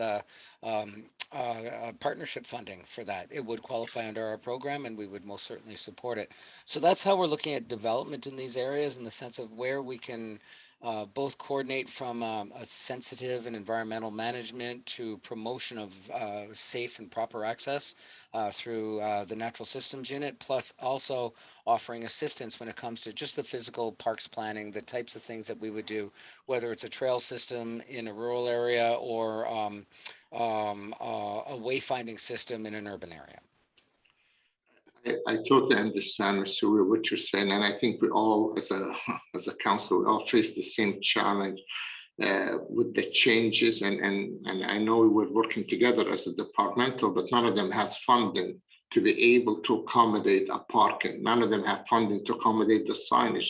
None of them have funding to accommodate no parking in those areas. So you were right, those trails that were created in the local community for the locals so they can walk into those trails. Now we see a huge popularity, but whether that stay or not, I'm not really sure, but it's still there and the challenge is there. And for you to, it's great. I understand everything you're saying, but there's no funding from any of you folks come up and say, hey, we can help you here, Eli, to put some signage, or we'll help you here to plow the parking. We cannot even convince the city to plow the parking so people can park in it. So yes, you create, it's nice the city to identify those trails and their map, and they look beautiful. Can you imagine your snowshoeing in the Carp Hills? That's spectacular. And where will you park? And that's what I'm saying. Like, I mean, it's great to have a plan, but I mean, we are all challenged with some of the funding to make it safe and accessible to everyone. So anyway, I just leave it there. And in the document, when you go through it in the past, when we have the rural summit always, they say rural consideration to be included in the document. So I want to make sure though, and I think this report is mostly and clearly is an urban suburban focus. The rural, yeah, you're gonna say, well, we have the outdoor rink, they're very popular and they're multi-use. And Dan just said it a while ago, Mr. Chanier, they are more than just the arena, they're just for the fair, for the community and all that. But at the same time, we're not asking for a new as much as we're asking, well, all these facilities, they require upkeep. And I know working with Jan and from the infrastructure is still, I mean, we think sometimes about building a new gymnasium with 10 million, but we don't think about how we're going to keep our asset. How could we save Kinburn Community Center from the leaking roof so it doesn't get destroyed in the winter because we have a leak for 2 years now. So I'm trying to understand. So when we go to the community and we say we are one city, one team, everyone welcome to play in our community and in our trail with their mountain bike and leave their garbage behind. If that's the case, what can we do to accommodate it? And are we thinking about reinvesting more in existing facility? As you know, you both know, I use my cash flow to upgrade many things, to even put a sign on the South March Highland. I had to use my cash flow. So I understand that what we're talking here about this master plan is great to be included in our official plan. But honestly, there's a bigger discussion need to take place at some point. I'll leave it that way, Mr. Chair. Thank you. Thank you for your comments. I appreciate them very much and feel your frustration. Up next, we have Councillor Gower, followed by Councillor Menard, and then Councillor Kitts, then Councillor Brockington. Councillor Gower, the floor. Sorry, Co-Chair Gower, the floor is yours for 5. Thank you, Chair. I have 5 areas I want to hone in on. First is around the consultation with schools. I know that they were involved in the round 2 consultation on the plan, but can you give us, can staff give us a bit of context? Are they willing to collaborate? Are they, do they have any significant feedback that led to any changes in the plan? Can you just give us some more context around the feedback from the local school boards? Through you, chairs. Well, and to one of the chairs. In discussion with the school boards, they were actually involved in both rounds of consultation, not just one. We went to them twice. There was no significant change from the school boards from one round to the next. We had asked them, first of all, is there any interest in further collaboration? Are there new schools coming online? Are there new builds we need to consider? Are there any ways that we can work together? And generally, if I could very generalize the response, there wasn't any desire to change from the way they currently operate. Where we have existing arrangements, one of my chief questions to them was, we have in certain locations very specific site-specific arrangements. Is there any plan to change those? Is there any plan to use our exit clauses or anything like that? The answer was an absolute no. There's going to be no plan to make any changes to the way we currently operate, whether it is within an existing agreement or through the community use of schools, or what we have is reciprocal agreements with the schools. They didn't foresee any net change, is I guess the easiest way for me to summarize that. Okay. One specific question on that. So we have a strategy in our Building Better Suburbs to look for opportunities to co-locate parks with school fields. We have one in Stittsville, for example, that's planned to be a district park co-located with some of the city facilities.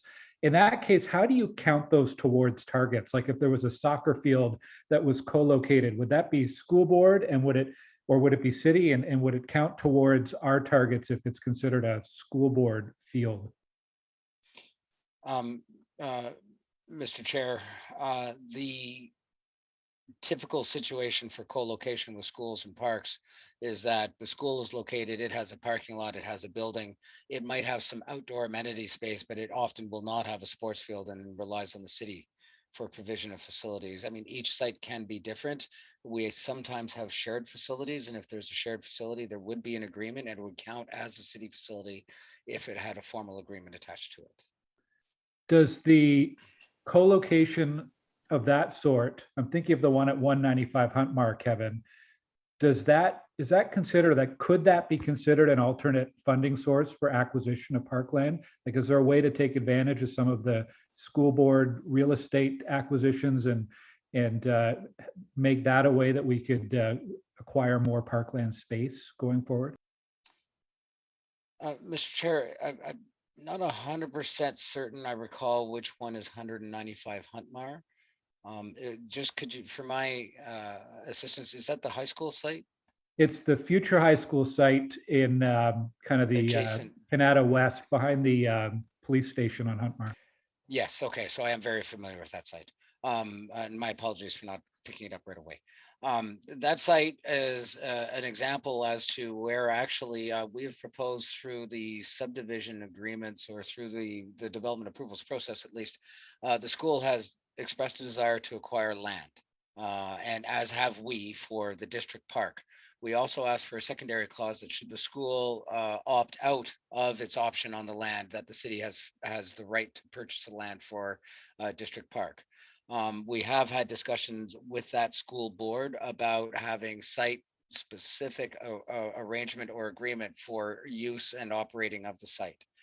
This would be a larger, for the benefit of the rest of the committees here, this is a large site, a high school site attached to a future district park site. So we're talking significant properties here that we would like to see sports opportunity implemented on a very large scale. And so to answer you, Councillor or Chair Gower, the school by its own rights has access to the land, and we can't influence that. Should they choose not to exercise that option, we have asked for the opportunity to be the next instead of housing. Okay. I don't want to belabor this right now, but I will follow up later on. Second thing I wanted to ask, just about federal land, recreation uses on federal land. For example, the cricket field at Rideau Hall or the dog park at Bruce Pitt. How are they counted towards the totals and targets? Chair Gower, they are not counted towards our totals and targets. The only totals that are on federal lands are ones that we have a long-term lease arrangement with the federal government, such as, for instance, Mooney's Bay.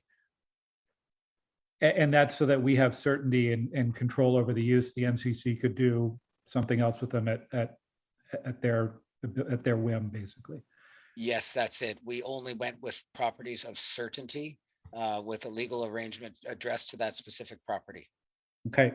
My third thing, just a comment on the woodlots. I'm glad to see woodlots called out specifically. We have two very successful woodlots in Stittsville, Joe Louis Park, which is an old evergreen grove of trees, and Putney Park, an old maple grove, very successful, very popular with residents. If any councilors want to come and have a look, please do. I'd love to give you a tour. But I think in the parks manual, we need to look towards making those not after all other recreation uses are fulfilled, but as a use and a priority in and of their own. Fourth question is about cricket. We are about to get a new cricket field in Stittsville at Bradley Commons Park, although it's co-located with the soccer field, and really the priority is on the soccer field. So is that cricket going to be counted towards the target of 2 additional cricket fields, or does it not get counted because its use is limited by the primary soccer use? Mr. Chair, I believe it is counted as a cricket field because the soccer demand is typically weeknight evenings used for soccer, and then when you overlay cricket, it is typically a weekend activity. So cricket is given priority for their priority times, which is the game of cricket occupies a very long period and can even, depending on the nature of the game, occupy an entire weekend. Versus soccer is typically booked in 1 hour blocks or so on the weeknights. And this is how we manage it. We have a similar facility already existing in currently Ward 22 at WC Levesque Fields. We have a cricket pitch which overlays on top of 2 soccer fields as well. They do work well in harmony with each other.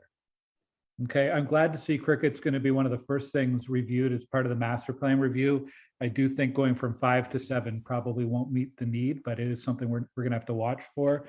And the last one, just a question from a resident on the weekend, was about green space on roofs. I understand we can't control private properties, but is there any consideration, or was there any discussion about creating new green space on the roofs of civic buildings to increase the area available for parks and recreation? Chair, no, we didn't look at the green space as roofs as potential green space. Right now, we have several facilities where we've been looking at roofs as potential space for energy development, like for instance, photovoltaic cells, things like that. So when we think of the energy models and our consumption at our facilities, we were looking at ways to offset our consumption with new energy inputs. Are you aware of any other municipalities who are looking at roofs as recreation space as a viable alternative to finding more land for parks? I am not familiar with any public green space on roofs of the nature I think you're talking about. There is access to green roofs throughout the city, and sometimes they're not green. Perhaps they're just more of a plaza patio group gathering space on the roof of an apartment building, for instance, which is of course private access, not public access. I'm not familiar with public recreation access to roofs, but we could look into that further if you wish. Yeah, it might be a good spot for some pickleball courts or something like that. Anyway, it's something we can look for in the future. Thank you, Chair. Thank you very much. Up next, we have Councillor Menard, and then Councillor Kitts, then Councillor Brockington. Please go ahead, Councillor Menard. Thanks very much, Chair. It's appreciated. I want to thank staff, Dan Cheney's team, and Kevin Wary, Jen Nielsen, and Selma Hassan as well, who's been particularly helpful with our questions from our communities. So thank you all for your work on this. I just have a few questions, comments, no motions or directions or anything like that. I just want to make sure I register a few pieces throughout the report. The first is around cash in lieu of parkland. In the report, it states that for development that does not require a consent application or site plan control application, the city has not collected SILP since 2010. And that lot by lot infill development may not require a consent application and typically does not require a site plan application. If SILP is not collected, there are few sources of funding with which to acquire new parkland. So I guess just the question to staff is, what is the implication of that sentence, of that statement?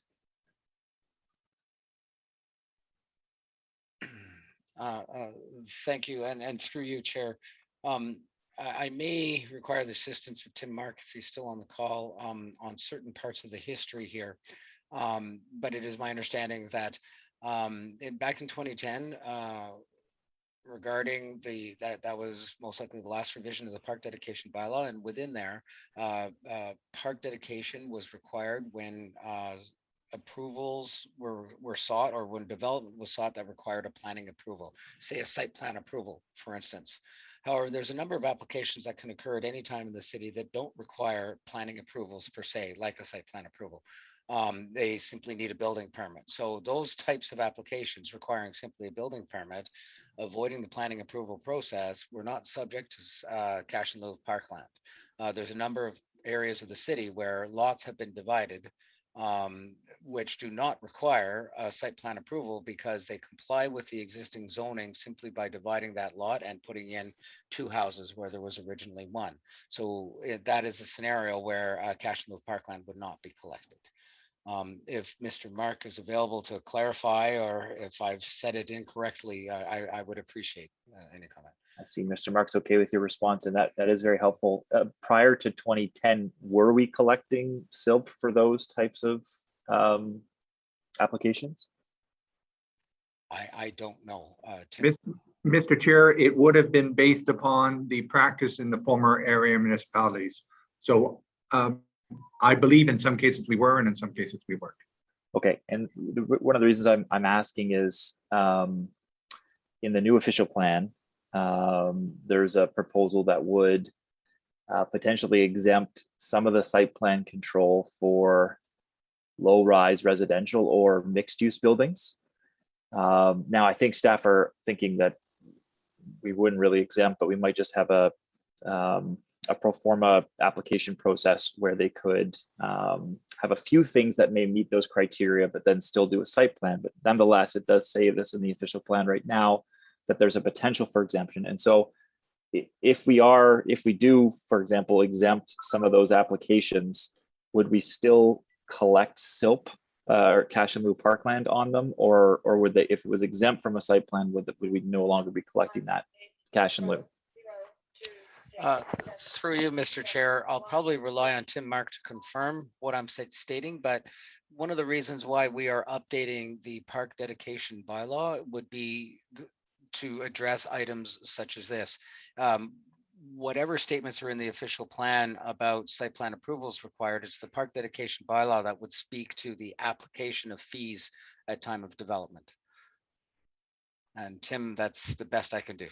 Yeah, so Mr. Chair, under Section 42 of the Planning Act, we do have the ability to take cash in lieu parkland at building permit.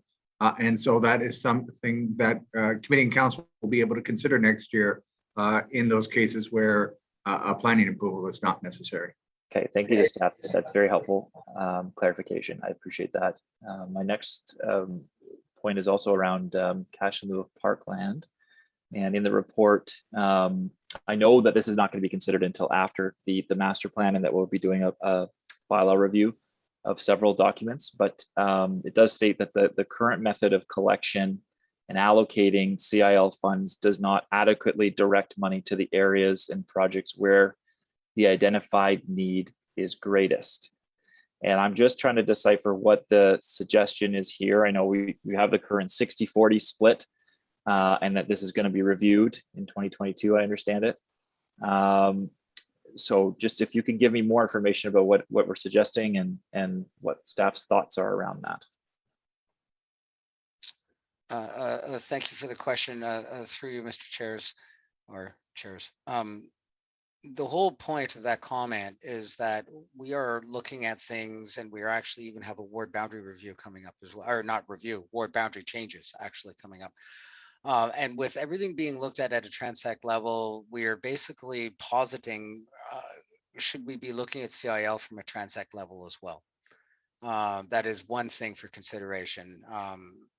We are curious if cash in lieu at a 60-40 split, is that giving justice to delivery of services around the city? Because this is all revenue that is coming in due to intensification. Are we looking at intensified areas more as a whole versus as a very specific intense neighborhood thing? But then at the same time, we realize this is something that this master plan shouldn't be addressing. And that is why we've recommended we come back with a revision to the policy, which would mean a very significant discussion coming up in the future. Okay, thank you. Thank you for that. I guess I just would suggest then, if that is the case, that it's imperative that we look at the current parkland in the city as it's made up, and ensure that areas that may be short of parkland have the provisions in the new bylaw that's updated that would raise funds through intensification, and that the neighborhood and ward that they would be allocated to help towards meeting the minimum that we've identified in terms of our own parkland minimums for new development. So I just wanted to make sure to register that comment.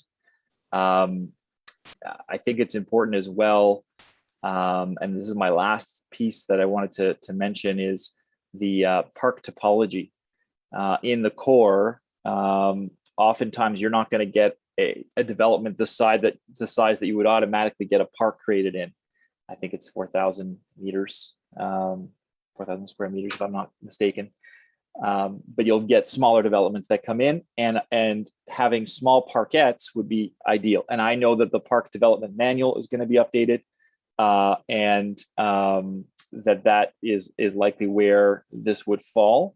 But just to point out that the provision of micro parkettes through infill development and smaller development is extremely important to my community.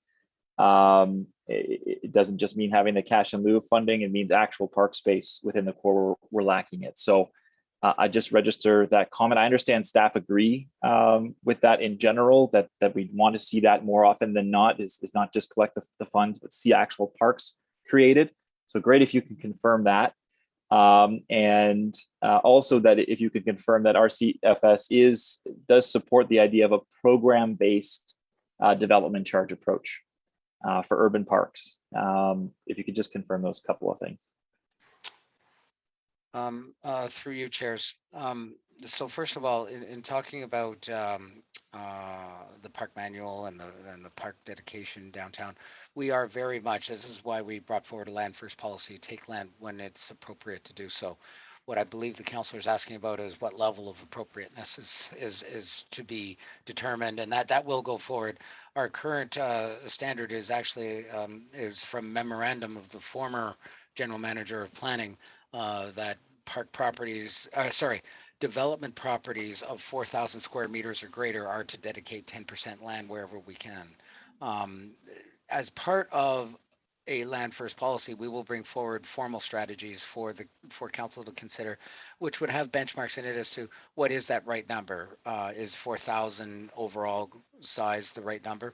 Because we must circulate this internally for other reasons, being, for instance, what can we sustain operationally speaking? How small is too small before it's operationally difficult to maintain? So there's a lot of discussions to be had there, and that is why we certainly have the recommendation to do land first in the master plan, but to have the specific parameters, that is another internal discussion that has to elevate to council at some point as well.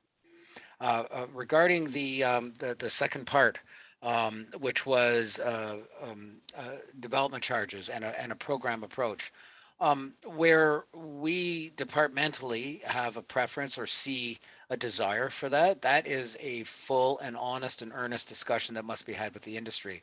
To be frank, program approach has not been supported in many municipalities for reasons that are different from what we're proposing here. Our program approach is not about serving a citywide need. It is about specifically looking at urban parks. However, program approaches in the past have been fraught with other issues. So it requires a full investigation and full discussion. From 30,000 feet, it sounds like the tool we need for urban parks or urban parkettes. But without a significant amount of research, that's simply all it is a 30,000 foot opinion at the moment. Fair enough. Thank you very much for that. Appreciate staff's comments. Thanks, Chair. Thanks, Councillor Menard. Councillor Kitts and then Councillor Brockington. Please go ahead, Councillor Kitts, for 5 minutes. Thank you, Chair. So given that one of the criteria for not investing in outdoor pools is underutilization, are staff prepared to revisit this recommendation should we continue to see Ottawa experience stronger heat waves, as one of the pages in the report suggests that we will? Because I do think as we continue to build denser communities, which are hotter communities, where personal outdoor space is constrained, this kind of amenity, I think, in consideration. I've certainly heard from my community there's a desire for additional outdoor pool facilities.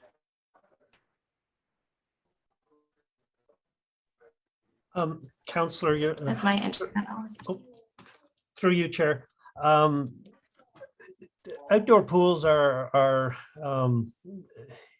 most of the ones, all of the ones that we currently operate were built pre-amalgamation and are aging. And our commitment to renewing them is reflected in this report.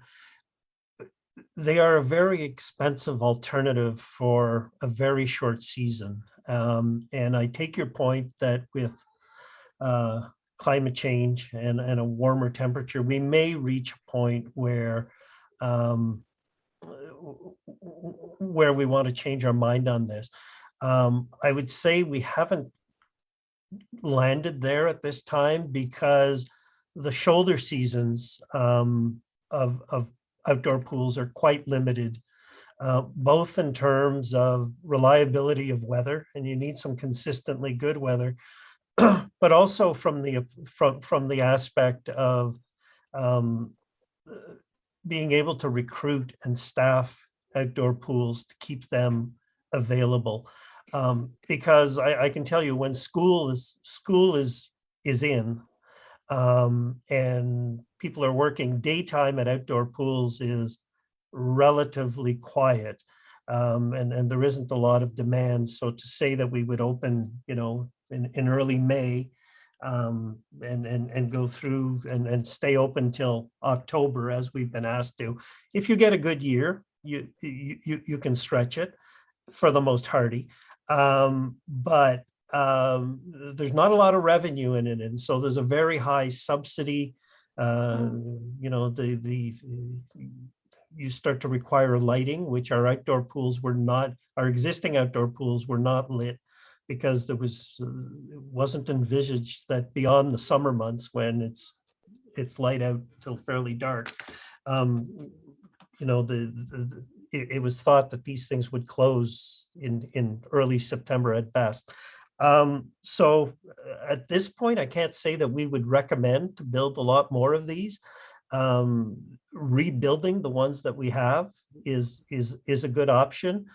We can explore lighting to see if we can extend the season and the use into the evening hours a little bit more. To go beyond that, I think we would have to do some more work in terms of what do those shoulder seasons look like, and what would be the value for money of building more in terms of reliability, because weather is a factor even during the summer months. In a rainy, cool summer, these are not as useful in terms of scheduling things like swimming lessons or some of the programming aspects of this. you really are a bit hostage to the weather. So at this time, we are not recommending more deep water pools, and we are not recommending more wading pools, which is kind of the shallow alternative. Again, because there's a considerable operating costs for a very short season that dictate that building more indoor facilities or splash pads for that matter, in terms of heat relief. We're getting great demand as early as before Victoria Day and as late as into September. And the beauty of splash pads as a heat relief is that, of course, they are not staffed and they can stay open all the time if need be. And so I think this plan says, in terms of dealing with climate change and the hotter weather, is that a good investment is in the splash pad aspect. Okay, no, I can appreciate the constraints, but I think, my question was, are open for re-exploring that at some point? Should we continue to see a trend of hotter summers, which I think at some point in that response you said that. Yes, we're absolutely open. Okay. And yes, for sure. Okay, great. Thank you. We heard from some great sports organizations this morning. I know you heard from a lot more throughout this process. I've heard there's a keen interest in the baseball community for a cluster of ball diamonds to facilitate hosting tournaments, which I suppose would go against the idea of sort of equitable geographic distribution. But was this explored at all while you're creating the plan?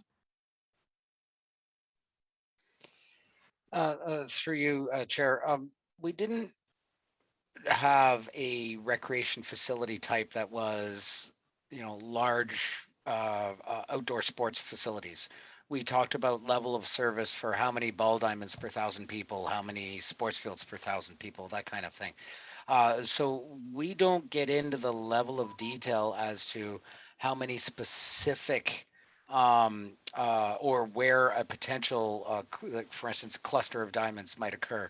I believe Councillor Harder's motion mentions that we might be able to cluster sports fields and not put them in the middle of communities, and that is actually the same kind of thing I believe Councillor Kitts is mentioning here. So we would not be against finding locations for clusters of sports fields. Our goal is number of sports fields per 1,000 people per the plan. Right. Okay. No, that makes sense. Thank you. I will be supporting that motion.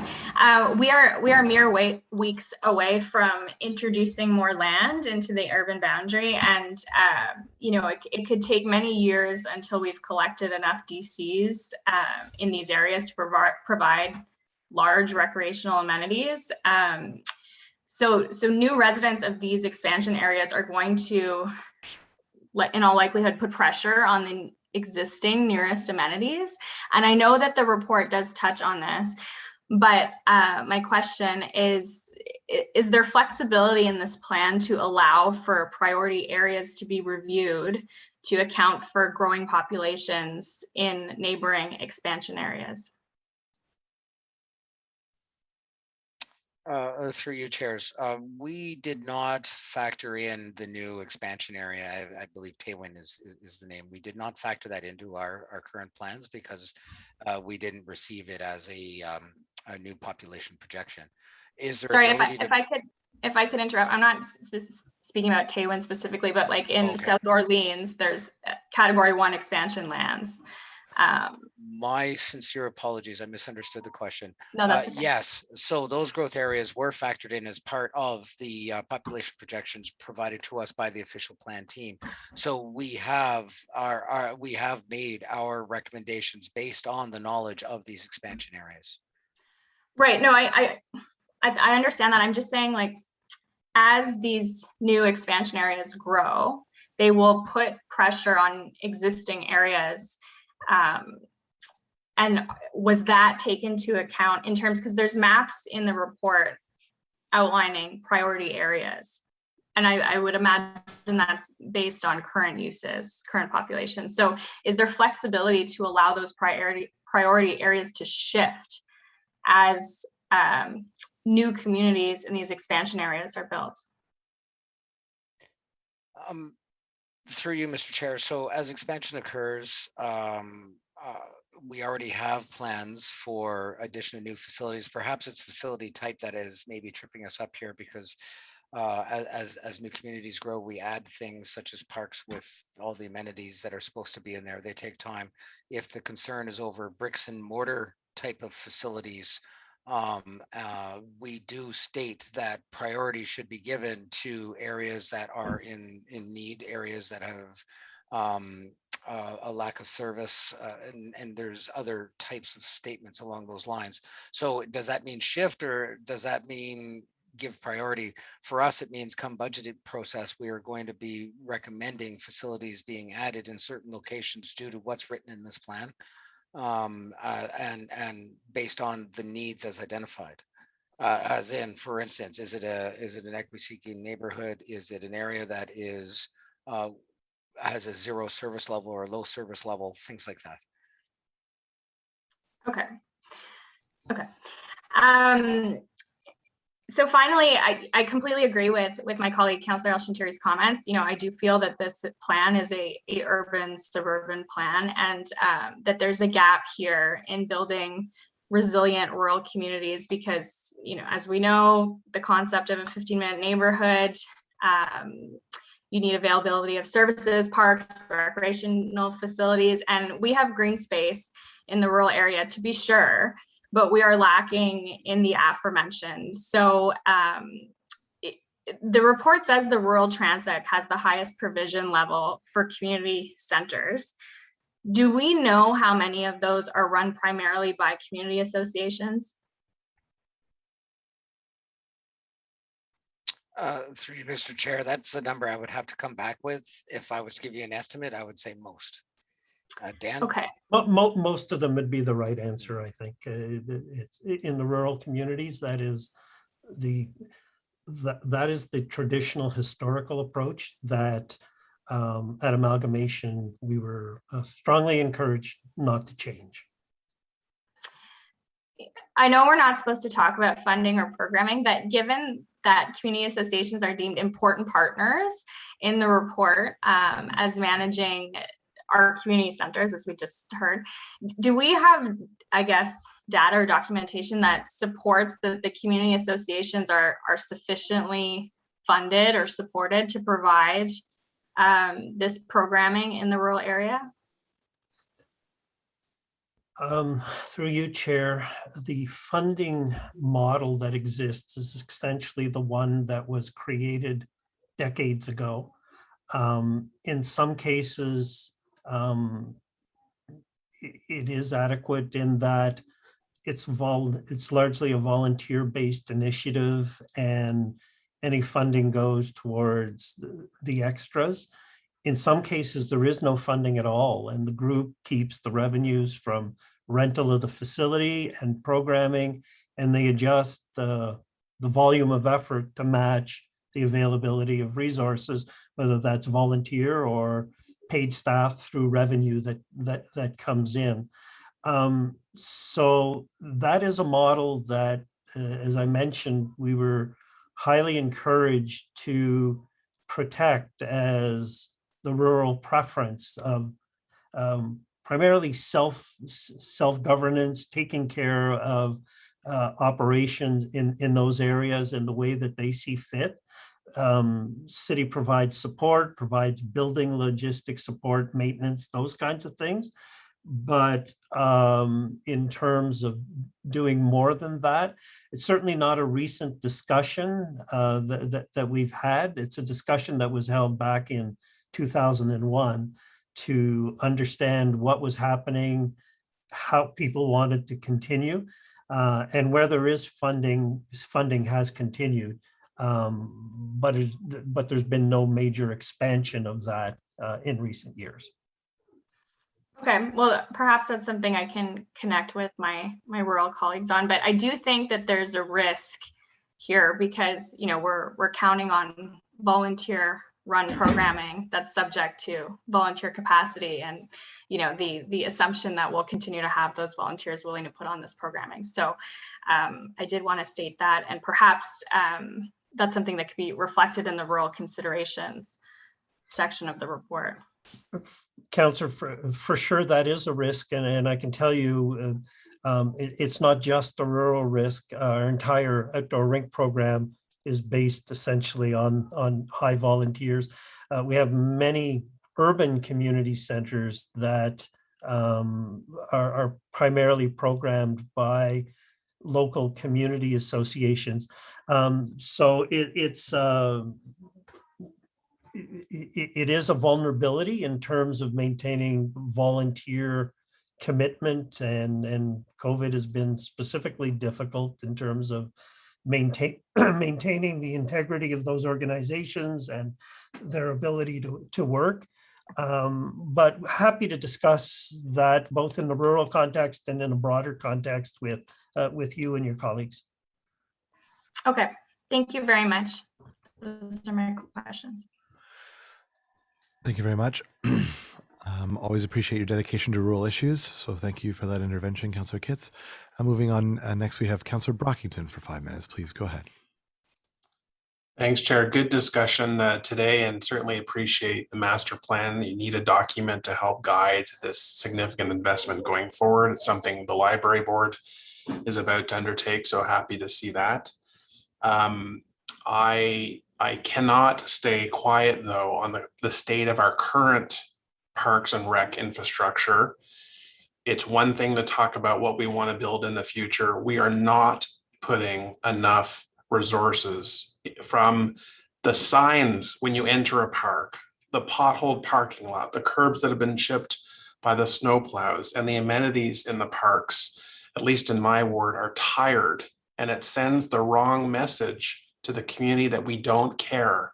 That's the message that people who live in the community see and hear when we don't upkeep our parks. And when the parks finally come up for renewal, we don't budget enough, and I have the parks planners expecting me to contribute the shortfall because ISD hasn't budgeted appropriately to fund those upgrades. So I'm put on the hook to make sure that that gets done. So we as a council have to think about what we're putting into the pot to maintain our existing amenities and infrastructure in our parks and rec. We all know how much our communities love our parks, but we really, going into budget, have to think about this, about putting the right resources into parks and rec. So I had to get that off my chest. To my colleagues and Mr. Chenier, I cannot speak at any greater length how valuable wading pools are in our communities, particularly the ones that are in or near our social housing complexes. Families have not had exposure to the beach, rivers. Some are new to Canada, and a lot of children learn to swim in our wading pools, believe it or not. They're staffed, there's learn to swim programs that are run, and I hear from our family houses and other organizations the value of wading pools. And I acknowledge the expense. I acknowledge that not only the operating costs of that infrastructure, but the staffing.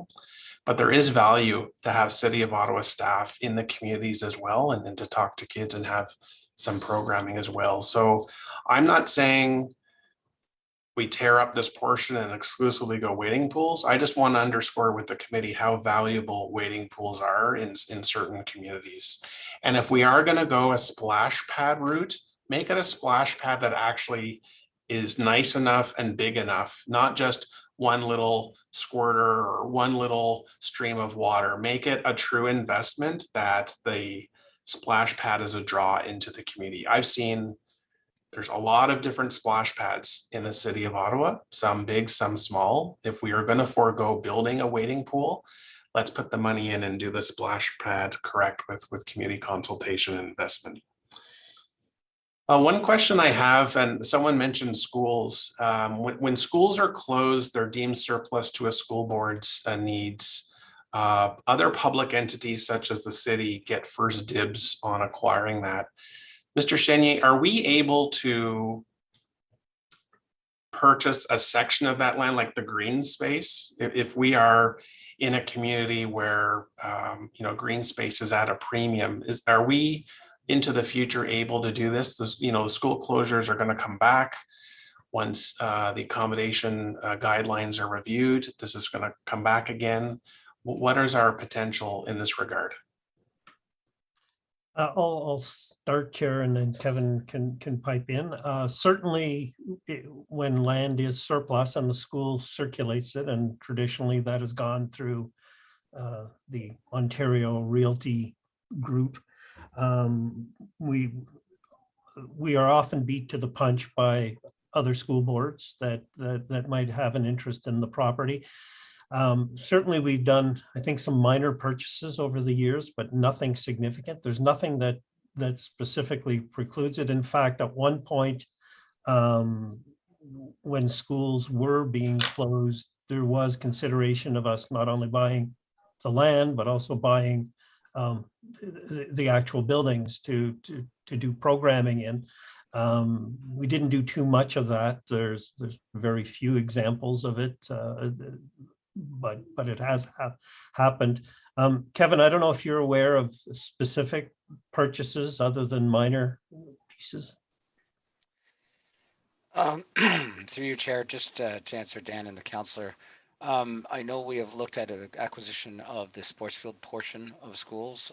For instance, the most recent round of closures from the Ottawa Carleton District School Board, we did make recommendation to keep certain sports field portions of school lands in city ownership, but that has not gone through to any kind of finalization yet. That was simply a recommendation to the circulation.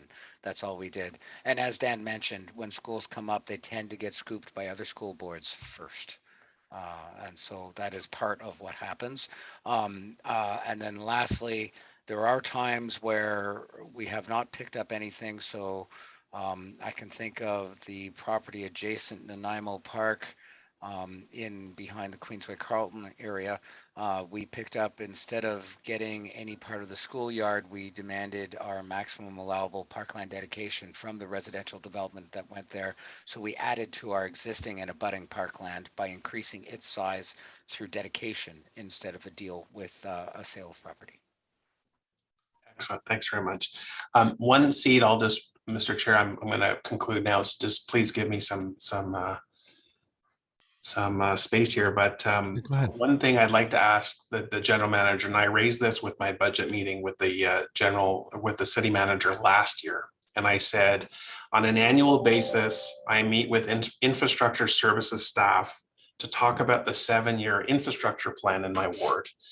It would be very beneficial if Parks and Rec had those meetings with city councillors on an annual basis, just to talk about the Parks and Rec cultural facilities and the plan and park amenities that are coming up for renewal and where shortages exist, and have that collaborative discussion together, looking ahead and how we can work together to make that investment going forward. So I think this is, the great themes are here, and going forward, it's about making our community stronger and better, and amenities spread out across the city. I just want to plant that idea with the GM. So thank you, Chair. Thank you, Chair, and I can say happy to undertake that. I think it happens informally with some councillors, but if a more formalized process could be a benefit, then happy to do that. Thank you. It's a great idea. Maybe I would bug you less, Dan. Moving on, we've got Councillor Cherney. Do you want to wait to the end? You haven't spoken yet, but we'll wait to the end. Okay. Councillor Kavanagh, please go ahead. Thank you. I want to give a shout out to Councillor Brockington about wading pools.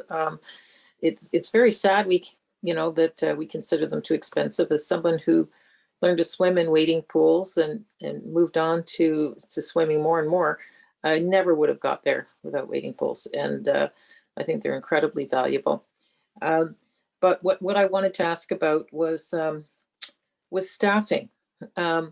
This is an ambitious report in terms of what we're looking at doing. And I'm finding that that each time we do a project and look at something, and I'm talking about your staff in the Parks and Recreation, it's very time consuming. They're very intense. And I'll be I don't know what budget asks you're going to have, but I would like to know to have this happen, to move forward on moving towards these goals. Is there going to be more Parks and Recreation staff? Because as counselors, I just find that it's so intense, that everything is so detailed. You have to do so much consultation with the community, which is, of course, who is the ones who are going to use it. Of course, you want their input all the time. And it's very labor intensive. And I think your staff are stretched. I'll put it that way. And I want to know if that's part of a budget look at, because I think it's needed to do a good job. Otherwise, it's a dream. We have to have feet on the ground to make this happen.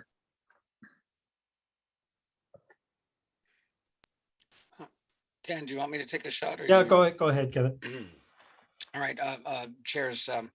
So regarding current staffing, I want to point out, and right at my very beginning of this, I was thanking staff for the effort they put into this. This is actually a staff written report. Yeah. That doesn't happen often in this city, but it is happening because of the speed. We can operate at a different level, but by doing and taking on major assignments like this, yes, it has an impact on our ability to deliver day to day. And so my apologies if we've been slow to react or you've seen how much, but yes, I actually agree with Councillor Kavanaugh in the sense of our level of commitment to a project has increased over time.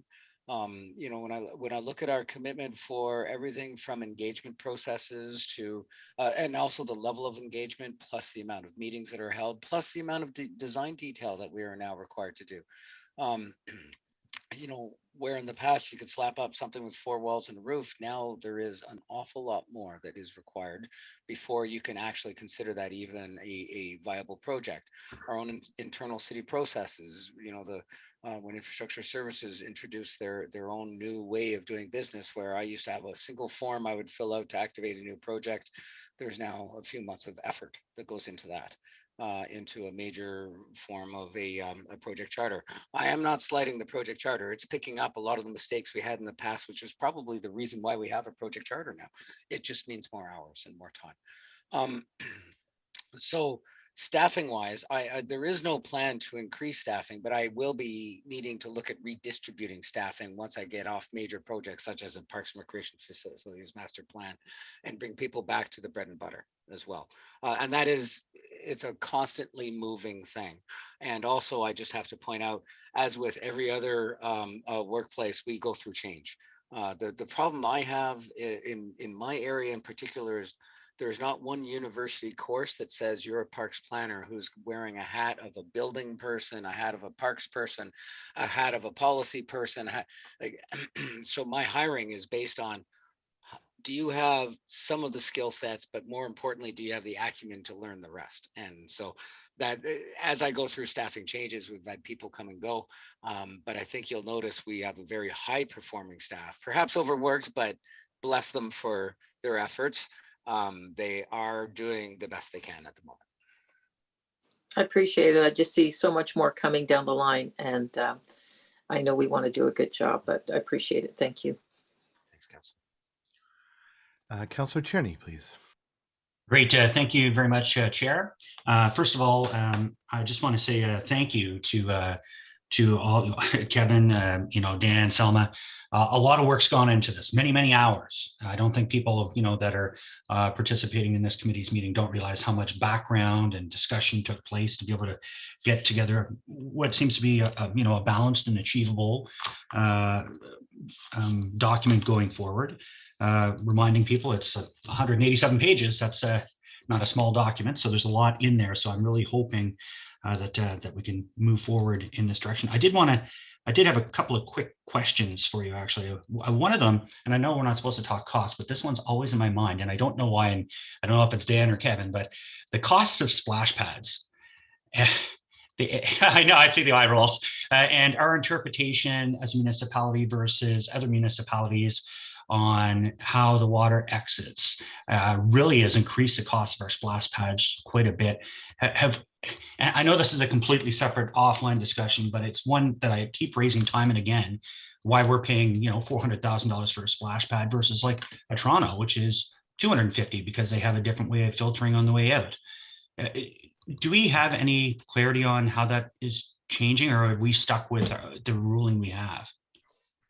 Chair, and I think Kevin can correct me if I don't get this exactly right, but Yeah. we did hit a bit of a speed bump on splash pads at one point where we were told they had to drain out to sanitary rather than storm sewers. Luckily, that got resolved because that was adding 50, 60, 70,000, depending on your distance away from a sanitary sewer. But our costs no longer, and Kevin, you can confirm that's true, we no longer are required to drain out to sanitary. We can go to storm, but we still have to go to storm. And in some parks, the storm sewer is not close by. So often, the premium you're paying in the park for selecting where you want to put a splash pad is impacted by the length of the pipe, essentially the excavation, bringing in utilities. But that sewer problem was resolved a couple of years ago. Oh, good. Well, it shows how much CIL I actually ever have to be able to spend on splash pads. So I'm glad next time I actually can get a couple of dollars together in my CIL account, I'll actually be able to maybe afford something, which is great. And again, I just wanted to say thank you. There was a tremendous amount of work put into this. And I think it was a good discussion today. Even, you guys, your department's always been helpful. Even, when you come and say, well, it might take a little seed money for CIL. Look what we've done. We have the Pineview Community Hub. It was an old fire station. Now it's serving a community where they get to actually run the programming and do a lot of good things in there. We see it with the Beacon Hill Community Center. That would never got a kickstart if there wasn't a little bit of seed money in there. So anyway, I think there's a lot of good discussions ahead, especially when it comes to the CIL component. But I just want to say thank you for all the great work you've done. And that's it today, Mr. Chair. Well, thank you very much, everyone. It was a great discussion today. We have some motions to deal with prior to voting on the report as a whole. So on the first flurry motion on the inclusion of the Anti-Racism Secretariat lens, is this motion carried? Carried. Carried. Carried. On the second flurry motion with regards to complexes, is this motion carried? Carried. Carried. On the third flurry motion with regards to arenas, is this motion carried? Carried. Carried. On the final flurry motion with regards to gymnasiums, is this motion carried? Can you put it back up on the screen just because it was supposed to be changed because there was some, the wording was wrong in 3 places actually. That's right. Can we please get the final version of the gymnasiums motion up on screen?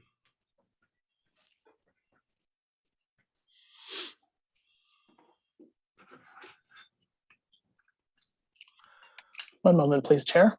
Of course. Melody would have had it up by now.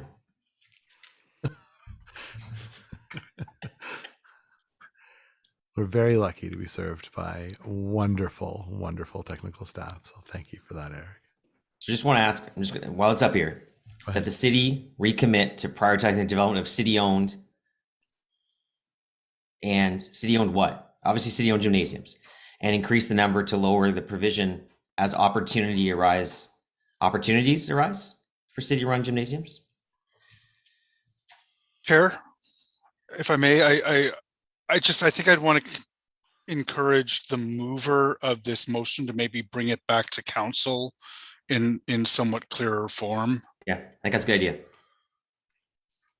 So I move referral to council, and then it can be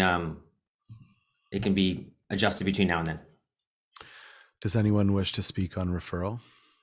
No, carried on referral. On referral, carried. Thank you. Carried. Wonderful. Thank you for that. On the Tierney motion for larger fields, is this motion carried? Carried. Carried. Much. Pardon my timer. On the report as amended, is this motion carried? or this Sorry, report carried. Mr. Chair, did Councillor Kavanaugh withdraw her motion about the 40% Indeed, it was put forward as a direction to staff. Thank you. Yeah, the direction to staff now. Thank you. So just one last time, is the report carried? Carried. Carried. Wonderful. Thank you, everyone, for the thoughtful and very cordial discussion today. We truly appreciate it.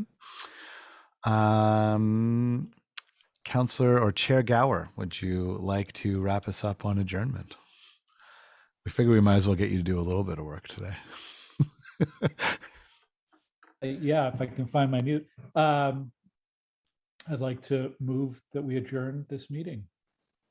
I should do yeas and nays just to see how many the 18 of us actually stuck around. No, I'm just joking. I'm just joking. Carried. That used to be Alex Collins' style, so I know. Alex always wants to take a yay nay on. I'm like a right-leaning Alex Cullen. Okay, there you go. Well, I can't think of a higher note to go out on. Thank you very much to members of both the Planning Committee and CPS for joining us today for a very fruitful discussion. Truly, truly appreciate everyone. And this meeting is adjourned. Until next time. Bye-bye. Thank you. Thank you. Thanks, Matt. Thank you. Thanks, all. A reminder to any media who is watching that in 15 minutes, we will have an availability with members of staff and myself. Thank you very much. Thank you, chairs. Chair. Bye-bye. Take care.